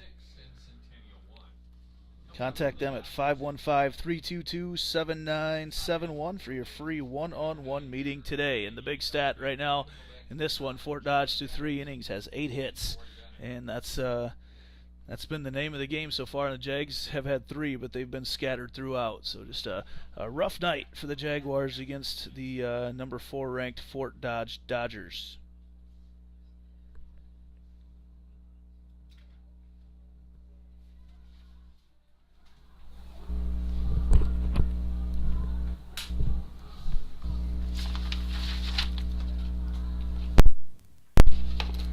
Try to get things fixed up here. Hopefully people can hear me. It's showing up that I'm getting audio. I don't know. I'm hearing from a lot of people right now that you can't hear me, which may be all right. To be honest, right now, we'll keep checking here.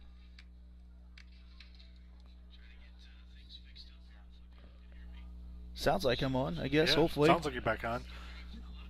My mic might have went down a little earlier, too. I saw another message. Okay. Gotcha. Hopefully good to go here as we move to the top of the 4th inning. Number 14, center fielder Maggie Elsbecker leading things off for Fort Dodge.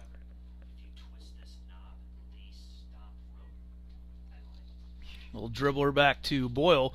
Got to quickly get rid of it, though, and she throws it out into right field. And that'll move Ellsbecker to second base. All right. Again, one, that really just the first error right now ruled, but, man, it's been a night. Yeah, it's just a, you know, again, that's a focus thing. That's a pretty much routine play, and then throwing it over to first base, but then missing your first baseman like that. And now you move up to Jalen Adams.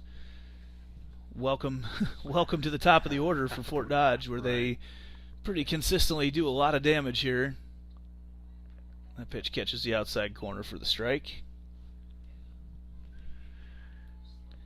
Baseball just on a tear.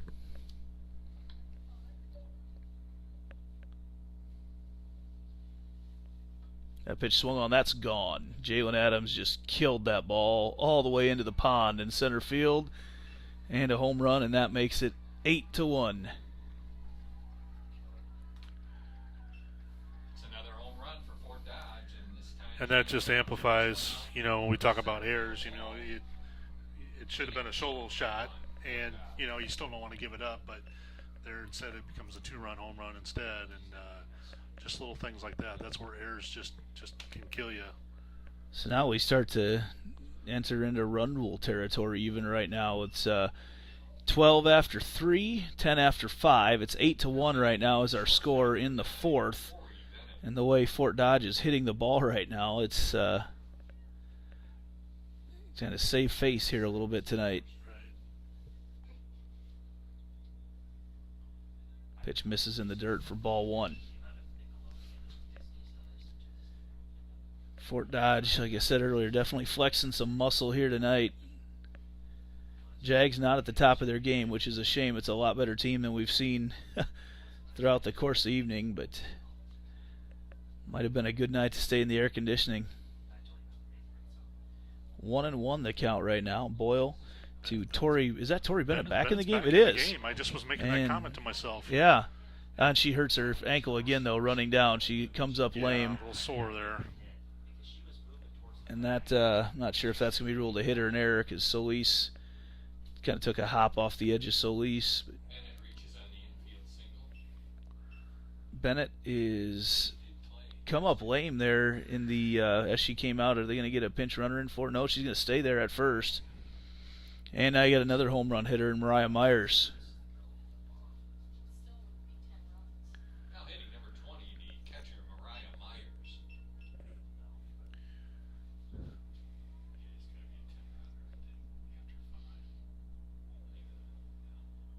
We'll change up there for Boyle. Misses upstairs.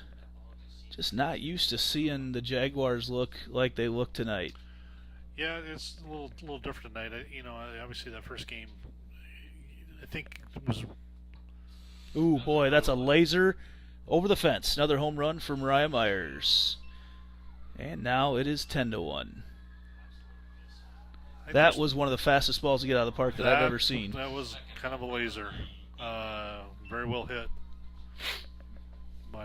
by Myers there. I think the Jaguars walked into this game with a little bit of a hangover from the first game, and just, you can see what it does when you don't get the right mindset from one game to the next. It's so important in doubleheaders to just kind of put that stuff behind you and be ready to go for the next one. And tonight, it's kind of caught up with the Jags. Now Ellie Lorenz will come into pitch, and while she warms up, we'll take a break and be back right after this.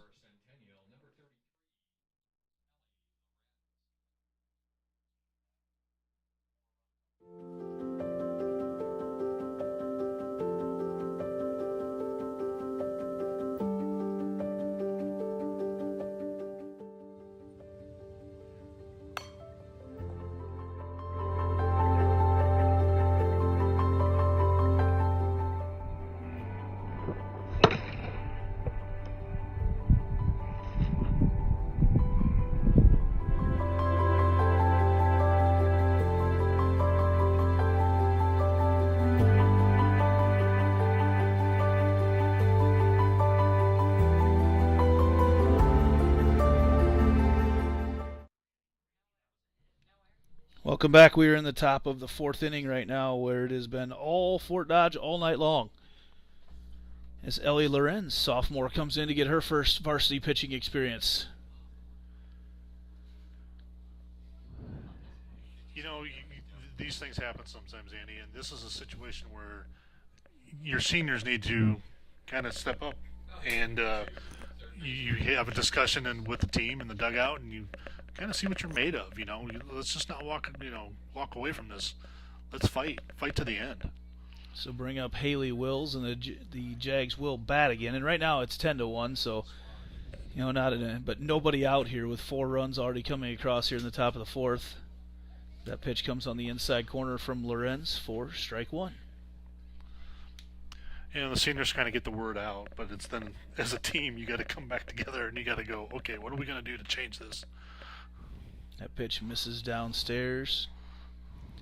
Yeah, this is going to cause some conversations after tonight, but like I said, the Jags have done a really good job the last few years of peaking towards the end of the year. Right, so right. A good chance to get everybody refocused. Yep. And it'll probably, those seedings will be coming out very soon. This will certainly not help that out. Probably keep the Jags from hosting at least to go to state, which was the same situation a year ago. Jags had to travel down. Yeah. They were not in the top 8 when the postseason came, and in fact they were 10th, I believe, and had to play knockout Indianola, who was 7th. Yes. To go down. It draws a walk right there. So, yep. But sometimes live and learn from what happens exactly here tonight. Right. Lucy Porter comes up to the plate now. She shows bunt, puts it down. Lorenz picks it up, throws to first, and gets the out there as throw took Suarez into the path of Porter. Fortunately, no contact there, as we've already seen a little bit of contact tonight on a few plays. Trying to avoid anybody else getting hurt. And that'll bring up McCaleb. And she kind of got all this rolling back at the beginning of this inning, if I remember right, wasn't it? She was the one that she had a really good at-bat with a couple runners on and eventually put a double out into left field on a really, really good at-bat. And yeah, the last 2 innings, this inning and the previous time up, she's... She puts that one out to Mackenzie James. Actually, no, Solis comes over and picks it up. And quickly gets out number 2. So Ellie Lorenz gets a couple outs. And that'll bring us to Mackenzie McElrath.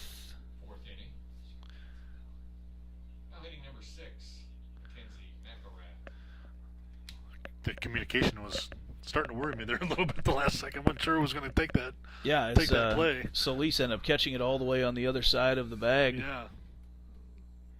With a basket catch. That pitch, swing and a miss to McElrath. Strike 1 from Lorenz.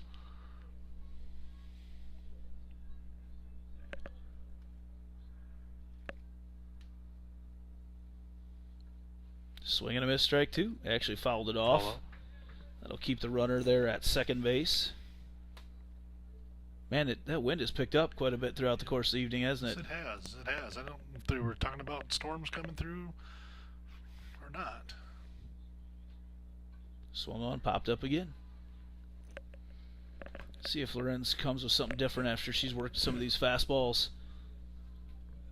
Yeah, it'd be nice to see her try to get a strikeout here and see if get the Jags back out, get their bats back out in the field. Baseball team now up 7-0 in the bottom of the 4th, and Lorenz gets the strikeout there. So Lorenz comes out and has a good outing. Her first inning as a varsity pitcher comes up very nicely, but Fort Dodge has done a lot of damage. Jags need to get the bats going. They've just got 3 hits and 1 run so far as we head to the bottom of the 4th.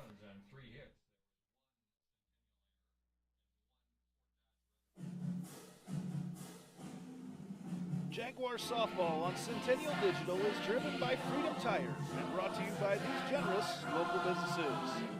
Picturage Fitness, Weicker Realtors, the 515 Agency, Gershman Mortgage, Lane Family Wealth Management, Sinorama Ankeny, Wendy Thompson, an affiliate of Humble Travel, Springer Floor Care, Sonny's Pizza Bistro, Lamberti Goki Lucci Law, and Lincoln Savings Bank, member FDIC.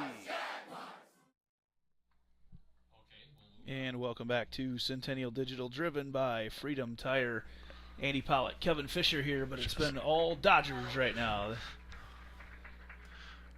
in this game number 2. And, the Jags stayed close in game 1, played pretty good defense for the most part, but, once you get a couple runs as Fort Dodge, it's really tough. And here they are shutting things down in game number 2 as well. They're so deep in their pitching staff. Yeah, it's not just all Jalen, as we're finding out, and that's just a credit to them. They do have more than that, and offensively and defensively, they're doing their job tonight. Sidney Morris watches that first pitch for a strike.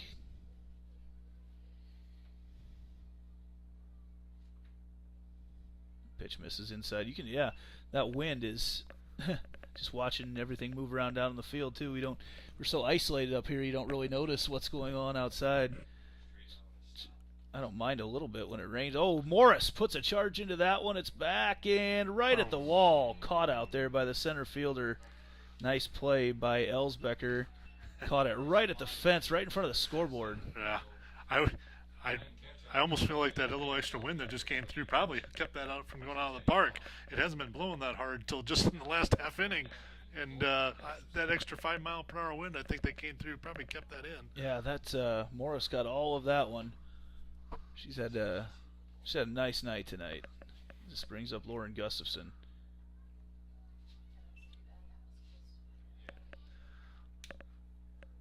That'd have been a good start to the inning just to get something going there for them. They need something to feel good about here. Gustafson fouls that one back. Heard a big old thunk. Came back. Didn't quite make it out. 1-1 pitch to Gus. Outside corner, strike 2. Jordan Kennedy waiting on deck. The Jags will for sure have at least one more time to hit.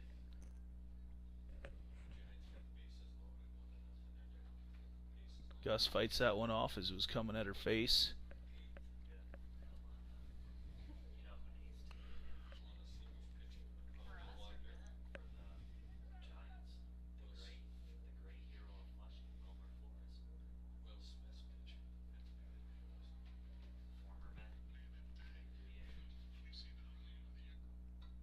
Gus puts that one over to short. Fielded, picked up, thrown over by Bennett, who's back in the game. Actually, yeah, that's Bennett. That's Bennett. So good to see Tori Bennett back in the game. Still a little ginger on that left foot, but she's up, moving around. Yeah. Tell you, if you've had an injury, you're like a ankle sprain or something like that at a given point, it doesn't take much to jar that thing loose again, but it also doesn't take much to get you back feeling good. No, so right. Not sure what she's had in the past, but Yeah. I've been there. I know you can. I know that feeling too. Jordan Kennedy flares that one out into right center field for a single with 2 outs. Kennedy with a 2-out single up the middle. And back to Lauren Solis. Yeah, we don't, at a high school level, players don't have an opportunity to. If you get an injury, miss a season, there's no no red shirts. There's no, you don't get a chance to come back. And I never liked to. That was one thing I always hated. Coaching all those years, watching a girl get hurt, it was just awful. Didn't like to see that. Solis pops it up into center field, and underneath it is Elsbecker, and they make the play. We will head to the top of the 5th. Jags can't get any runs off their hit, and it is still Fort Dodge in the lead right now, 10-1. Nick Jarash Fitness is our 5th inning sponsor tonight. It's their goal to get the best out of each athlete with our state-of-the-art technology and coaching tactics. We are proud to be the only company in the Metro that offers velocity profiling for speed development. Help your athlete reach their maximum potential by getting them a session today. Nick Jarash Fitness is always a huge supporter of sports in Ankeny, and I know some of the stuff he's got going on right now. Quite impressive. Stopped over and saw him in the gym last week, and they've got... talk about technology. That guy is at the cutting edge of everything. That's I have not been around it a lot, but as every conversation I hear from you and others that have been around him, it's just there's a lot of things that he has that is quite impressive. He's always got some fun new toys that he's playing with, and he's got he trains with the pros. I mean, those are the guys that he goes and learns from. So it's always have said that if you're trying to get to that next level or just trying to get to any level, he's got something that can help you out. So Fort Dodge comes back up. Ellie Lorenz still in the circle, and this will be Lydia Lara batting for the Dodgers. For the Dodgers in the 5th inning, number 10, Lydia Lara. First pitch from Lorenz is a strike. I suppose we need to change our scoreboard here.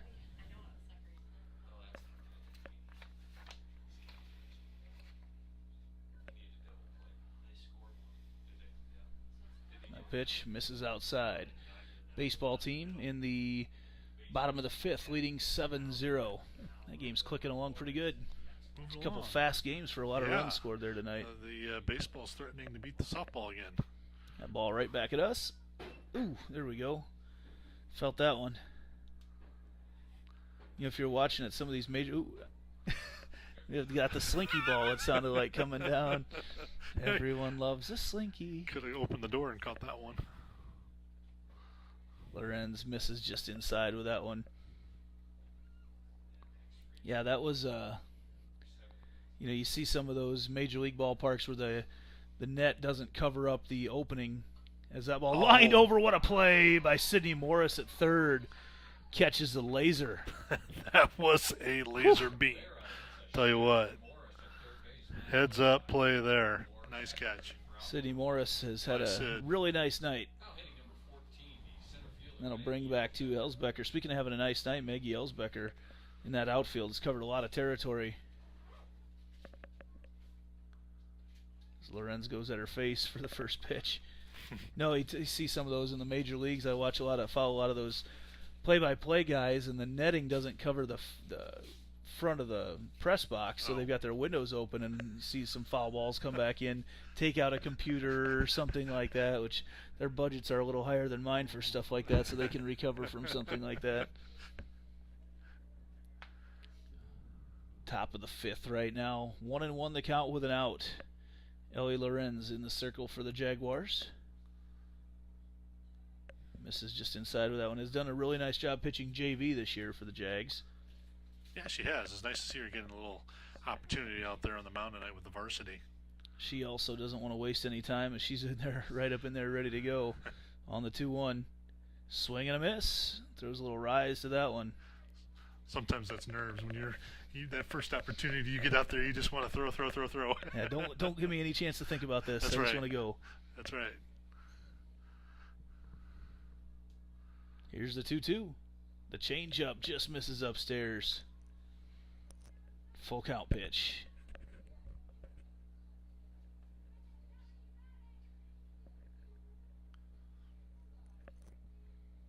Full count with an out. Here's the pitch from Lorenz.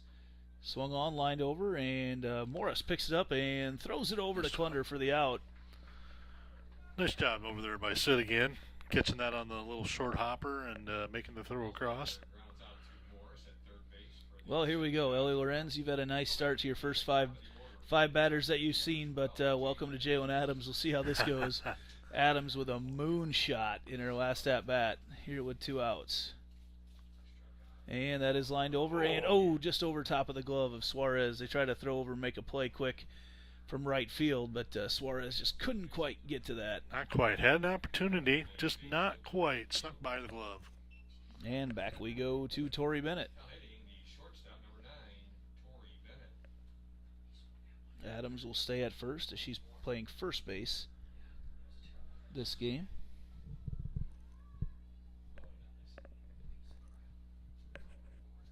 That pitch, hacked out there into left field, and they try to, a little miscommunication there as they throw it all the way over to Klunder.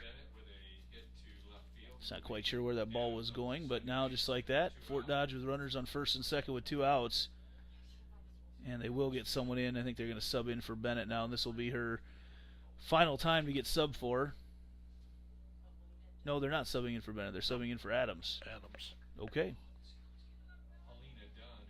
And now we've got Mariah Myers coming up, and she's got 2 home runs in this game. One that just barely cleared center field, another one that didn't even have time to blink after contact and was out of here. Yeah, that was gone in a hurry. the last one. 2 outs here. Ellie Loren's going to try to get her punched out.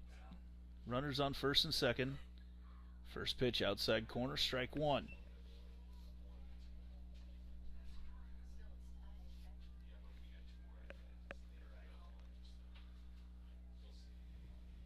Top of the 5th.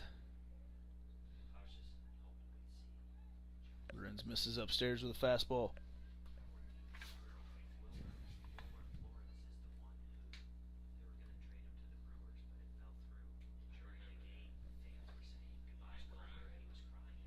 Now a little conversation between Starr and Lorenz.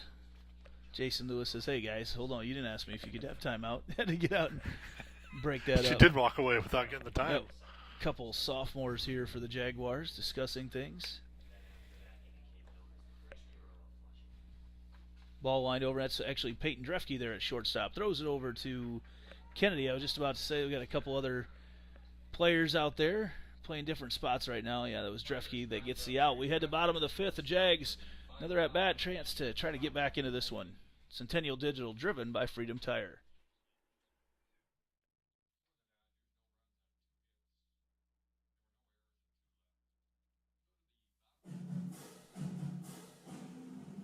Jaguar softball on Centennial Digital is driven by Freedom Tire and brought to you by these generous local businesses. Picturage Fitness, Weicker Realtors, the 515 Agency, Gershman Mortgage, Lane Family Wealth Management, Sinorama Ankeny, Wendy Thompson, an affiliate of Humble Travel, Springer Floor Care, Sonny's Pizza Bistro, Lamberti Goki Lucci Law, and Lincoln Savings Bank, member FDIC.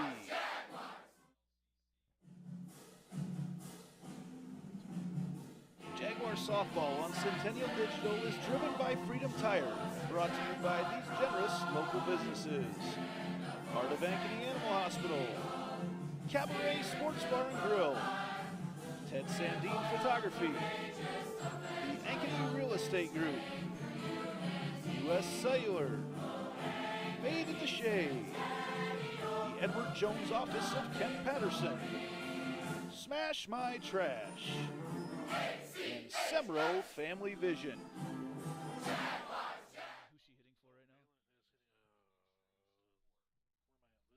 now? Back to the bottom of the 5th right now. Malin Vallejo in to hit for the Jags. Looks like she's hitting for Lizzie Klunder.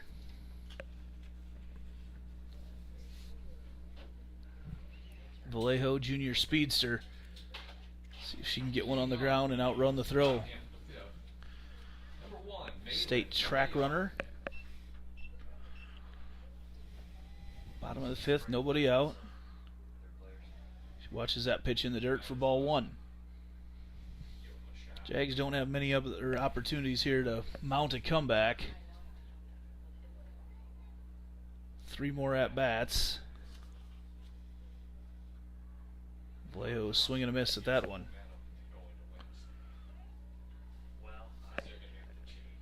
She can get one down the first baseline. They're playing her very, very, very deep I'm just over there. eyeballing that direction myself. That was a good call.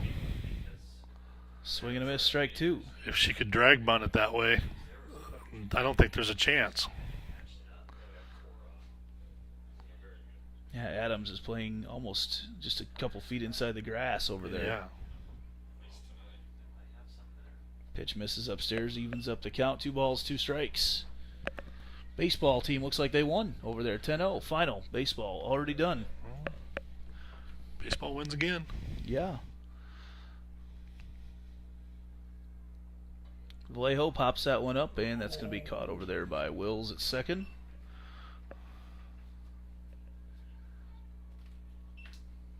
Vallejo pops to the second baseman Wills for the first out in the bottom of the 5th. Number 22, the second baseman Claire Suarez.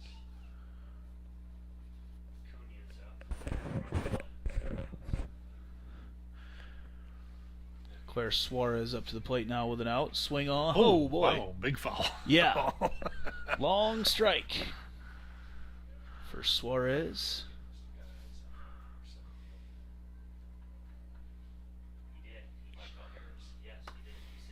0-1 the count to Claire. Watches that pitch upstairs for the ball. Thanks to everyone who's watched tonight. I know we've had, for viewers at a single time, this has definitely been the highest we've had all year long. I know Fort Dodge, you fans are great up there. You guys follow your team a ton. Always have high numbers when Fort Dodge is in town. Had a chance to get up there several times this year for softball and track. Be up there again in a few weeks for state softball.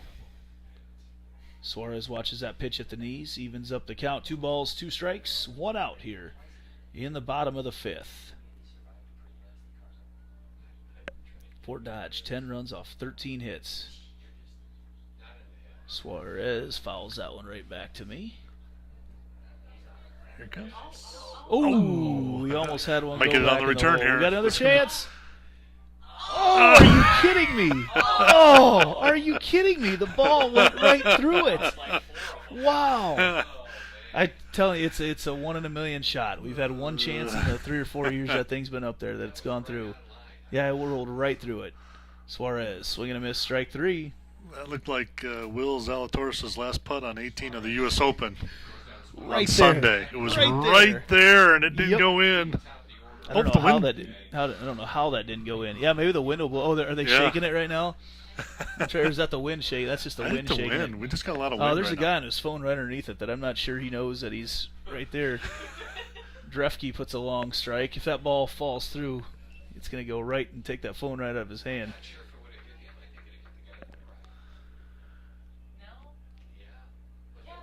Now we're checking out who that ball might hit if it falls through. It's a kneecapper. It is, right at the kneecaps. 0-1 the count to Drefke. Watches that pitch at the knees for strike 2.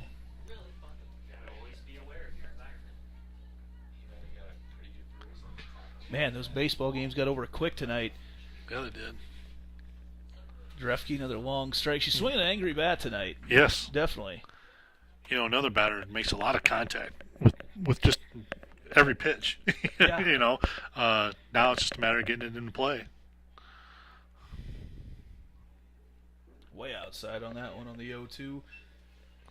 Want to make sure to thank US Cellular tonight and their powerful 5G network keeping us on the air. Check them out. They got some great specials on new phones right now. Get in there and see them just north of Northview Middle School, right by Sonic. Drefke jumps at the high pitch. Catches the top of the net.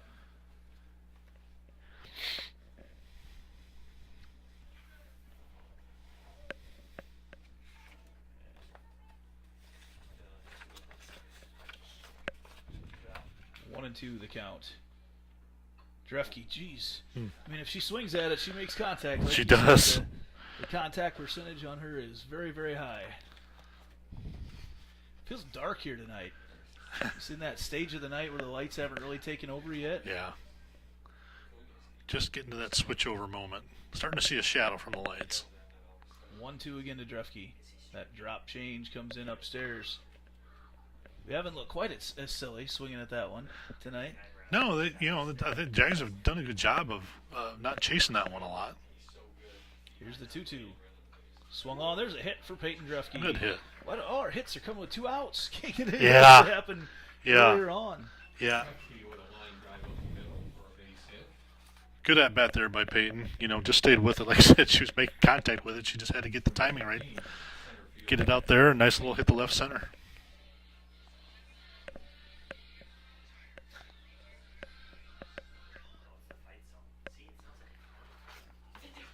And Mackenzie James going to try to get another run across here with 2 outs in the bottom of the 5th. See if the Jays make a little 2-out rally here.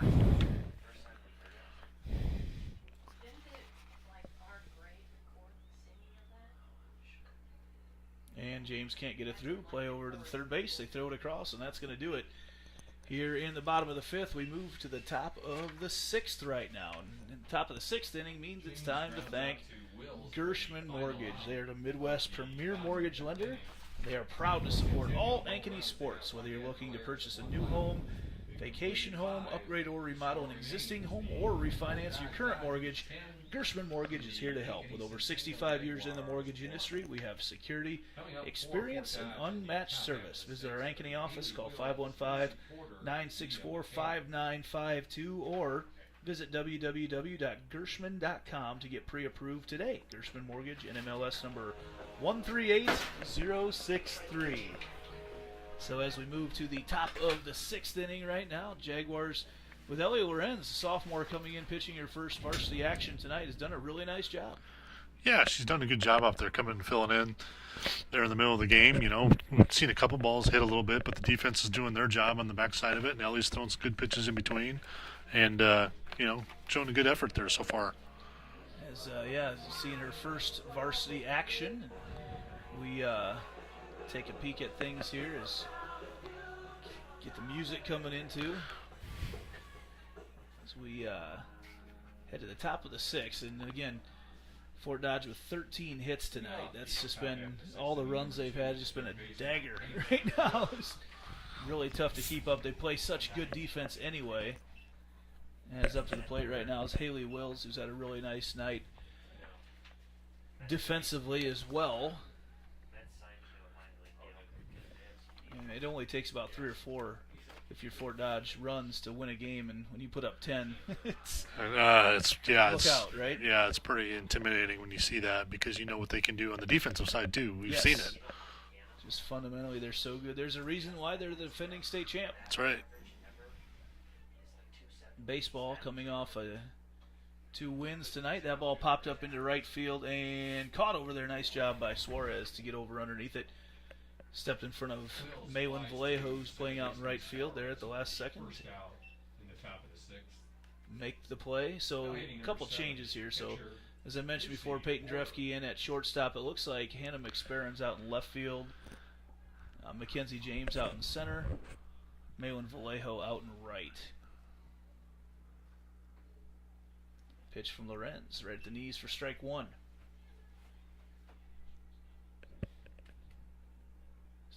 Windy, breezy night. It's kind of nice now that that sun's gone down, though. Felt just as the doors open as we get Cade back up here with us right now, coming over from the baseball game. And Cade, you got to experience some adversity yourself tonight, but got her done. So thanks for keeping that baseball game on the air. Cade, a rising star in the broadcasting world, has done a really good job for us here at Centennial Digital calling baseball. He doesn't know it, but I'm going to have him on for a lot of other games down the road. Great to have a young talent like him, baseball player himself. 1-2 the count from Lorenz. She goes inside, just misses. Makes it 2-2. A lot of marks on your score sheet there tonight, Coach. There's a lot of little things going on. I just making a comment, kind of looking. You know, one of the things that's always can help a ball club is when you have a pitcher that is both versatile on both sides. Both good at pitching, both good at at the plate. Like Porter is also, you know, she's having a decent night tonight also. I was looking first game, she was 2 for 4, and then she's got a hit in this game. That ball's popped up and talk over there, and another out being made over there for Sydney Morris. As I said that, I jinxed her. We don't mind the jinx, right? If it's Fort Dodge. I was trying to do something for the Jags here. All you Fort Dodge people listen, you guys have had plenty of plays that you've made tonight. Let us make a few plays right now. Got a lot of good friends up there in Dodger territory. They take a lot of pride in their athletic facility or at their athletic teams, and especially on the softball side of things. All their shirts are Fort Dodge versus the world, and they've taken that mentality into a lot of stuff they've done. Up to bat right now is Mia McCaleb. Drefke loses her hat out there at shortstop. Stiff breeze tonight. Get that fixed up. Get your hair done right there, Peyton. We don't have that problem with all that no, hair. No, exactly. And that was one thing before I had 4 daughters. I had never once given a thought to how my hair looked when I played a sport. And now with 4 daughters, I realize how big a deal that is. I just stay out of all those conversations. Yep. In fact, late last night, my oldest, who's in the dugout here tonight, decided that she wanted her hair a certain way and spent a couple hours, felt like, in front of the mirror working on getting those braids just right. 1-2 now, the count from Lorenz to McCaleb. This little change up there from Ellie. You see Ellie Change speeds a lot tonight. Gets another pop-up out of this one, and that one's just out of play. Star's got to get that. Climb the fence and get that, right? She just looks back. Needs that. She knows she's heard it before. 28-foot vertical. Yeah. That was a discussion here about how high this fence is. We talked about trying to get some lifts to get over the fence to shoot down on things, but cameras are not protected at that point either. So That's true. It's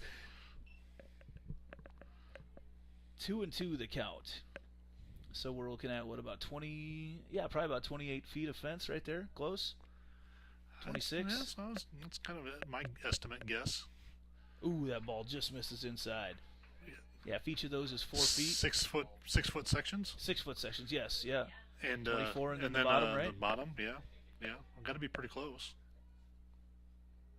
Here's the full count. Swung on, and McCaleb is shown tonight. She's another one of those high contact percentage hitters because it seems like every time she swings at it, that ball is going somewhere, and it's going somewhere with authority. Yes, it has. It's a long night of softball here for the Jaguar fans. There it is, over to Drefke. Drefke picks it up, fires it across to Clunder, and gets the out. And we will head to the bottom of the 6th. Maybe now it's time for the Jags to put together a comeback. We'll be back right after this. You're watching Centennial Digital on Driven by Freedom Tire.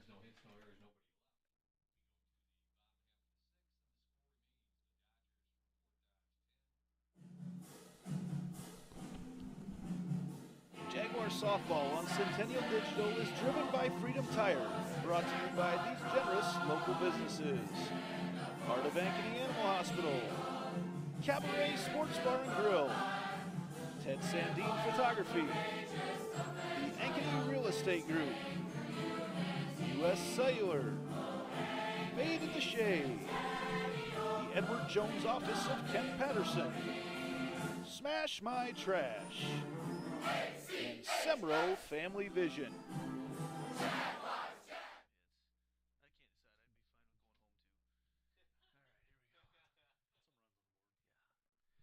And welcome back. We're at the bottom of the 6th inning right now.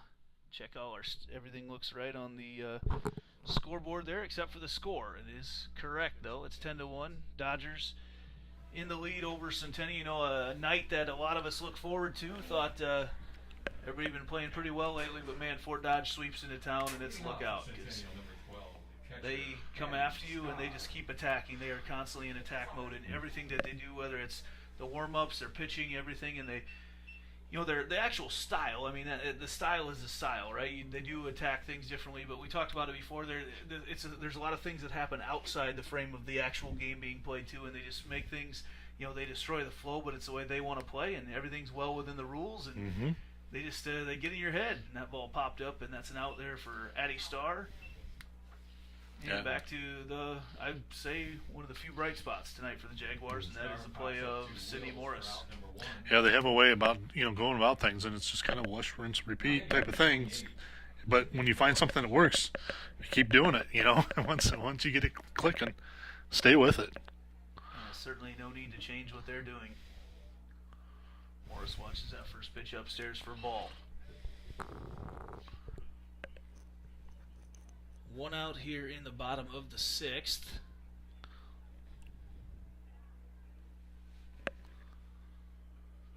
Morris hacks that one back. There's been more foul balls tonight, I think, between these two teams than several games combined. There has. We've seen this year. There has, a lot of foul balls by the Jaguars and also Fort Dodge. Both teams, obviously, and they just have come through. A few, obviously put them a few more times in terms of the hit column.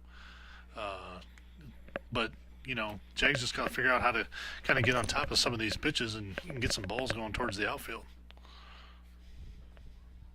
Pitches inside, and it's 3-1 to Morris. Won't be much time to recover from this one. As we mentioned before, number 1 Waukee Northwest is in town on Wednesday night. Doubleheader. Morris watches that pitch on the outside third. And you're right, Andy. There's no let up coming in Wednesday night, Waukee Northwest, and what you're doing right now is getting yourself ready for that. Also, you're not only trying to finish this game, but you're trying to get ready for. Morris, and off the top of the fence for Sydney Morris. And she's going to be in there stand-up double for Sydney Morris. Again, big ovation from the crowd because on a night where not much has gone right, Sydney Morris has gone very right. Yeah, she stood out tonight. You know, she had that last time up. She was right there on the fence and was caught, and then had another one that was just kind of plucked out of the air on her. But she's having a really good night tonight, defensively and offensively. She's made a couple plays. And that will bring up Gus. Which is that first pitch on the inside corner for strike one. You know, we kind of hate to say it. She's kind of been kind of the lone bright spot of things tonight. And the Jags, you know, it's a lineup capable of a lot of firepower in there. And you know, when they put it together, things look really good. But tonight, one of those nights that, again, just not much has come together. Look at the shift they've got on Gustafson right now. About 15 yards left of center in the outfield. There is a big spot out there. And the whole right side is wide open. Yeah, they've got complete shift on to left field in the outfield. Gus watches that pitch upstairs. First ball of the count, 1-2.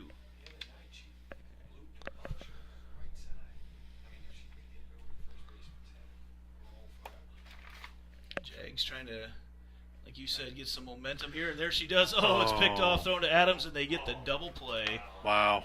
And that's exactly, I mean, that ball is exactly where you want to put it in that shift, and Adams is playing way back. She's almost playing as a second right fielder as far back as she's playing. And then she's able, and Coach Delaney just walks across. Like that's how it's gone tonight. Yeah. Every time you think you have something going, Fort Dodge makes a play, and just like that, it's over. So it's time to head to the 7th inning, and that means we're getting close to the end of the game. And after the game tonight, be sure and stop by Cabaret Sports Bar and Grill for the best wings in town. Summer is a great time to enjoy our patio. Catch the game with friends and family. Stop by for lunch anytime or try our huge variety of salads, pizzas, burgers, and our famous tenderloins. I did not get my normal pregame. That's my problem. That's our problem tonight. I always have a pregame meal at Cabaret, and I did not get there today beforehand. Federal holiday, so the bank was closed. Had the day off of work. Got some stuff done at home and did not get to Cabaret for my pregame meal. I got to remember to do that on Wednesday. We need all the good juju we can get against Waukee Northwest. You might have to join me for one of those pregame meals sometimes, Coach. I think I'll have to get out there with you. See if we can double up, get a little extra bonus karma going. So we head to the top of the 7th.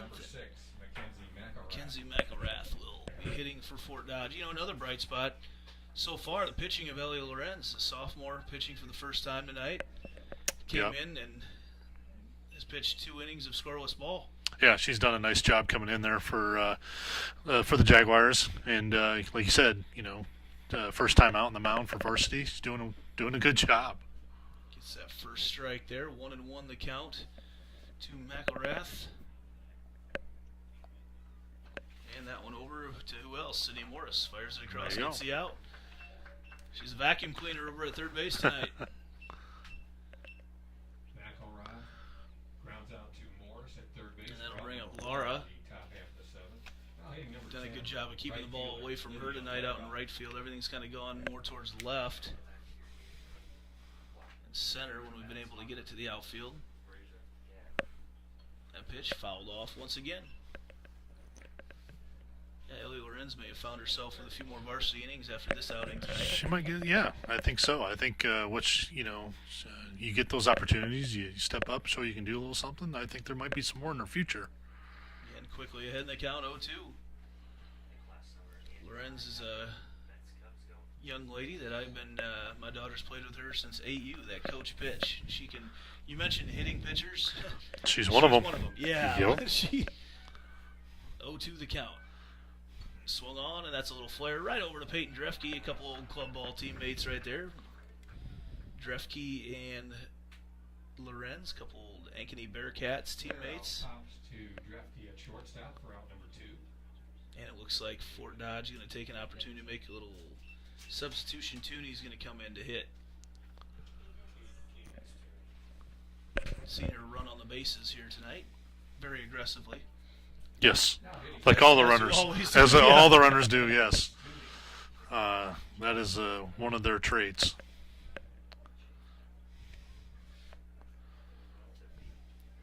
looks like a pleasant night outside right now. That wind's still blowing pretty good.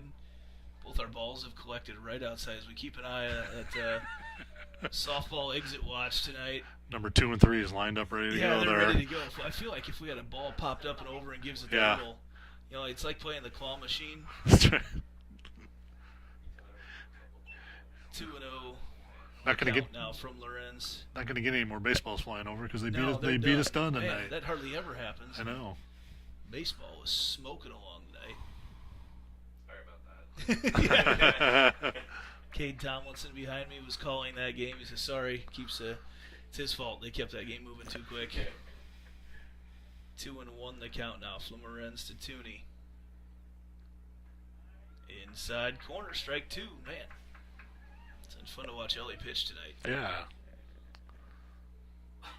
Nice to see her get out there and get that opportunity. It's a good hitting team. They put up 10 runs before she came in. That ball popped up over there, and Clunder can't quite get to it as she has to take a circuitous route to it.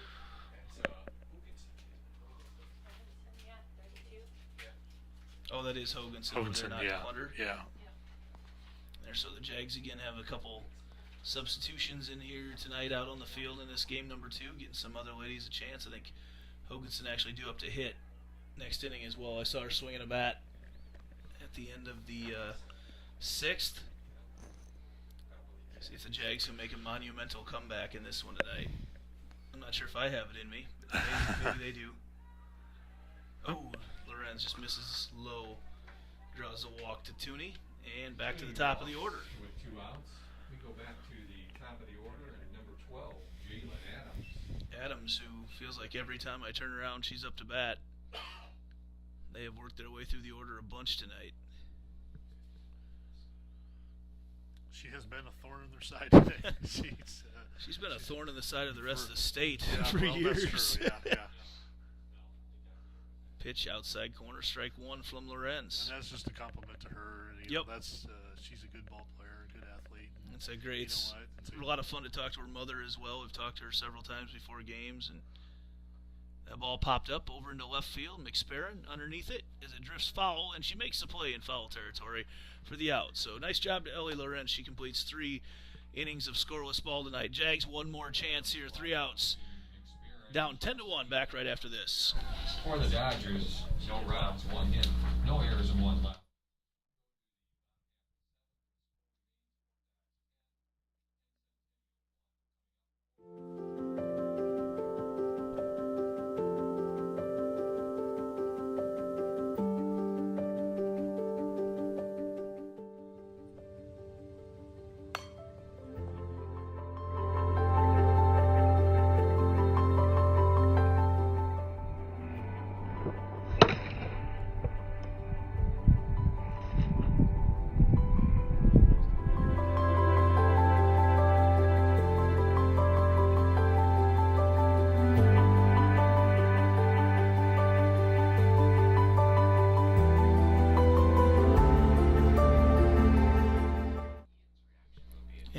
Right back here at Centennial on the north side. We're still having fun up here in the press box tonight. Andy Pollock, Kevin Fisher, Cade Tomlinson up here with you. As looks like Mallory Hoganson going to grab a bat and step on in to swing.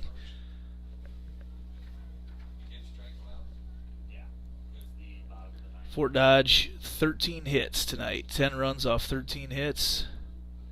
Jags 1 run off 6 hits, but they've just been, I mean, the definition of scattered, right? Yes. how many 2-out singles have we had? We've had, I feel like that's all we've had tonight. Yeah. Between the 2 games, just 2-out singles. Can't even talk. Hoganson steps up to the plate. Pops that one foul into left field territory. I think that'll be kind of the theme, though, continuing through the end of the year as we talk about stringing hits together, trying to make things happen. 6 hits, but again, when they're scattered throughout, it's not gonna get runs across the board. Hoganson lets that one go upstairs. Looks like Hannah McSparron has the bat to hit next. Mets have a pretty good closer too, Edward Diaz. He's streaky. He's streaky. He's only like 24. Outside corner says Jason Lewis. And it's 1-2 to Hoganson.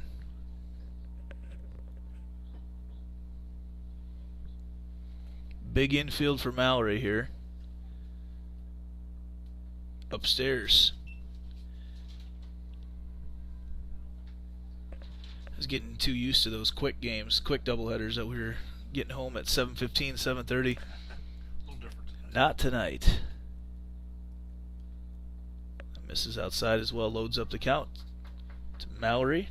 See what you can do here. Having a good at bat so far.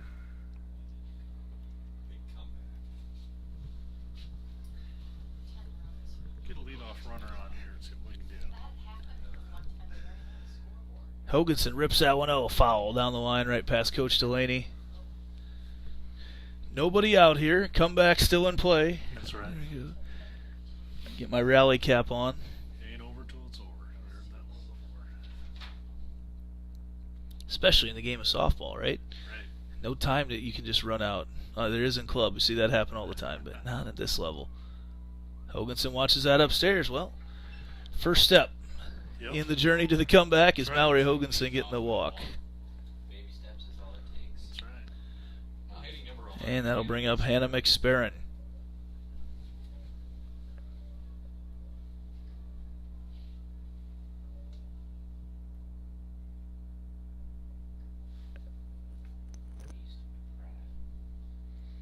Here's the pitch. McSperrin goes after the high one for strike one.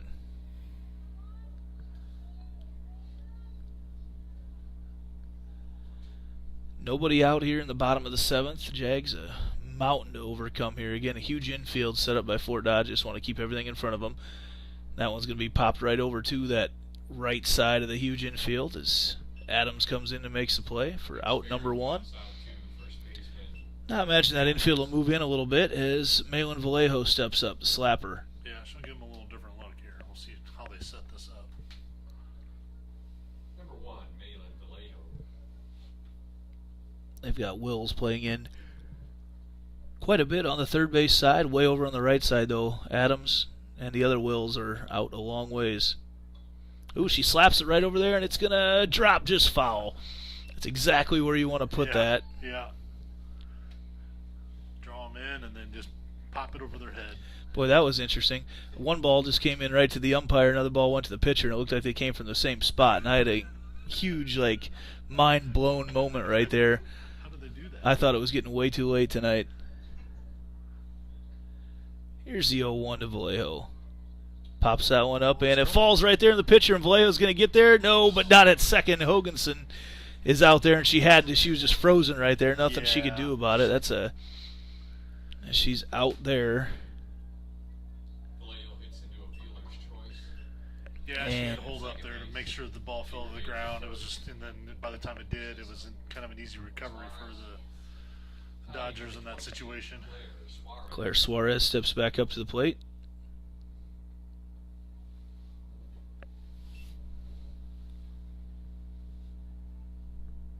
1-0 the count to her, and this is the last gasp here for the Jaguars. Don't forget to stick around to find out who our Lamberti Goki Lucci Law player of the game is. As Vallejo back in, safe at first.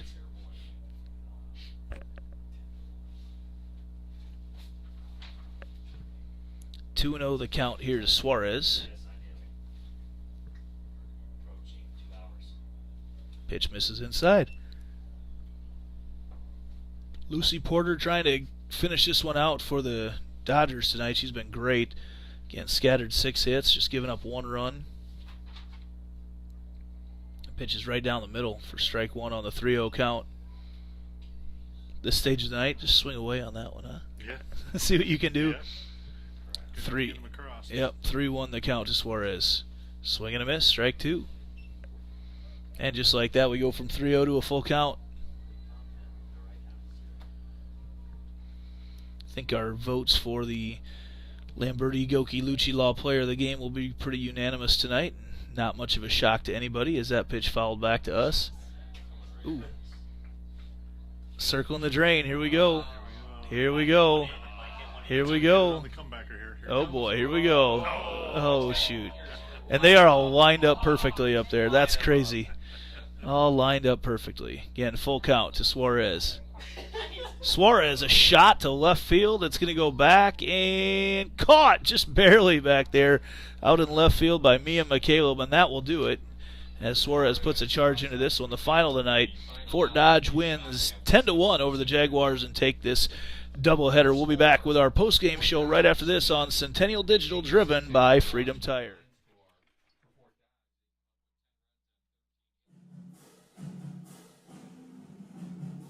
Jaguar softball on Centennial Digital is driven by Freedom Tire.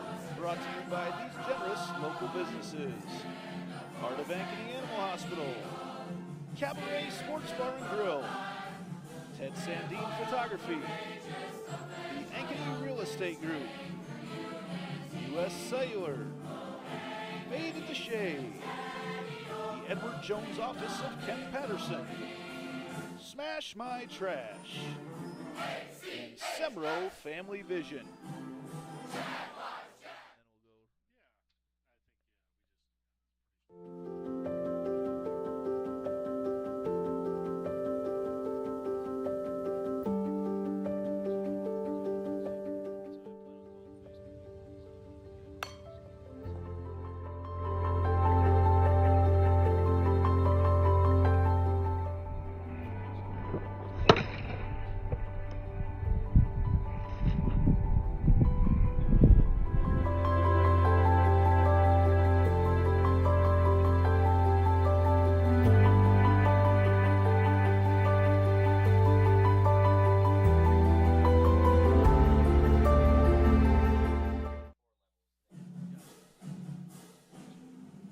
Jaguar softball on Centennial Digital is driven by Freedom Tire and brought to you by these generous local businesses: Victorage Fitness, Weicker Realtors, the 515 Agency, Gershman Mortgage, Lane Family Wealth Management, Sinorama Ankeny, Wendy Thompson, an affiliate of Humble Travel, Springer Floor Care, Sonny's Pizza Bistro, Lamberti Goki Lucci Law, and Lincoln Savings Bank, member FDIC.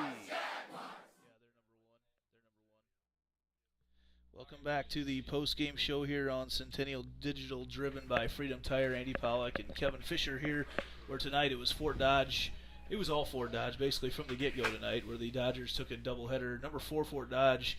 Looked like there's a lot bigger gap between number 4 and number 5 tonight, but Fort Dodge starting to flex their muscle with a huge portion of their lineup back from their state championship team a year ago. And just a little bit of our post-game show right now. Highlight a couple stats. Fort Dodge with 10 runs off 14 hits, no errors. The Jaguars with 1 run off 6 very, very scattered hits, and 1 error that the Jaguars committed here tonight. So thanks to Lane Family Wealth Management at 515-322-7971 for providing us a glimpse at that tonight. It is now time to name our Lamberti Goki Lucci Law player of the game, and really, I mean, no doubt tonight, Ellie Lorenz came in, pitched 3 scoreless innings, very much a bright spot for the Jags tonight in her first varsity action. But Sid Morris tonight, really, how do you not give the player of the game to her? Yeah, Sid, was kind of the lone standout tonight, unfortunately, amongst the Jaguars, and 3 for 6 on the night. A couple other hits that were very close. The one we saw, another one almost left the ballpark. And, I think she did an excellent job in defensively. Yes. Made a couple of nice plays, snagged a rocket there in early in the second game, and made some good plays over to first. She was kind of their standout for tonight. Once again, Fort Dodge wins the doubleheader here tonight. Jaguars will move on to play number 1 Waukee Northwest on Wednesday night. It does not get any easier. No, it doesn't get any easier, but I have a feeling that even with short day of practice or whatever it may be, I feel you're going to see a different team come Wednesday night. Coach Delaney, they'll go back over things and talk about what they need to do, and I think we'll see a different ball club come Wednesday night. They'll be back in the weight room at 7 o'clock tomorrow, practice at 8. I was informed of that already before they got going. Yeah. So for everyone here at Centennial Digital, be back and catch us here on Wednesday night. As always, driven by Freedom Tire, and thanks to all the other great local businesses who keep us on the air. See you guys on Wednesday night.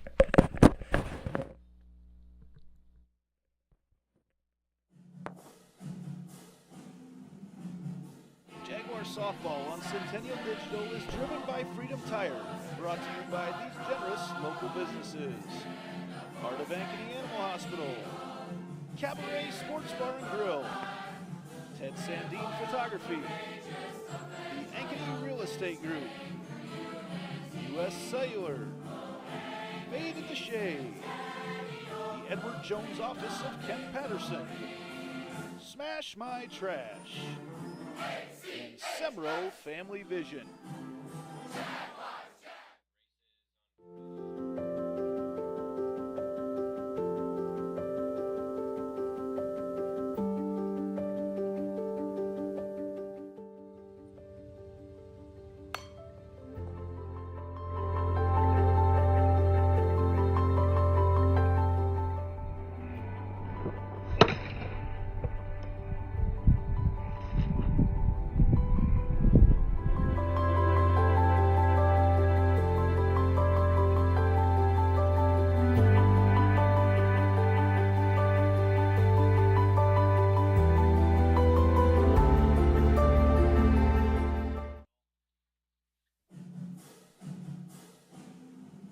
Jaguar Softball on Centennial Digital is driven by Freedom Tire and brought to you by these generous local businesses.